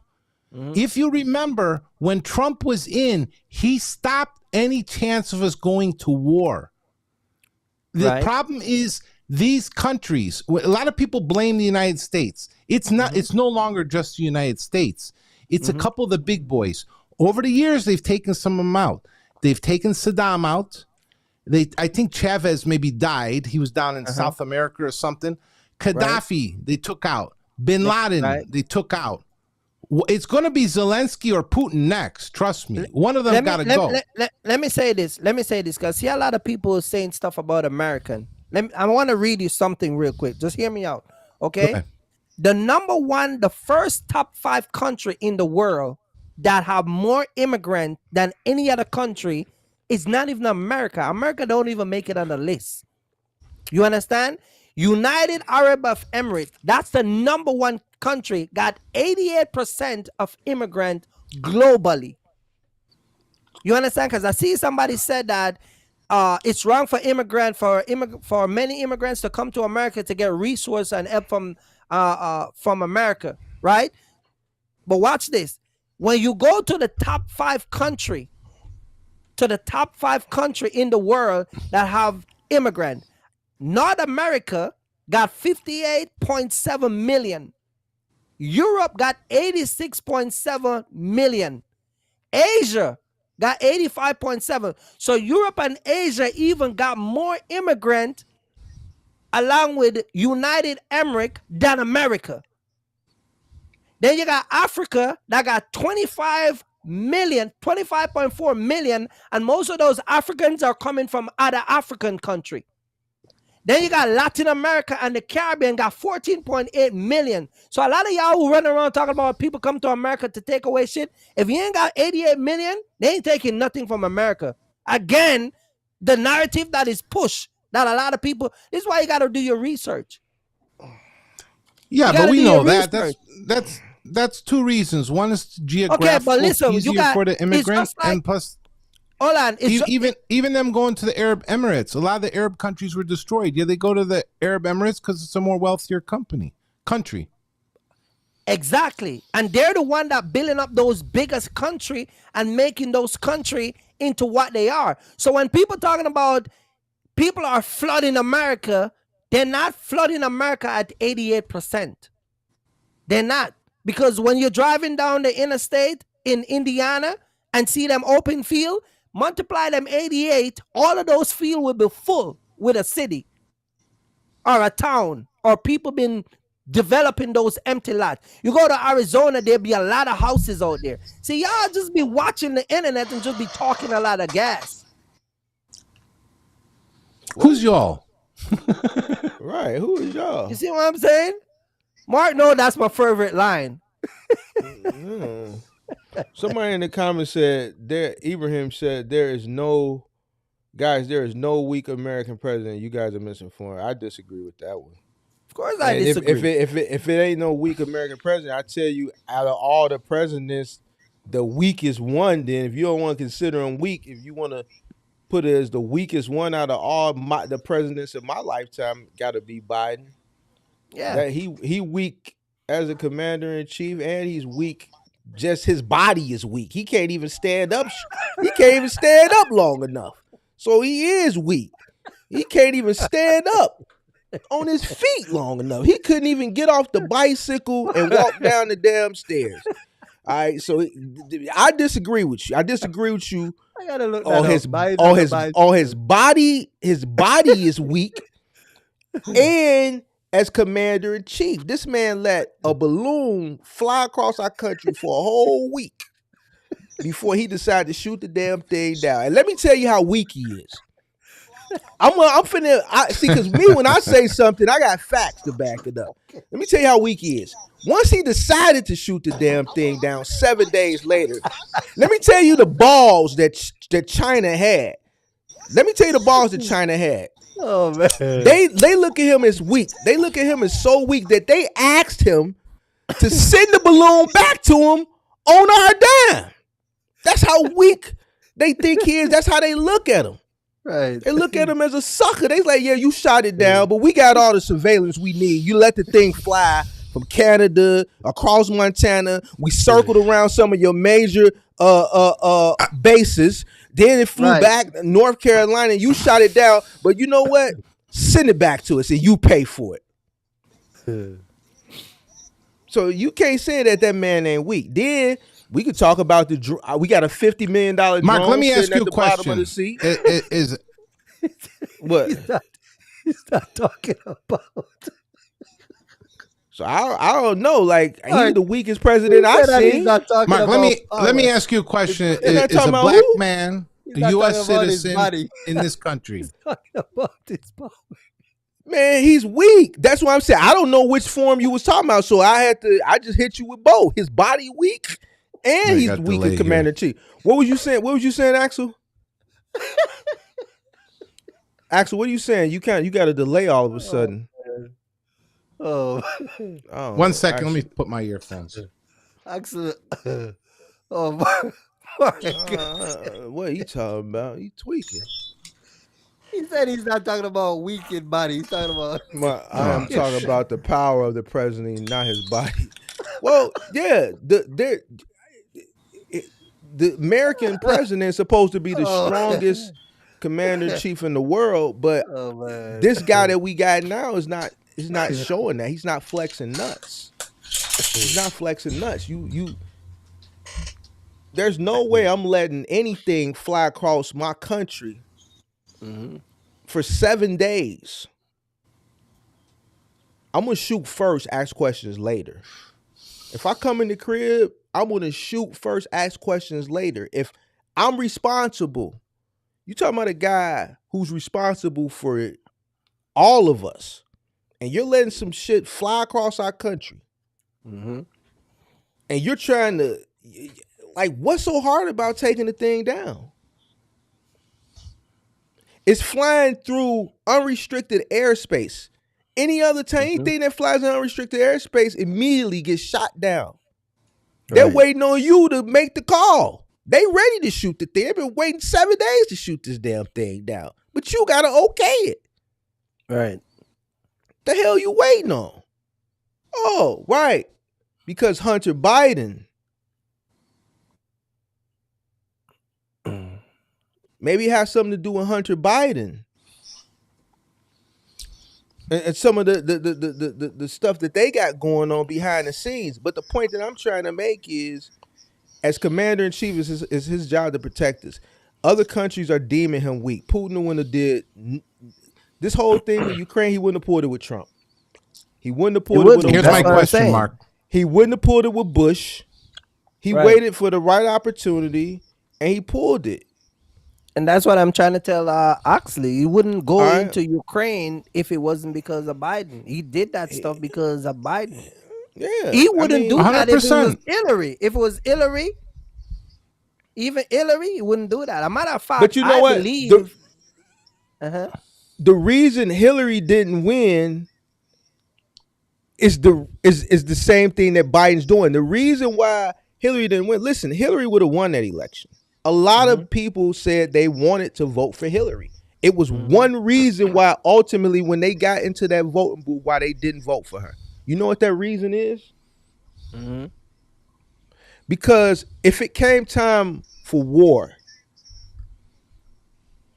a lot of Americans didn't want a woman as commander-in-chief. If it came time for war. Why? Because women have an emotional aspect about them, right? Right. When you're a commander-in-chief, it's gonna be some casualties of war. There's gonna be some kids that get bombed, women that's gonna get bombs dropped on them, and those are things that you just have to deal with. And a lot of Americans didn't know if Hillary would be able to deal with it. For the same reasons, this dude let a balloon fly across our country for 7 days. Maybe Hillary might be a better president than Joe Biden. She might have more balls than him. You got Russia playing with our drones. They clipped one of our drones, $50 million drone that's flying in over international waters. They dumped fuel on it, clipped it. And to my knowledge, it's still sitting at the bottom of the sea, unless Russia pulled it up. Would they be toying with us if Trump was the president? If Obama was the president, if Bush was the president? No, of course not. The reason why they're toying with us is because they're testing us to see what this guy would do. Before they go in for the kill, they're going to test. You know what? I'm going to pinch this person. Man, he ain't hit me back. All right, I'm going to smack his arm. He ain't hit me back. All right, I'm going to slap. What is it going to take for this person to fight back? Well, you know, if they not fighting back, then, man, this person is a hoe. Mark, I got a question. What's your question? I want to know, is a black man born in the United States, and this goes for all the people in the comments too, I want to know how anybody can support or vote for Biden with the one simple comment he made when he said, you ain't black enough. How can you vote for a person who made that comment to the whole United States? I'm going to answer it for you. I want a good answer. Black people vote traditionally. So traditionally, that's how black people vote. The majority of people that vote from the black community ain't the younger generation. It's the older generations. And the older generations are just, they vote very traditional. They vote naive. Okay, we're Democrats. We're going to vote for the Democrat. Regardless of what he's getting up there saying, doing, song and dance, we're going to vote Democrat. And that's just what it is. They vote traditionally. They vote Democrat. You know what I'm saying? So, you know, but I think now with Biden, like even my mother, she's an older woman who votes Democrat, and you can't tell her nothing wrong about Biden. You know what I'm saying? And now everything that I said was going to happen has happened. And she can't say nothing. You know what I'm saying? So that's why the majority of black Americans that vote are older and they're just more traditional and they just vote Democrat. They're not going to vote Republican. Even if a Republican candidate is the better candidate, they're just not going to do it. So that's why. Fair question. Fair answer. So the young generation doesn't turn out to vote. The older generation turns out to vote. So why do you think the young generation don't vote though? I just don't think it's in their. It's not in their culture to vote. It's not being pushed. The only time that I've seen the young generation come out to vote, maybe in the last 10 years, is when Bernie had that big push in 2016. For some reason, the young generation during that time period was really behind Bernie. Yeah, but I think Mark, a lot of people if it's support exciting Trump. to them, like social media, that's when they vote. A lot of Right. black people support Trump. And Bernie had a lot. No, I think no, because I thought Trump was going to be a for sure win, especially with, you know, the stimulus, the PUA, and all the stuff that went on in the earlier part of the pandemic. But when it turned out to vote, people vote the other way. Now, that kind of shocked me, and I hear a lot of black people talk about, well, man, Trump is this, Trump is racist, this, that. I never heard him say nothing about black folks. I never said nothing. I've seen him do more for black folks than probably any other president in my lifetime. In my lifetime, the only other president that's probably done more for black folks outside of Trump is probably Abraham Lincoln. All right. And that's just the honest to God's truth. That's the honest to God's truth. I deal with facts. He let a lot of gangsters out of jail. A lot of gangsters that had life sentences are free. There's a lot of women. There's women that had 25, 30-year convictions on marijuana charges that he pardoned, thanks to Kim Kardashian and Kanye. And these are people that people were championing Obama to pardon. Alice Johnson, and the other lady, the girl who killed her pimp. Like, these were people that they were championing Obama to release, and Obama didn't do it. Trump came in and did it, and he didn't wait. He didn't wait to the end of his term to give all these pardons. Yeah, because he's the one that released Kodak Black. Yeah, but forget the rappers. I'm talking about people who aren't in public figure, who don't have high profile lawyers to get his ear. I'm talking about people that were championing him to let out these people who didn't deserve these life sentences. There's a lot of gangsters from Chicago that got caught up with Larry Hoover. All those gangsters that got caught up with Larry Hoover back in the 90s are free. They back home because Trump pardoned them. I'm talking about the regular people. That lady who had that drug conviction for 25 years for marijuana with the help of Kim Kardashian, that got overturned because of Trump. Trump let Blagojevich out. Blagojevich didn't deserve 14 years for what he did. He sold Obama's seat here. Okay, give him 6 or 7 years. He didn't deserve 14 years. They wanted to make an example of him. Trump let him out. You know? But he did a lot for black folks. A lot of that PPP, that PUA, all that money was Trump. Right, There's a lot of people that got if he was supposed to rerun for president, they would use that especially that money aspect and put him back in power. Well. Here's the thing. That all that had already happened before that last election. You know what I'm saying? But the older generation is the one you gotta remember. The older black generations are the ones that go out and vote. The younger black generations didn't go vote. They took the money, and during the election time was 2020, November 2020. They was too busy out buying Hellcats and 4-wheelers and dirt bikes and taking trips and all this goofball ass shit. You see what I'm saying? Instead of taking their ass to the poll.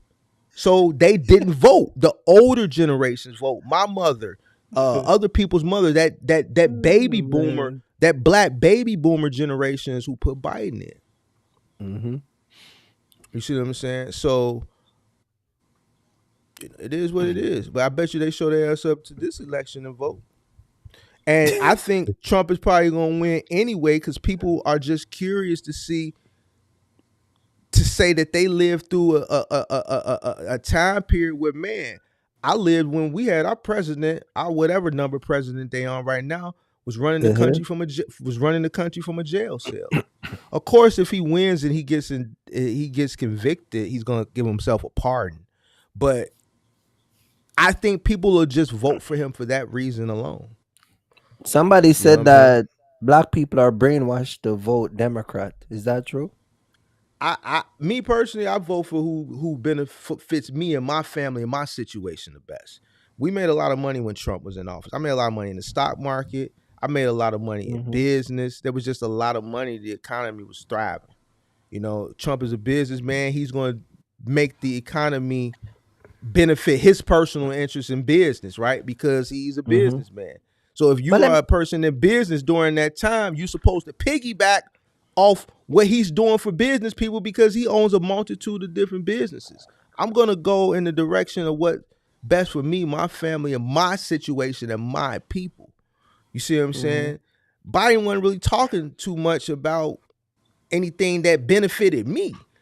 So at the end of the day, I can't worry about what other people got going on. I got to worry about me and mine, and people who look to me to bring forth opportunities. You see what I'm saying? So, yeah.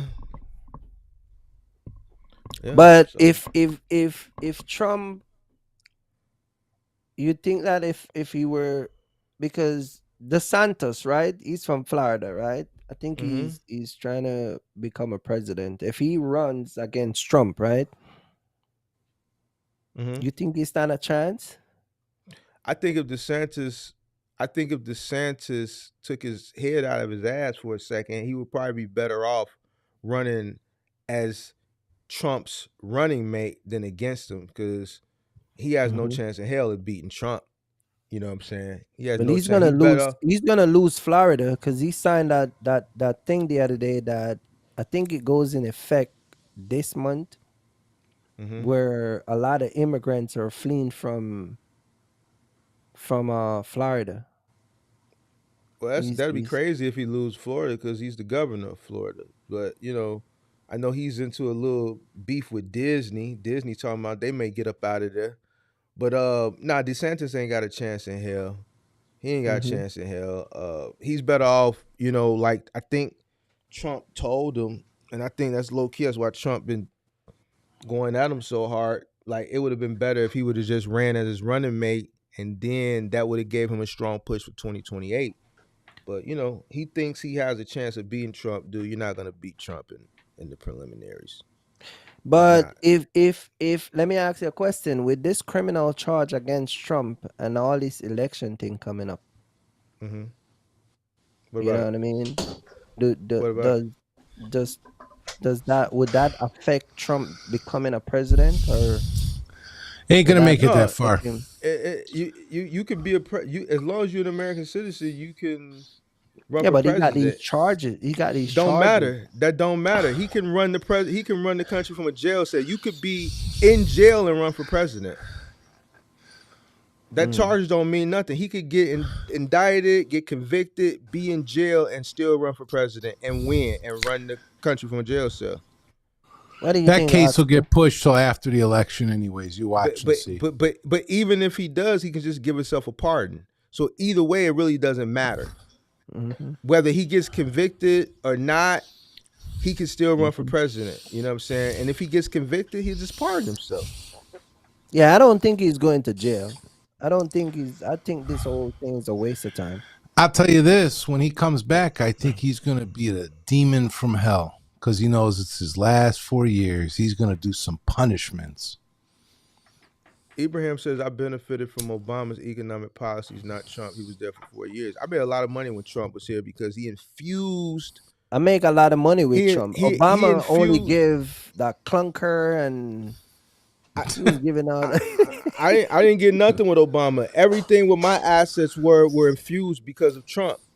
I didn't make You didn't get the any. Obama phone? Hell no, what I need that phone for? That No, a no. flip phone? Obama program was a little bit more complicated. You got to jump through a lot more hoops than Trump.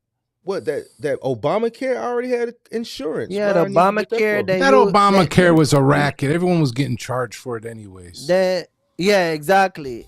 And you were getting penalized on your taxes if you didn't Mm-hmm. have it. And Yeah. then when you go to the dealer, if you ain't buying the car, you ain't get the clunker thing. The clunker. The what? When you remember when he was giving away $1,500, you trade in the old car. No. Yeah, all they did I was don't know. kill the used car market when they did that. They crushed Yeah. the used car market. Yeah, The clunker. you trade in the Nah, old. I missed that. Yeah, when they were giving away the I think it was $2,000 or $1,500 or $2,500, you trade in your 1999 and get a 2023, and they give you a credit because Yeah. they said that your old car was polluting the. You don't remember that? Yeah, that was another I big didn't thing. have a 1999, so maybe it flew over my head. So, so Right. I bought a Well, brand yeah. new car in 2012, 2013, 2015. I stay by brand new car, man. But I So I know, mean, I know the stuff. I bought a new car in 2016, but Trump was impressed. So like from 2012 to 2016, I bought 4 vehicles. So Mhm. I mean, none of them were 99 to trade in. So I that shit when I don't know, but Yeah, it was a Listen, I problem. think when it comes down to the election, DeSantis is going to fall right into that vice president spot. I don't think so. I think Trump is the type of guy that if you go against him, he's not going to let you circle back once he loses the preliminaries and let him run as his running mate. He's doing I too think, dirty. in my opinion, I think it's a game they're playing. I don't. They don't want him to know they're together. I think then DeSantis is going to slide in as vice president, and then bam, then the next 8 years it's going to be DeSantis as president. I hope not. I don't like DeSantis. People were saying that about this girl that this lady that is with Joe Biden. that hell they no. were open. They were open that Joe Biden would fall off the bicycle and have a coma, You talking about the lady, and the she vice would president, take over. Yeah, the lady yeah, who laugh all the time? She gonna be worse than him. yeah. Damn, She Mark's don't know. got that Walmart trail mix. Oh man, Right. that's the best trail mix it is. The Walmart one. Hell yeah, the probiotic. This her name, Kamala Harris. Kamala Harris. Oh, let's not start on her. Yeah, she got a You might as well have Jamaican family Ocasio too. Cortez in I there. think her dad is Jamaican. Her mom is Indian. You know she used to date Montel Jordan back in the day. Yeah, way back in the day. So Right, that's how you Americans are, man. You like piece of that Jamaican background, whether it's from Jamaica originally or it's a part of the Jamaican culture, man. You just had to, right, Axel? Oh, she's Jamaican. I heard Kamala says she's black and she's not even black. Is that true? What is she? She's I don't her know. I dad thought I is heard somebody say Jamaican she's and her something else. mom is Indian, but her mom passed away. Oh, so she not Oh. black. Yeah, she mixed with Indian. She mixed with Indian people. She's a thought part of the Patel background. Oh, she not Oh, black. shit. Then. That's the type of people that Axel don't like. You know them Wait a minute. Indians, them. You know what So I mean? she not black. So all these women No. was wearing them pearls and them Chuck Taylors for what was they wearing that shit for then? When she got elected, I remember black women was wearing pearls and Chuck Taylors. I don't know why, but that was like the theme one day or some shit. Because all wear again, pearls and as Taylor. soon as you drop a trend, people just pick it up and run with it. That's what we're talking about. Listen, politics is like social media, man. Whoever's advertising the best. Yeah, but So, yeah, but to answer your question, and sum it up, I'm gonna vote for whoever mhm. is putting me and my people in the best position. You know what I'm saying? So I just want to know where I get that chain from we were talking about the other day, that big medallion, like box truck shorty. I like that big ass coin around his neck. I need one like that says Axel. well, What the Cuban? Can you guys chain, send me to the right 25,000? send me to the right jeweler for that? They got 25, 30,000, 35. You don't want that. Man, that big coin right here on my neck, Axel. You know? Yeah, yeah. hey, What are you man, gonna do with that? We can't talk about other creators on this channel, man. Remember? I'm talking about the chain.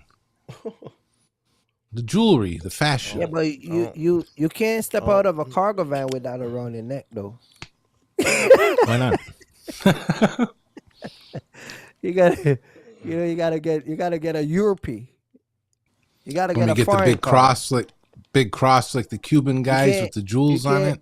You can't go get no damn GMC, no Ford, unless you get a Ford Raptor. You can't get no Chevy. What they call that Chevy? You gotta get something sturdy, man. See what I'm saying? You gotta pull up in something like Mark. I don't got no jewelry. I don't wear no jewelry. No, I said a car. You gotta pull up Oh. in something like what you got. Axel probably got like a Lincoln or something. What you drive, like a Lincoln? No, I got a few rings though. You ain't got no Lincoln What? car, man. Oh, you talking about I jewelry? got a mountain bike. Oh, you ain't got Oxley ain't got no keeping car. Oxley ain't got no car. I got a cargo van. Oh, that's right. Yeah, why do I need a car? I haven't had a Yeah, car you ain't got since no like cargo, man. 1999. That's why he ain't got no woman. Cause ain't no woman driving around no cargo van with you, bro, with a big ass chain around your neck. Ibrahim said Trump What about would what's never, up, cuz? Trump would never win. He said he'll place a bet. I don't think Biden gonna win. So if Trump not gonna win, who's gonna win? Because it ain't gonna be Bobby Kennedy. DeSantis. It ain't gonna be Bobby Kennedy. It ain't gonna be DeSantis. DeSantis is not gonna win. He's not No, gonna win. Trump is way in the lead. Trump is way In the way the country is right now, there's no way the let me explain to you. Biden's getting in there. Let me explain something to you. The best thing that Trump got going for him is how bad Biden's doing. Because now what Americans have is a compare and contrast. There was a lot of people that wanted to lean towards Trump, but then it was so many people that were still against him. But now since they gave Biden the opportunity, and Biden has come in, and so many things have gone wrong. And then at the beginning, it was like, well, you got to give him a chance. You got to give him a chance. You got to give him a chance. Okay, well, 4 years is up. So now Americans have a compare and contrast now. Okay, well, we had Trump. This is what happened when Trump was there. Then we had Biden. We gave Biden a chance. This is our 4 years with Biden. Now you're weighing the two. And Trump is winning. Well, Pookie and Ray Ray got out because of Trump. Trump let Pookie and Ray Ray out. Obama didn't let Pookie and Ray Ray out. Mm-hmm. So cousin Pookie and cousin Ray Ray home because of Trump. That 4-wheel that's in the garage is because of Trump. That trip I took to Jamaica in 2020 is because of Trump. Right. Them Hellcat is because of Trump. This Hellcat, even though the repo man looking for it, I was able to go get it because of Trump. Right. Now you put Biden in the situation, and I get a lot of this stuff wasn't Biden's fault. The economy wasn't Biden's fault. That was inevitable. You know what I'm saying? You have inflation was inevitable. You know, with the rising with the pandemic and everything that happened with the pandemic, inflation was gonna come behind it, right? So that's not Biden's fault. It's not Biden's fault that they can't control inflation. That's American citizens' fault. They've tried to slow the economy down, so that's not even Biden's fault. I think a lot of the things with Biden that he's lost a lot of support, credibility. Is one, he's too old. We could talk about him falling all the time. He can't stand up straight. He got bad knees. He's weak. He tried to ride a bike. He stopped the bike, fell off the bike. He keep falling up the stairs, down the stairs. He walking on stage, walk past the podium. Right. You go on stage to give a speech. You walk past the podium. You got people pointing you to go back the other way. And you're too old. He's too old. So that's one. And two, he's too weak. It's too weak, bro. We need a strong commander in chief, man. We don't need somebody that's gonna let funny things fly across our country. We're not gonna let we don't need a president that's gonna let people play with our government weapons. Man, you give drones. me $5 million, I'm gonna let things fly across the country like him. Okay, so if he can get bribed for $5 million, we definitely don't need him as the president. 100%. So you know what I'm saying? We don't need that. You know what I'm saying? We don't need other countries surveilling us. They already got enough surveillance over here. They got TikTok. They keep saying that they're gonna let go. They're gonna get rid of TikTok, but I don't know why. I think that it goes back to they can't resist letting go TikTok because there's so many people. TikTok is like antidote for a lot of people. This is what they do. Make a lot of money off of I'm gonna tell you what's gonna happen. If they let TikTok go, it's gonna be a lot of suicides that day. It's only gonna last for a week. And then once enough people kill themselves. Why they gonna do that? Why they gonna do what? Kill themselves? Yeah. Because they can't live without it. If they let TikTok go, if they ban TikTok in the US, you're gonna see a lot of suicides. Kirk, have you ever watched TikTok live? There are some real mental cases on TikTok. You know why it's gonna be a lot of suicides, Kirk? Because there's a lot of TikTok famous people over there, and once they take TikTok away, that fame is gonna go away with them. They're only famous on TikTok and not on Instagram and not on YouTube. So the moment it's gone, it's gone. They're saying that if the TikTok that they use in China is different from the TikTok that they use over here. That's what they're saying. So if you got TikTok over here, like women putting all those, videos of themselves and couple other stuff. People are saying that in China they don't use TikTok like that, and it's mostly educational. I think in Montana it's already banned. TikTok is really like a lot of these social media app like TikTok and a lot of these app that are out there that are Instagram and all that, it's all to feed a lot of these man and woman lusts and desire that they have. That's all it really is. Um, Because a yeah, guy, but because think I, about it, a guy see a guy with a. They were talking about Tesla the other day. They were saying that a lot of people are damaging Tesla because they were saying that a lot of people who have Tesla were rich. You understand? And they go back to a TikTok video that was posted about Tesla that make it seems like a lot of people that drive Tesla are wealthy people. So what they were doing, they were going around scratching people car, damaging people car, and it's all because of a TikTok video. But a I lot of mean, these I don't social know. media, it just feed a lot of people appetite. You know what I mean? I mean, if somebody go around damaging somebody's car, they're gonna run up across the wrong person. It might cost them their life. So, but that's the point that I'm trying to. That's the point that I'm trying to make. If they take TikTok away, it's gonna be suicides. It's some people, and Mm-hmm. unfortunately, some of them, a lot of them suicides probably gonna be kids, teenagers.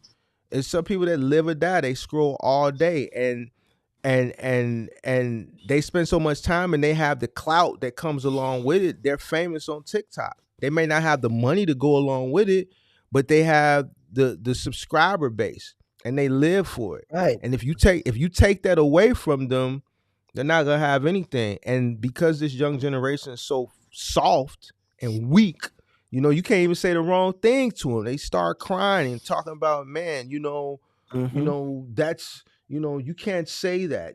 That's just like comedians. Like comedy is eventually finna not be good anymore because comedians have to be careful of what they say. If you watch a Mm-hmm. comedy show, just think about like Eddie Murphy Raw or Delirious. You know what I'm Yeah. saying? Back in Mm-hmm. the 80s. Like 90% of the stuff that he was saying on either one of those specials, he would not be able to get away with today on a stand-up special.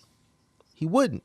But that's You what I'm can't you saying. can't But that's make what you I'm can't make saying. gay jokes, you can't make racial jokes, you You can't can do make none of gay that joke. stuff. You can No, make you gay can't. joke. No, you You just can't. can't. No, Of you course you can't. can't. You No, you just can't do can't. it from America. You got to do it No, from you can't. Jamaica. Well, whatever. But the point that I'm trying to make is, you like the younger generation is very sensitive. You can't say But that's certain what I'm trying things. to say to Oxler early on. I don't care about sensitivity with people. Well, here's the Did you thing. see Ice Cube is pushing back? Mm-hmm. On what? I guess he's against. I think he's against the Hollywood people or something. So I didn't get all of it, but yeah, he's turned his back a little bit. He was on Joe Rogan the other day. Everybody who sign up to become a celebrity and get into that type of machine eventually go to that area. Ox, it's a phase. It's a phase. All of them Yeah, he eventually don't get want to that nothing to do area with it. I guess he turned down like because $9 they're million all for the yeah COVID because stuff. they all go in and they all thought the machine was gonna produce what they were gonna expect out of it, and it's not. Unfortunately, it's not. It's not.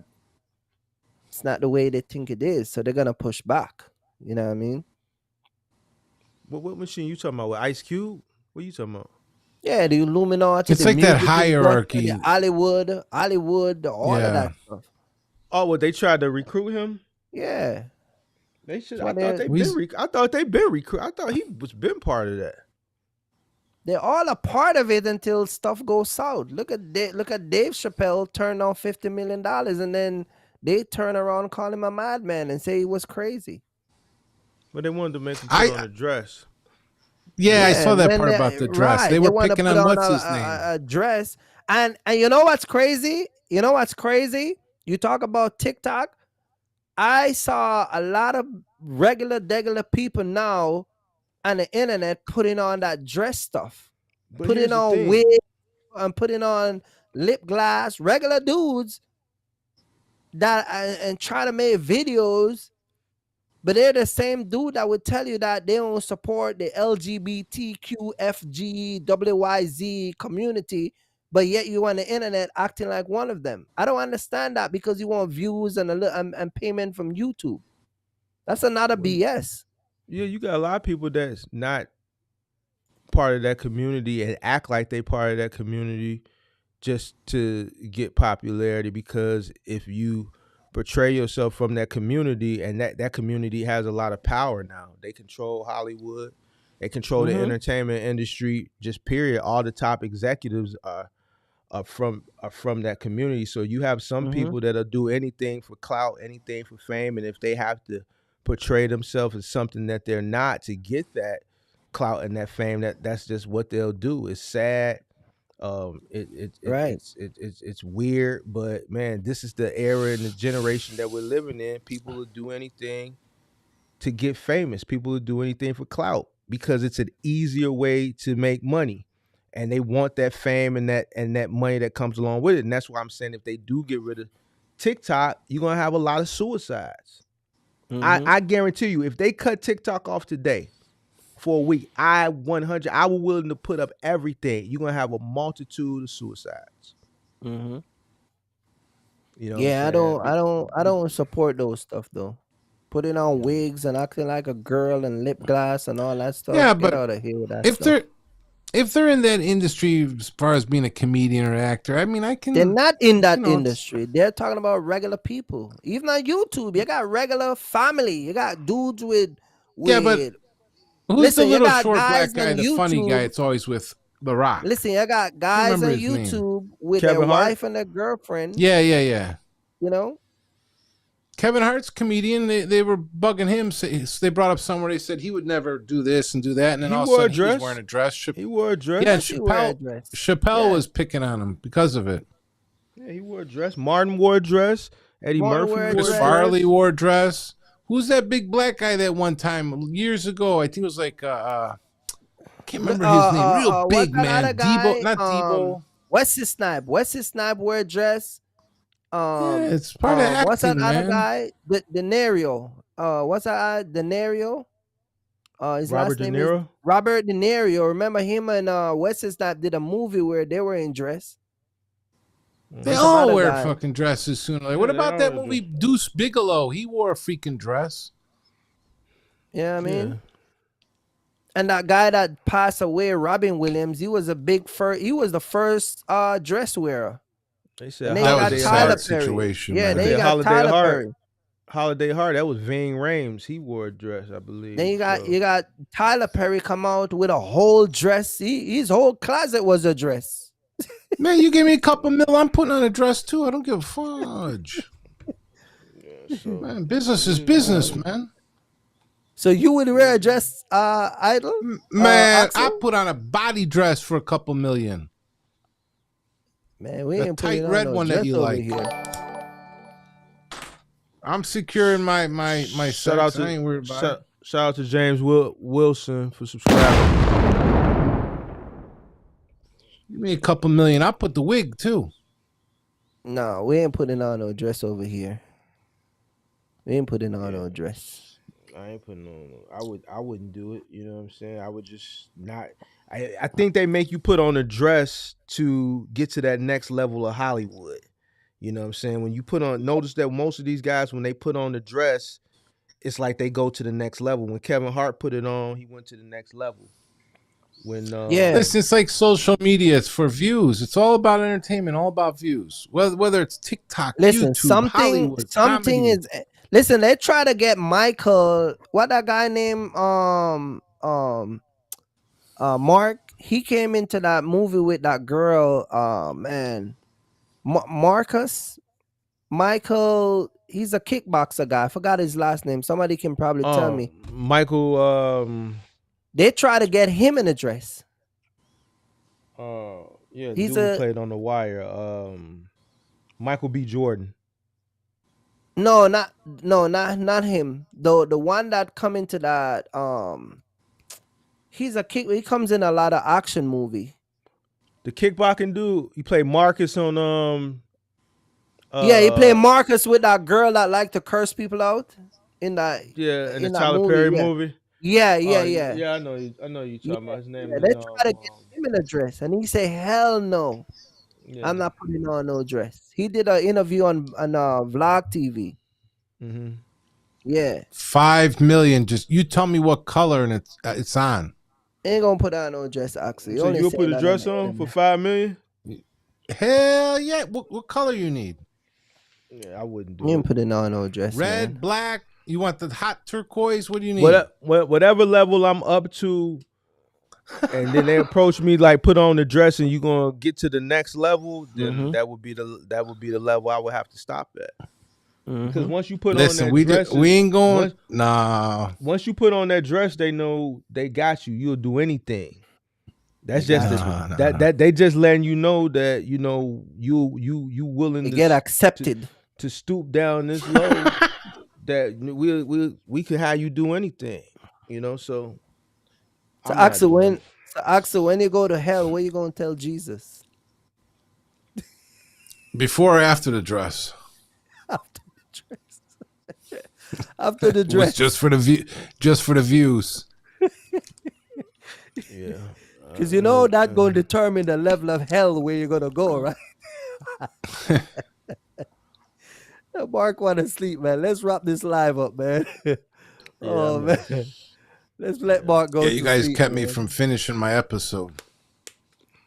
Oh, well, you don't need to put out another episode. Yeah. You got enough episodes you put out the past couple of days, man. Me and Mark I'm gonna getting go into the live nitty Wednesday. gritty now. Hey, You don't Mark, need to you want to threat- go live Wednesday? Threaten nobody on the holiday. Wednesday? Yeah. Let You me wanna see how touch back tomorrow on goes. Wednesday?